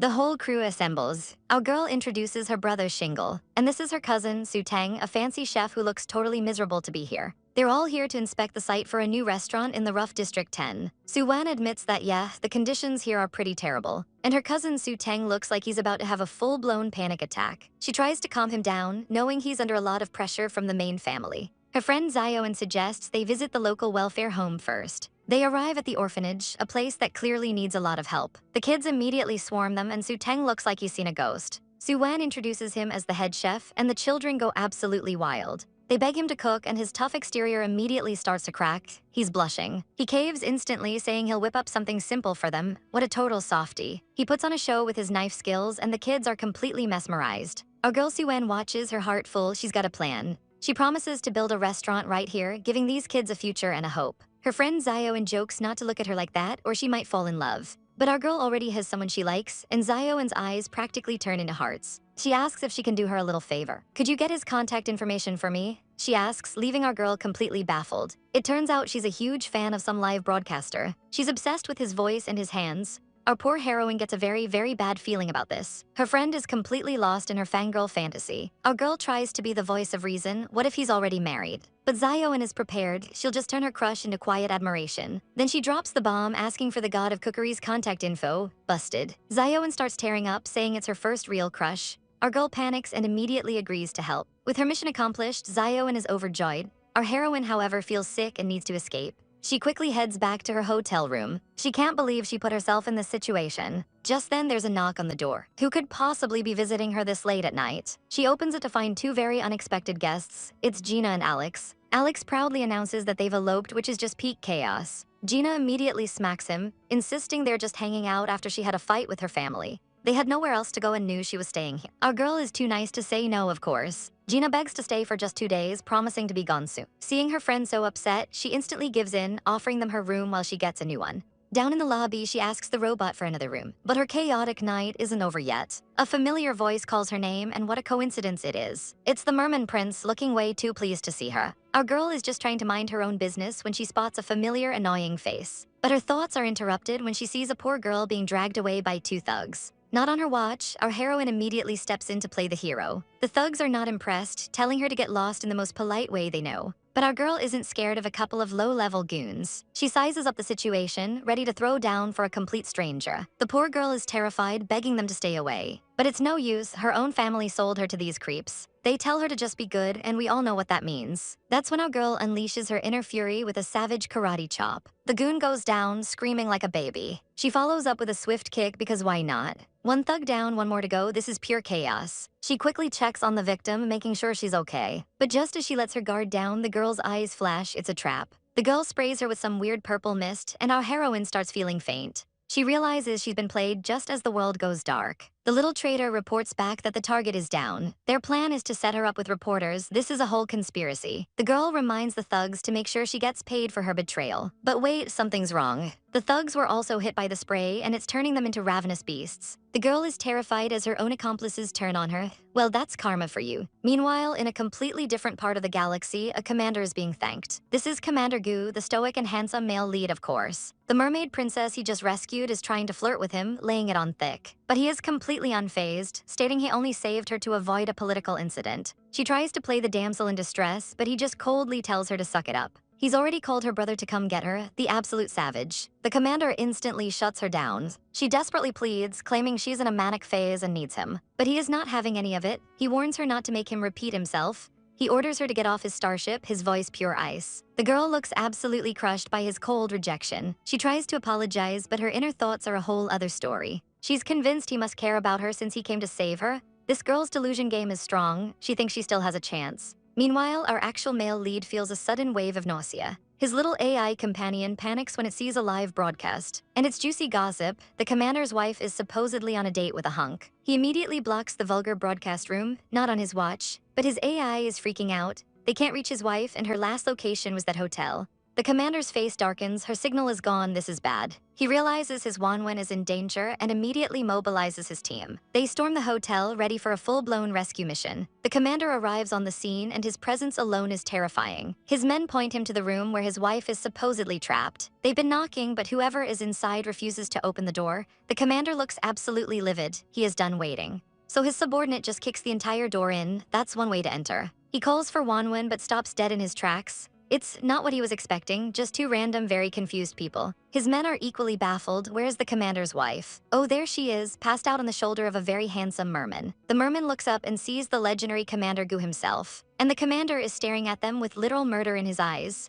His subordinates start whispering about the latest gossip. This is better than TV. First a cheating scandal, now a merman showing up with the boss's wife. The chaos. The commander ignores them, his gaze locked on the scene. He finally speaks, his voice dripping with venom. What did you do to my wife? The merman tries to play it cool, stammering that he was just passing by. But inside, his brain is short-circuiting. The woman he's holding is Commander Gu's wife. The commander wordlessly takes our unconscious girl from his arms. The merman is having a full-blown panic attack. He's been calling the commander's wife Xiaoan. He curses the girl who gave him this faulty intel. She never told him the most important detail. In a flashback, he'd asked about our heroine's hobbies and her husband. The girl had smugly lied that her husband was just an ordinary, non-threatening resident. An ordinary resident, the merman is absolutely livid. The commander doesn't even spare him a glance, telling his subordinate Angus to handle it. Another couple steps forward, the woman bravely taking the blame. Angus glares at the green-haired guy. Did you force Gina? They quickly deny it, claiming they're madly in love with each other. Angus is stunned into silence. Then the girl drops another bomb. She wants to break off their engagement.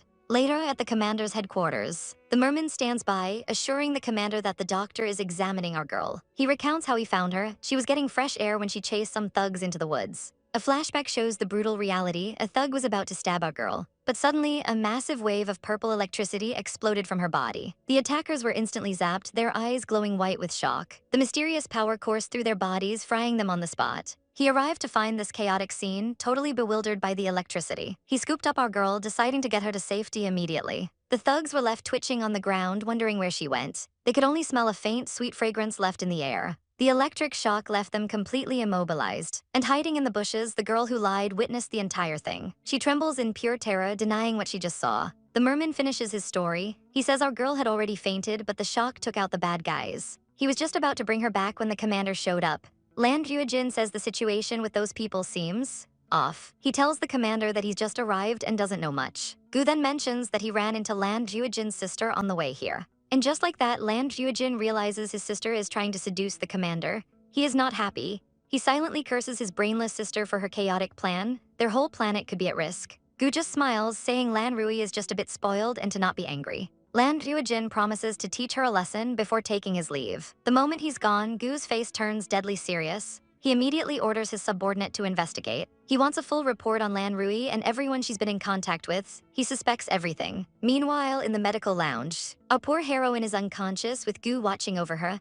The doctor assures him that physically there's nothing wrong. She's simply in a coma, likely from being absolutely terrified. Gu gently caresses her face, his heart aching for her. He whispers her name, Wanwen, hoping she'll wake up.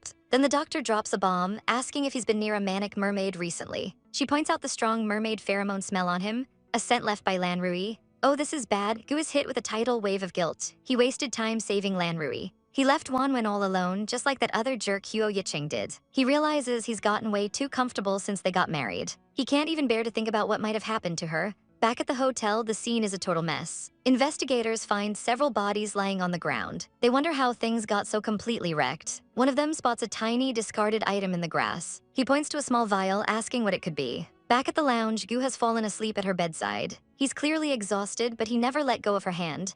Our girl is trapped in a nightmare, reliving the attack. Voices scream at her to wake up. Everything fades into a terrifying blur of chaos and fear. Suddenly, she's in a strange, starry place as feathers drift down around her. A soft voice whispers, "Don't be afraid." Her fingers twitch, she's coming back to consciousness. Slowly, she pulls her hand from his tight grip. She looks down at the sleeping commander, who murmurs her name in his sleep. Then he whispers, "Don't go," breaking our hearts into a million pieces. She finds him resting on her lap, pretending she just went to get water. He looks so peaceful, but our girl immediately notices something is wrong. She touches his forehead and asks why he's sweating so much. She gently hugs him, explaining she didn't want to wake him up. He asks if she still feels unwell, but she says she's fine. He lets out a huge sigh of relief. She decides to bring up what happened last night. She admits that even though she was foggy, she remembers he came to rescue her. She apologizes for worrying him, and he pulls her into a tight hug. He admits he was so angry he couldn't hold back. Our girl promises to be more careful in the future. But he turns it around, saying he's the one who should apologize. He was late, she insists it's not his fault, her heart fluttering.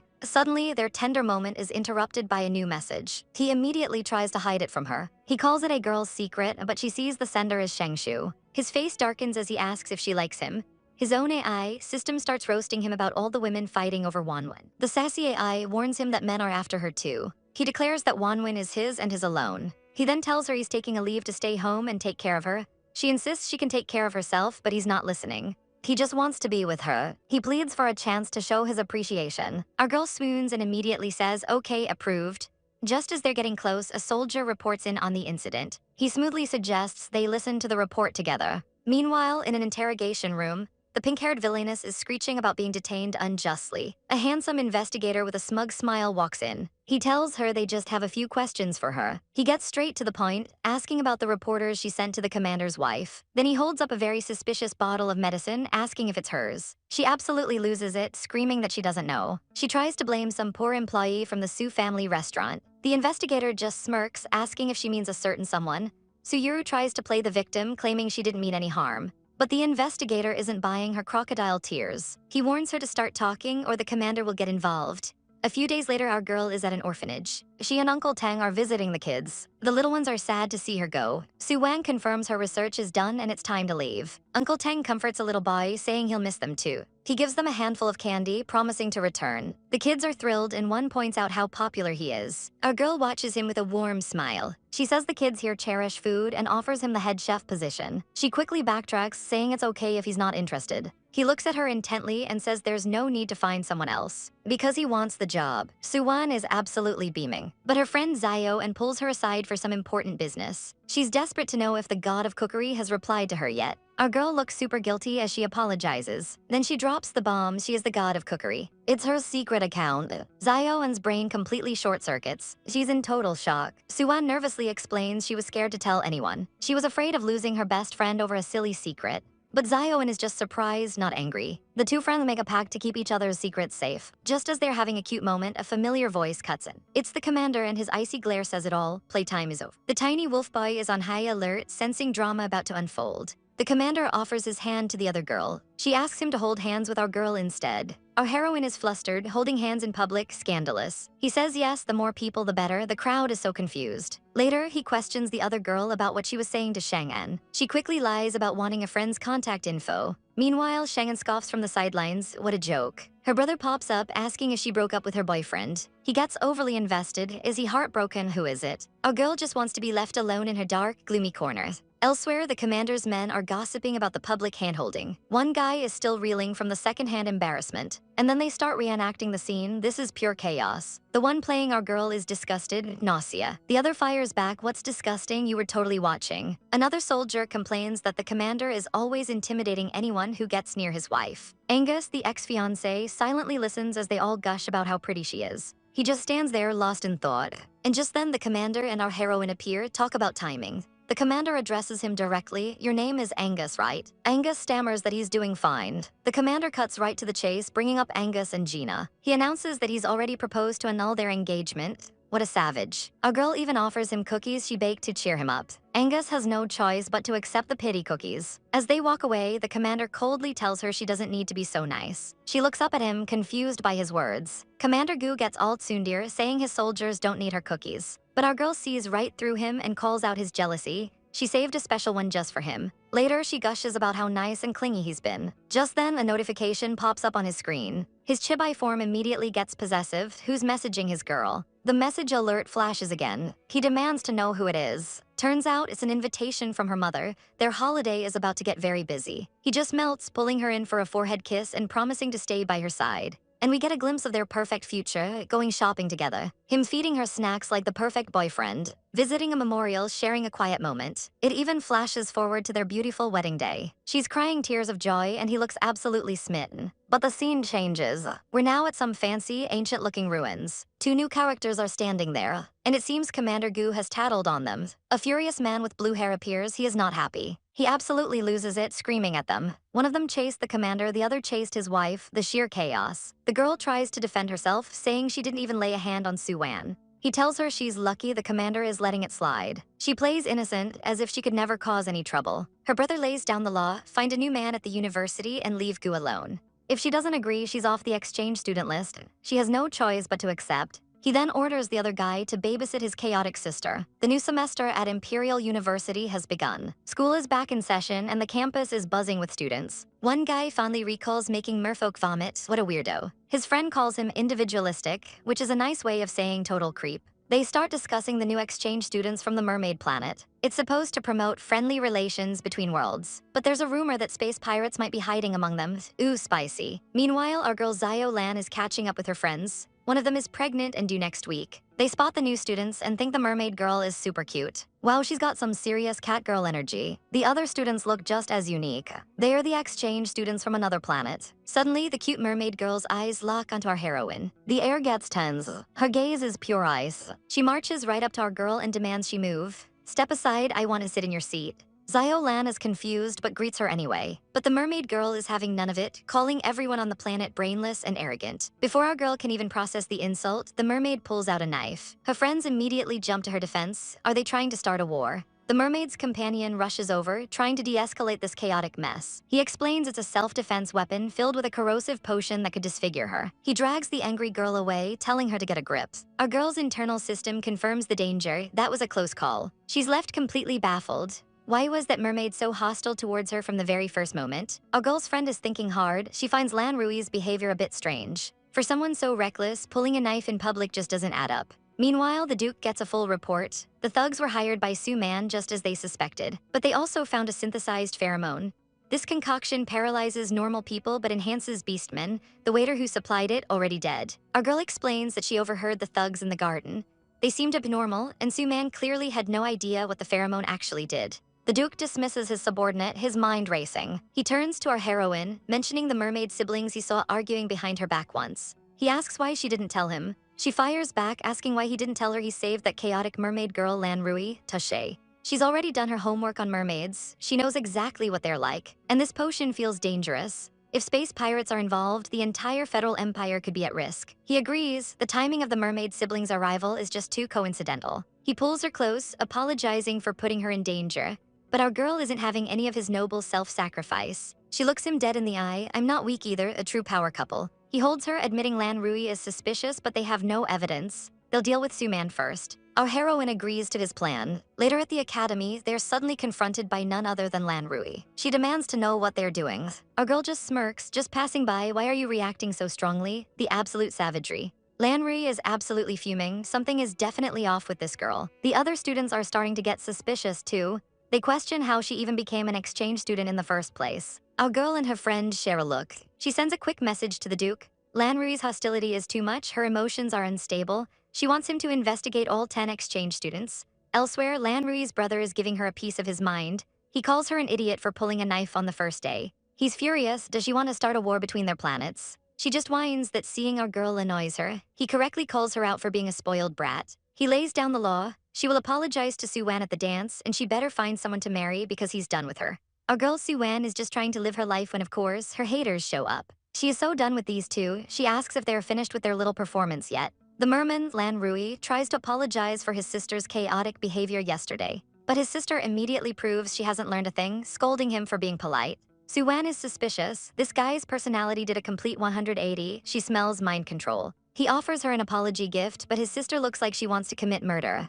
Our girl is smart. She knows this gift is probably a trap. He calls it a blessing fish scale from their home planet. Yeah, right, a blessing. But her system insists she take it, so she reluctantly accepts their apology. The chaotic duo finally leaves her in peace. Alone at last, she cautiously opens the box. She asks her system what the deal is. Turns out the scale has immense spiritual power. The moment she touches it, a strange, cold feeling washes over her. This is not good. She holds the scale, completely unaware of the danger she's in. Suddenly, a dark, sinister energy ambushes her. Our poor heroine clutches her head, struck by a powerful psychic attack. Someone is trying to take her out using spiritual power. But who would be so bold as to attack her on school grounds? She realizes she almost suffered brain death. This was a serious attempt on her life. Just as she's about to collapse, a gentle energy surrounds her. It's her unborn child protecting her from the inside. What a good baby. But wait, something is definitely wrong. A sharp pain rips through her. Oh no, the attack triggered her labor. She clutches her stomach, telling her system to call for help immediately. A massive wave of power explodes from her as the contractions begin.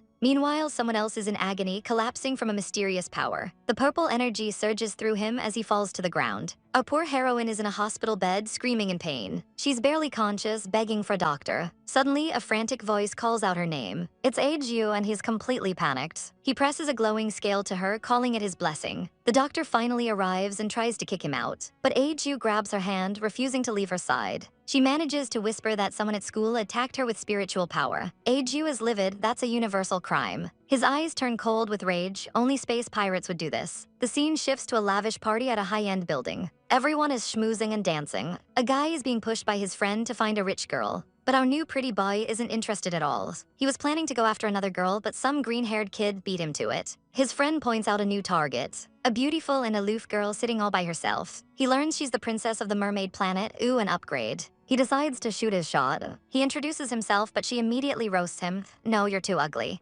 Internally, the princess is freaking out. She wonders if her bipolar disorder is acting up again. She tells him to get away, her pheromones leaking uncontrollably. She has to get out of there fast. What is happening to her? Was it that medicine she took? She's blushing and completely overwhelmed. Suddenly, a voice asks if she needs help. It's the guy she just called ugly, introducing himself as Su Wan, our heroine's brother. And then he asks the most chaotic question ever. Are you going through a bipolar disorder? He holds her hand, whispering that he'll be with her. But as she drifts in and out of consciousness, her mind goes somewhere else entirely. She dreams of being a mermaid trapped in a cage. But in this dream, she was a queen wielding incredible power. With a majestic golden tail, she ruled an underwater kingdom. A merman king was by her side. But she gave it all up, choosing to walk on land with the man she loved. Our girl finally starts to wake up. The first person she sees is her mother. She weakly calls out to her. Her mother and friends are overjoyed, crying with relief. Everyone is here, right by her side. She smiles, but admits her memory is a bit foggy. Her first question is for her husband, Aju. They tell her he went to interrogate the scum who launched a spiritual attack on her. Her friend is just so thankful she's okay. She blames herself for not being there to protect her.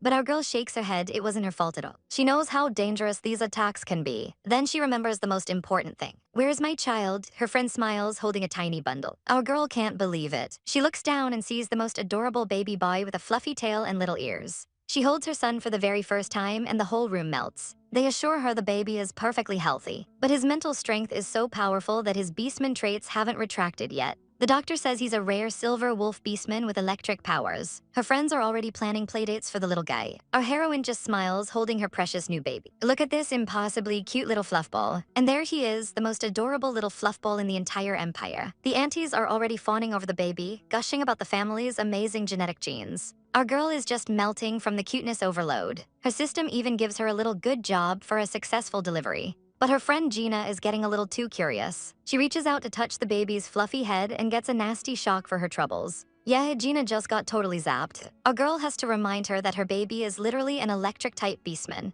Just then, a doctor arrives to deliver medicine and take the baby for a checkup. Her friends decide to take their leave, telling our heroine to get some much-needed rest. The doctor reassures her that she'll bring the baby back soon after his tests are done. Our girl thanks her, looking exhausted. The doctor then asks how she's feeling, and our heroine admits she's dizzy and weak. But then the doctor notices something much more concerning. She pulls back the covers to reveal strange, unexplained bruises on our girl's legs. Meanwhile, in a much darker room, they found the man responsible. He was found unconscious, a crippled mess from the backlash of his own attack. This is the scumbag who tried to harm our heroine. And now he's about to face the commander's wrath. The commander's power explodes as he grabs the attacker. His eyes are glowing with pure, unadulterated fury. His subordinates panic, realizing he's about to use a power that will literally destroy the man's mind. But they know why. This man dared to harm the commander's family. The commander dives into the attacker's memories, searching for the truth. He finds a memory of the man begging a shadowy figure for help. The mysterious person offers him a deal, a sinister smile on their face. All he has to do is drink a strange potion. He's promised that it will enhance his strength and guarantee him victory.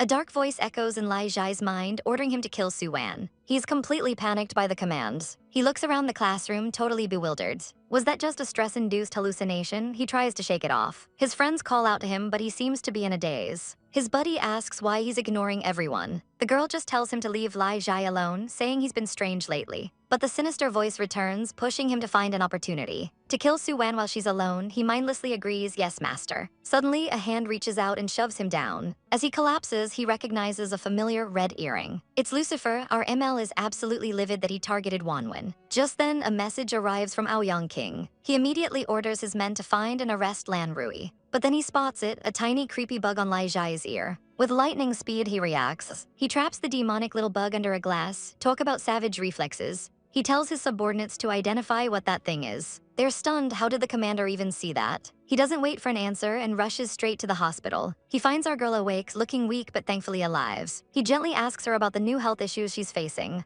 She says it's easier to just show him, pulling back her blanket. The doctor reveals the shocking diagnosis, partial bestialization. It's a rare phenomenon where humans evolve to become part beastmen. It's triggered by strong mental power activating dormant beastman genes. The doctor thinks our girl is going through an acquired evolution. They ask about the fish scale, but she explains it vanished after being attacked. The doctor is completely stumped. He's never heard of anything like it. But she remembers the scales also glowed during her surgery. Maybe the other mermaid, Lan Yu, knows something. Just then, a chaotic-looking man with purple hair waltzes in. It's Lan Yu. He completely ignores the adults and starts fanboying over the baby. The baby wakes up and immediately zaps him.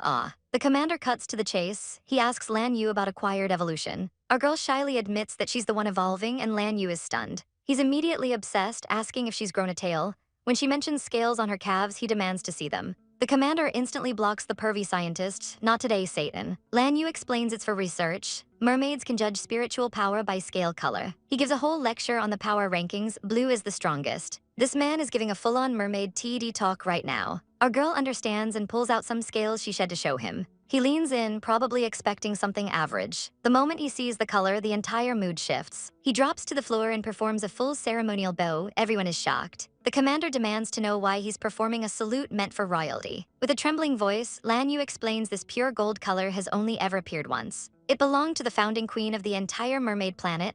Our girl is basically mermaid Jesus. The researcher declares that once she evolves, he'll be her #1 fan. But our girl is confused. She's never heard of any mermaid blood in her family. He explains the golden scales she got were left behind by the very first mermaid queen. The glowing light was protecting her, and the fact it disappeared means she absorbed its power. The doctor confirms it all. Her mother was the mermaid queen living in secret. Those weren't dreams, they were memories. And after getting pregnant with a superpowered baby, her own body started evolving too. The researcher is absolutely giddy. Her family is a collection of legendary powerhouses. The commander steps in, ordering everyone to keep her evolution a secret for now. Our girl is so grateful for their help. Later, the commander fills her in. The attacker was a Zerg named Lucifer. She asks about Lan Rui, but that's still under investigation. For now, he just wants her to rest. She melts into his arms, feeling safe for the first time in days. Meanwhile, at the university restroom, the gossip mill is running at full speed. The entire internet is in an uproar about her giving birth to an S-level baby with electric powers. They can't believe it. Even the commander was only born with S-rank power. The conversation quickly turns to the attacker, an exchange student named Lai Zhai. One girl knows him. Apparently, he cheated his way into the exchange program. And he's been acting super weird with unstable pheromones and a bug crawling out of his eye. Her friend is completely freaked out by the story. But someone is listening from inside a stall. It's the jealous blue-haired girl and she looks terrified. She realizes his symptoms sound a lot like the side effects of her medicine. Suddenly, she feels something in her mouth. She spits it out into the sink, and it's a disgusting insect egg. She starts to panic. Is she going to become a monster just like Lai Jai? That shady drug dealer totally played her. Her dreams of marrying the commander are turning into a literal body horror nightmare. The authorities show up out of nowhere. Meanwhile, our girl is admiring her adorable new baby. He's so well-behaved he can entertain himself. They decide on the perfect name for the little guy, Gu Chen. Suddenly, our girl gets a system message. Her mother tells her to rest, promising to visit tomorrow. They say their goodbyes. Our girl insists she's feeling much better already. With a final wave, her mother leaves. She turns back to play with her little one. Just then, the door slides open. It's her silver-haired husband back from work. He finds his wife and son sleeping peacefully together. A rare soft smile graces his lips. He gently strokes her hair, whispering that she worked hard. His inner monologue is screaming about how cute she is. He leans in for a well-deserved kiss. But the baby wakes up and makes a sound, the nerve. He tells his son to let his mother sleep. He scoops up the troublesome child as punishment and carries him off, leaving our poor heroine to rest. He takes the baby straight to his office. His subordinate is absolutely speechless. "Why did you bring a baby to the meeting?" he asks, chaotic. He coolly asks if he's not allowed to bring his own son along. The other guy accuses him of just showing off his cute baby. The conversation turns deadly serious. This is a mission to eradicate space pirates. He's in charge, and failure to cooperate is not an option. Meanwhile, our girl wakes from a nap. She finds her handsome husband waiting patiently by her bed. He softly tells her to sleep a little longer if she's tired. But their adorable son is wide awake and wants his mama. She swoops him up into a loving embrace. She can't get over how cute their little Zio Chen is. Just a perfect happy family with wings and fluffy ears. But the peace can't last. He breaks the news about his dangerous mission. He pulls our girl into a tight hug, promising he'll be careful.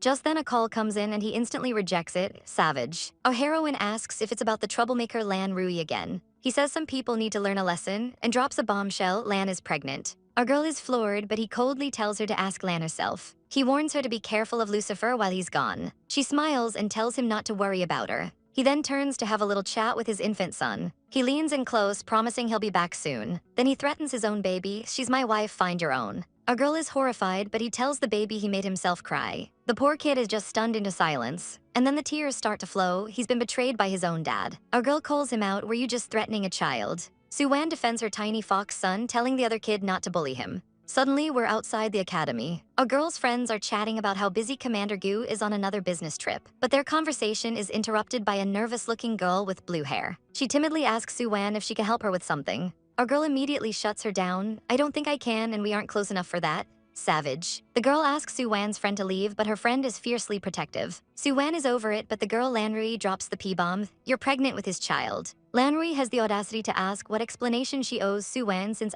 she didn't get her pregnant. Our girl reminds her she's pregnant with her brother's child, making them family now. Lan Rui finally breaks, begging Su Wan and admitting she's in love with Commander Gu. She proposes a twisted deal. She'll give the baby to the Su family if Su Wan gives up the commander. And for that, she gets a face full of hand. A well-deserved slap echoes through the courtyard. Su Wan is absolutely disgusted. "Have you no sense of shame? Look how you've ruined yourself for a man." Lan Rui trembles in fear, wondering why she's so afraid of Su Wan's overwhelming presence. But our girl isn't finished. She reveals they knew everything all along. How to seduce the commander? "You think I don't know these things?" The ultimate checkmate. Lan Rui is completely speechless, her entire world crumbling around her. Su Wan then leans in, getting personal. She mentions she had a younger sister about her age, and then asks with ice in her voice, "By the way, do you know where my younger sister is now?" Lan Rui is suffocating under the pressure, feeling an urge to kneel before this absolute queen. Su Wan explains that the only reason she's being spared is because her other brother saved her life once. She warns Lan Rui to thank her lucky stars, or she'd have ended up in the same situation.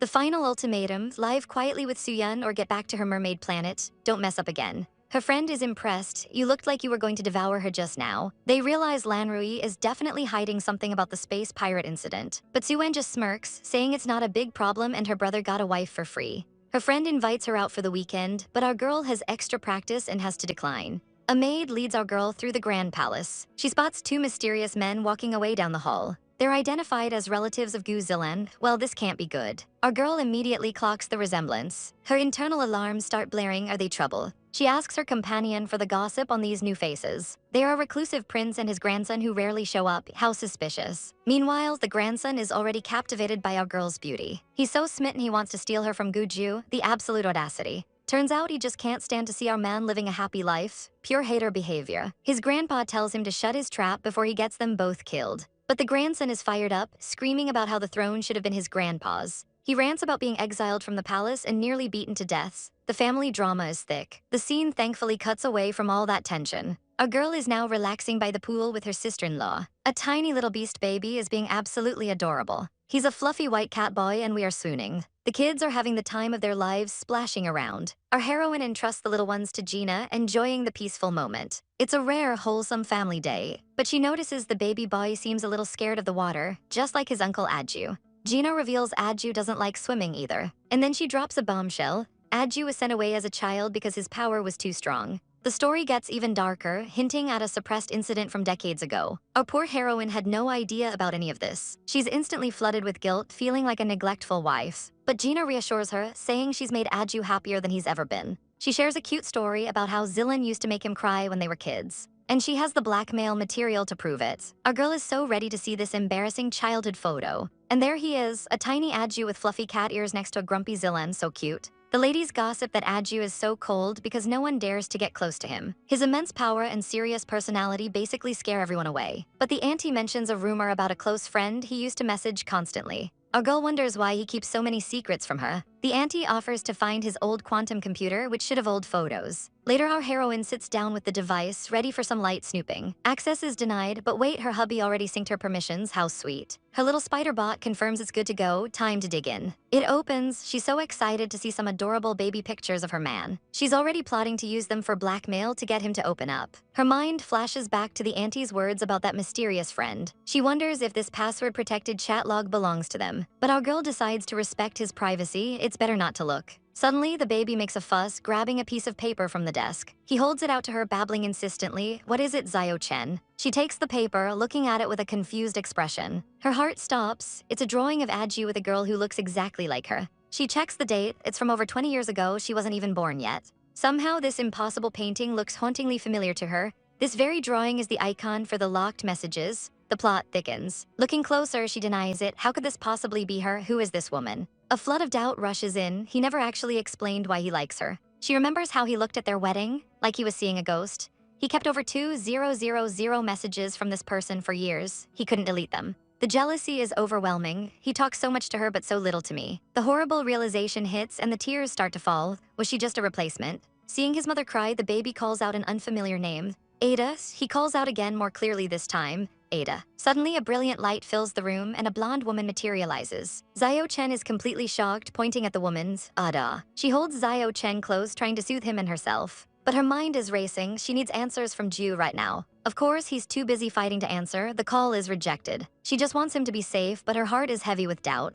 Her inner demon goes on a rampage. He lied, he's just using you. The angel and demon are throwing hands inside her head. It's pure chaos. Suddenly she stops, her hands fly to her hair. What is this? The next day, she seeks some much-needed professional help. 2 doctors are there to greet her. She greets Dr. Aoyang and teacher Laniu. Our girl explains her hair just randomly changed color overnight. The doctor smiles. Oh, that just means your beastly nature is awakening. Casual. The other doctor looks a bit more concerned by this development. He leans in super close, getting right into her personal space. He smells it pheromones and warns she's evolving way too fast. This is bad. If the commander isn't back when her manic phase hits, it's a disaster. Luckily, there's a potion that can slow things down for now. Our girl gratefully accepts the help, looking a little relieved. But Dr. Aoyang notices the dark circles under her eyes. She looks terrible. She asks if they had a fight, but our girl quickly denies everything. The doctor sees right through her, offering some sage advice. She shares her own past marital struggles, getting brutally honest with our girl. A small problem now can become a devastating thorn later. The advice hits home. Our girl finally feels a little understood.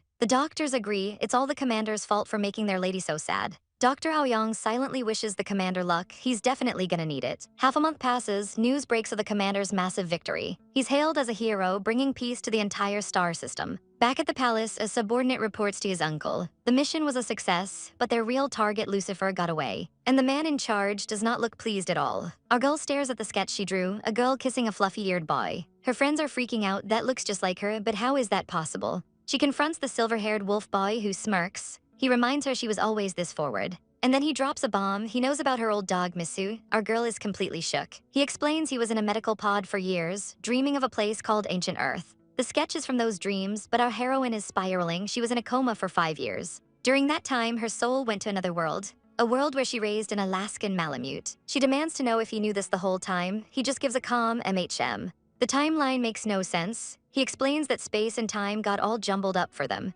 He dreamed of her on ancient Earth, but his soul and perspective were trapped inside the dog. The gears start turning in her head. Wait a minute, you are Miss Su. He confirms it. We get a chaotic flashback of her bathing her dog and giving him a big smooch. Our girl is absolutely mortified, the things she did to her dog. He tells her that even though he couldn't speak, he was always right there with her. He was by her side as Miss Su, her loyal companion. The last time he saw her was the day she was hit by a car and never woke up again. After he recovered, he searched everywhere for her. It wasn't until 10 years later that he finally found her again. He was on a rescue mission, a ship attacked by pirates. He found her near death, but she was only 12. The timelines were completely messed up. It's all clicking into place. He was the one who saved her. This is so confusing. He pulls her into a tight hug. What matters is that they're together now, but she has questions. He explains she was just a kid and didn't remember him. He was a 30-year-old stranger. He just wanted to watch over her from afar so she wouldn't hate him. So sweet, yet so stalkerish. Our girl goes for the jugular. So you watched me all the way to my wedding? Savage. He says it wasn't like that. He just saw her looking pitiful outside the venue. She asks if he sabotaged her on purpose.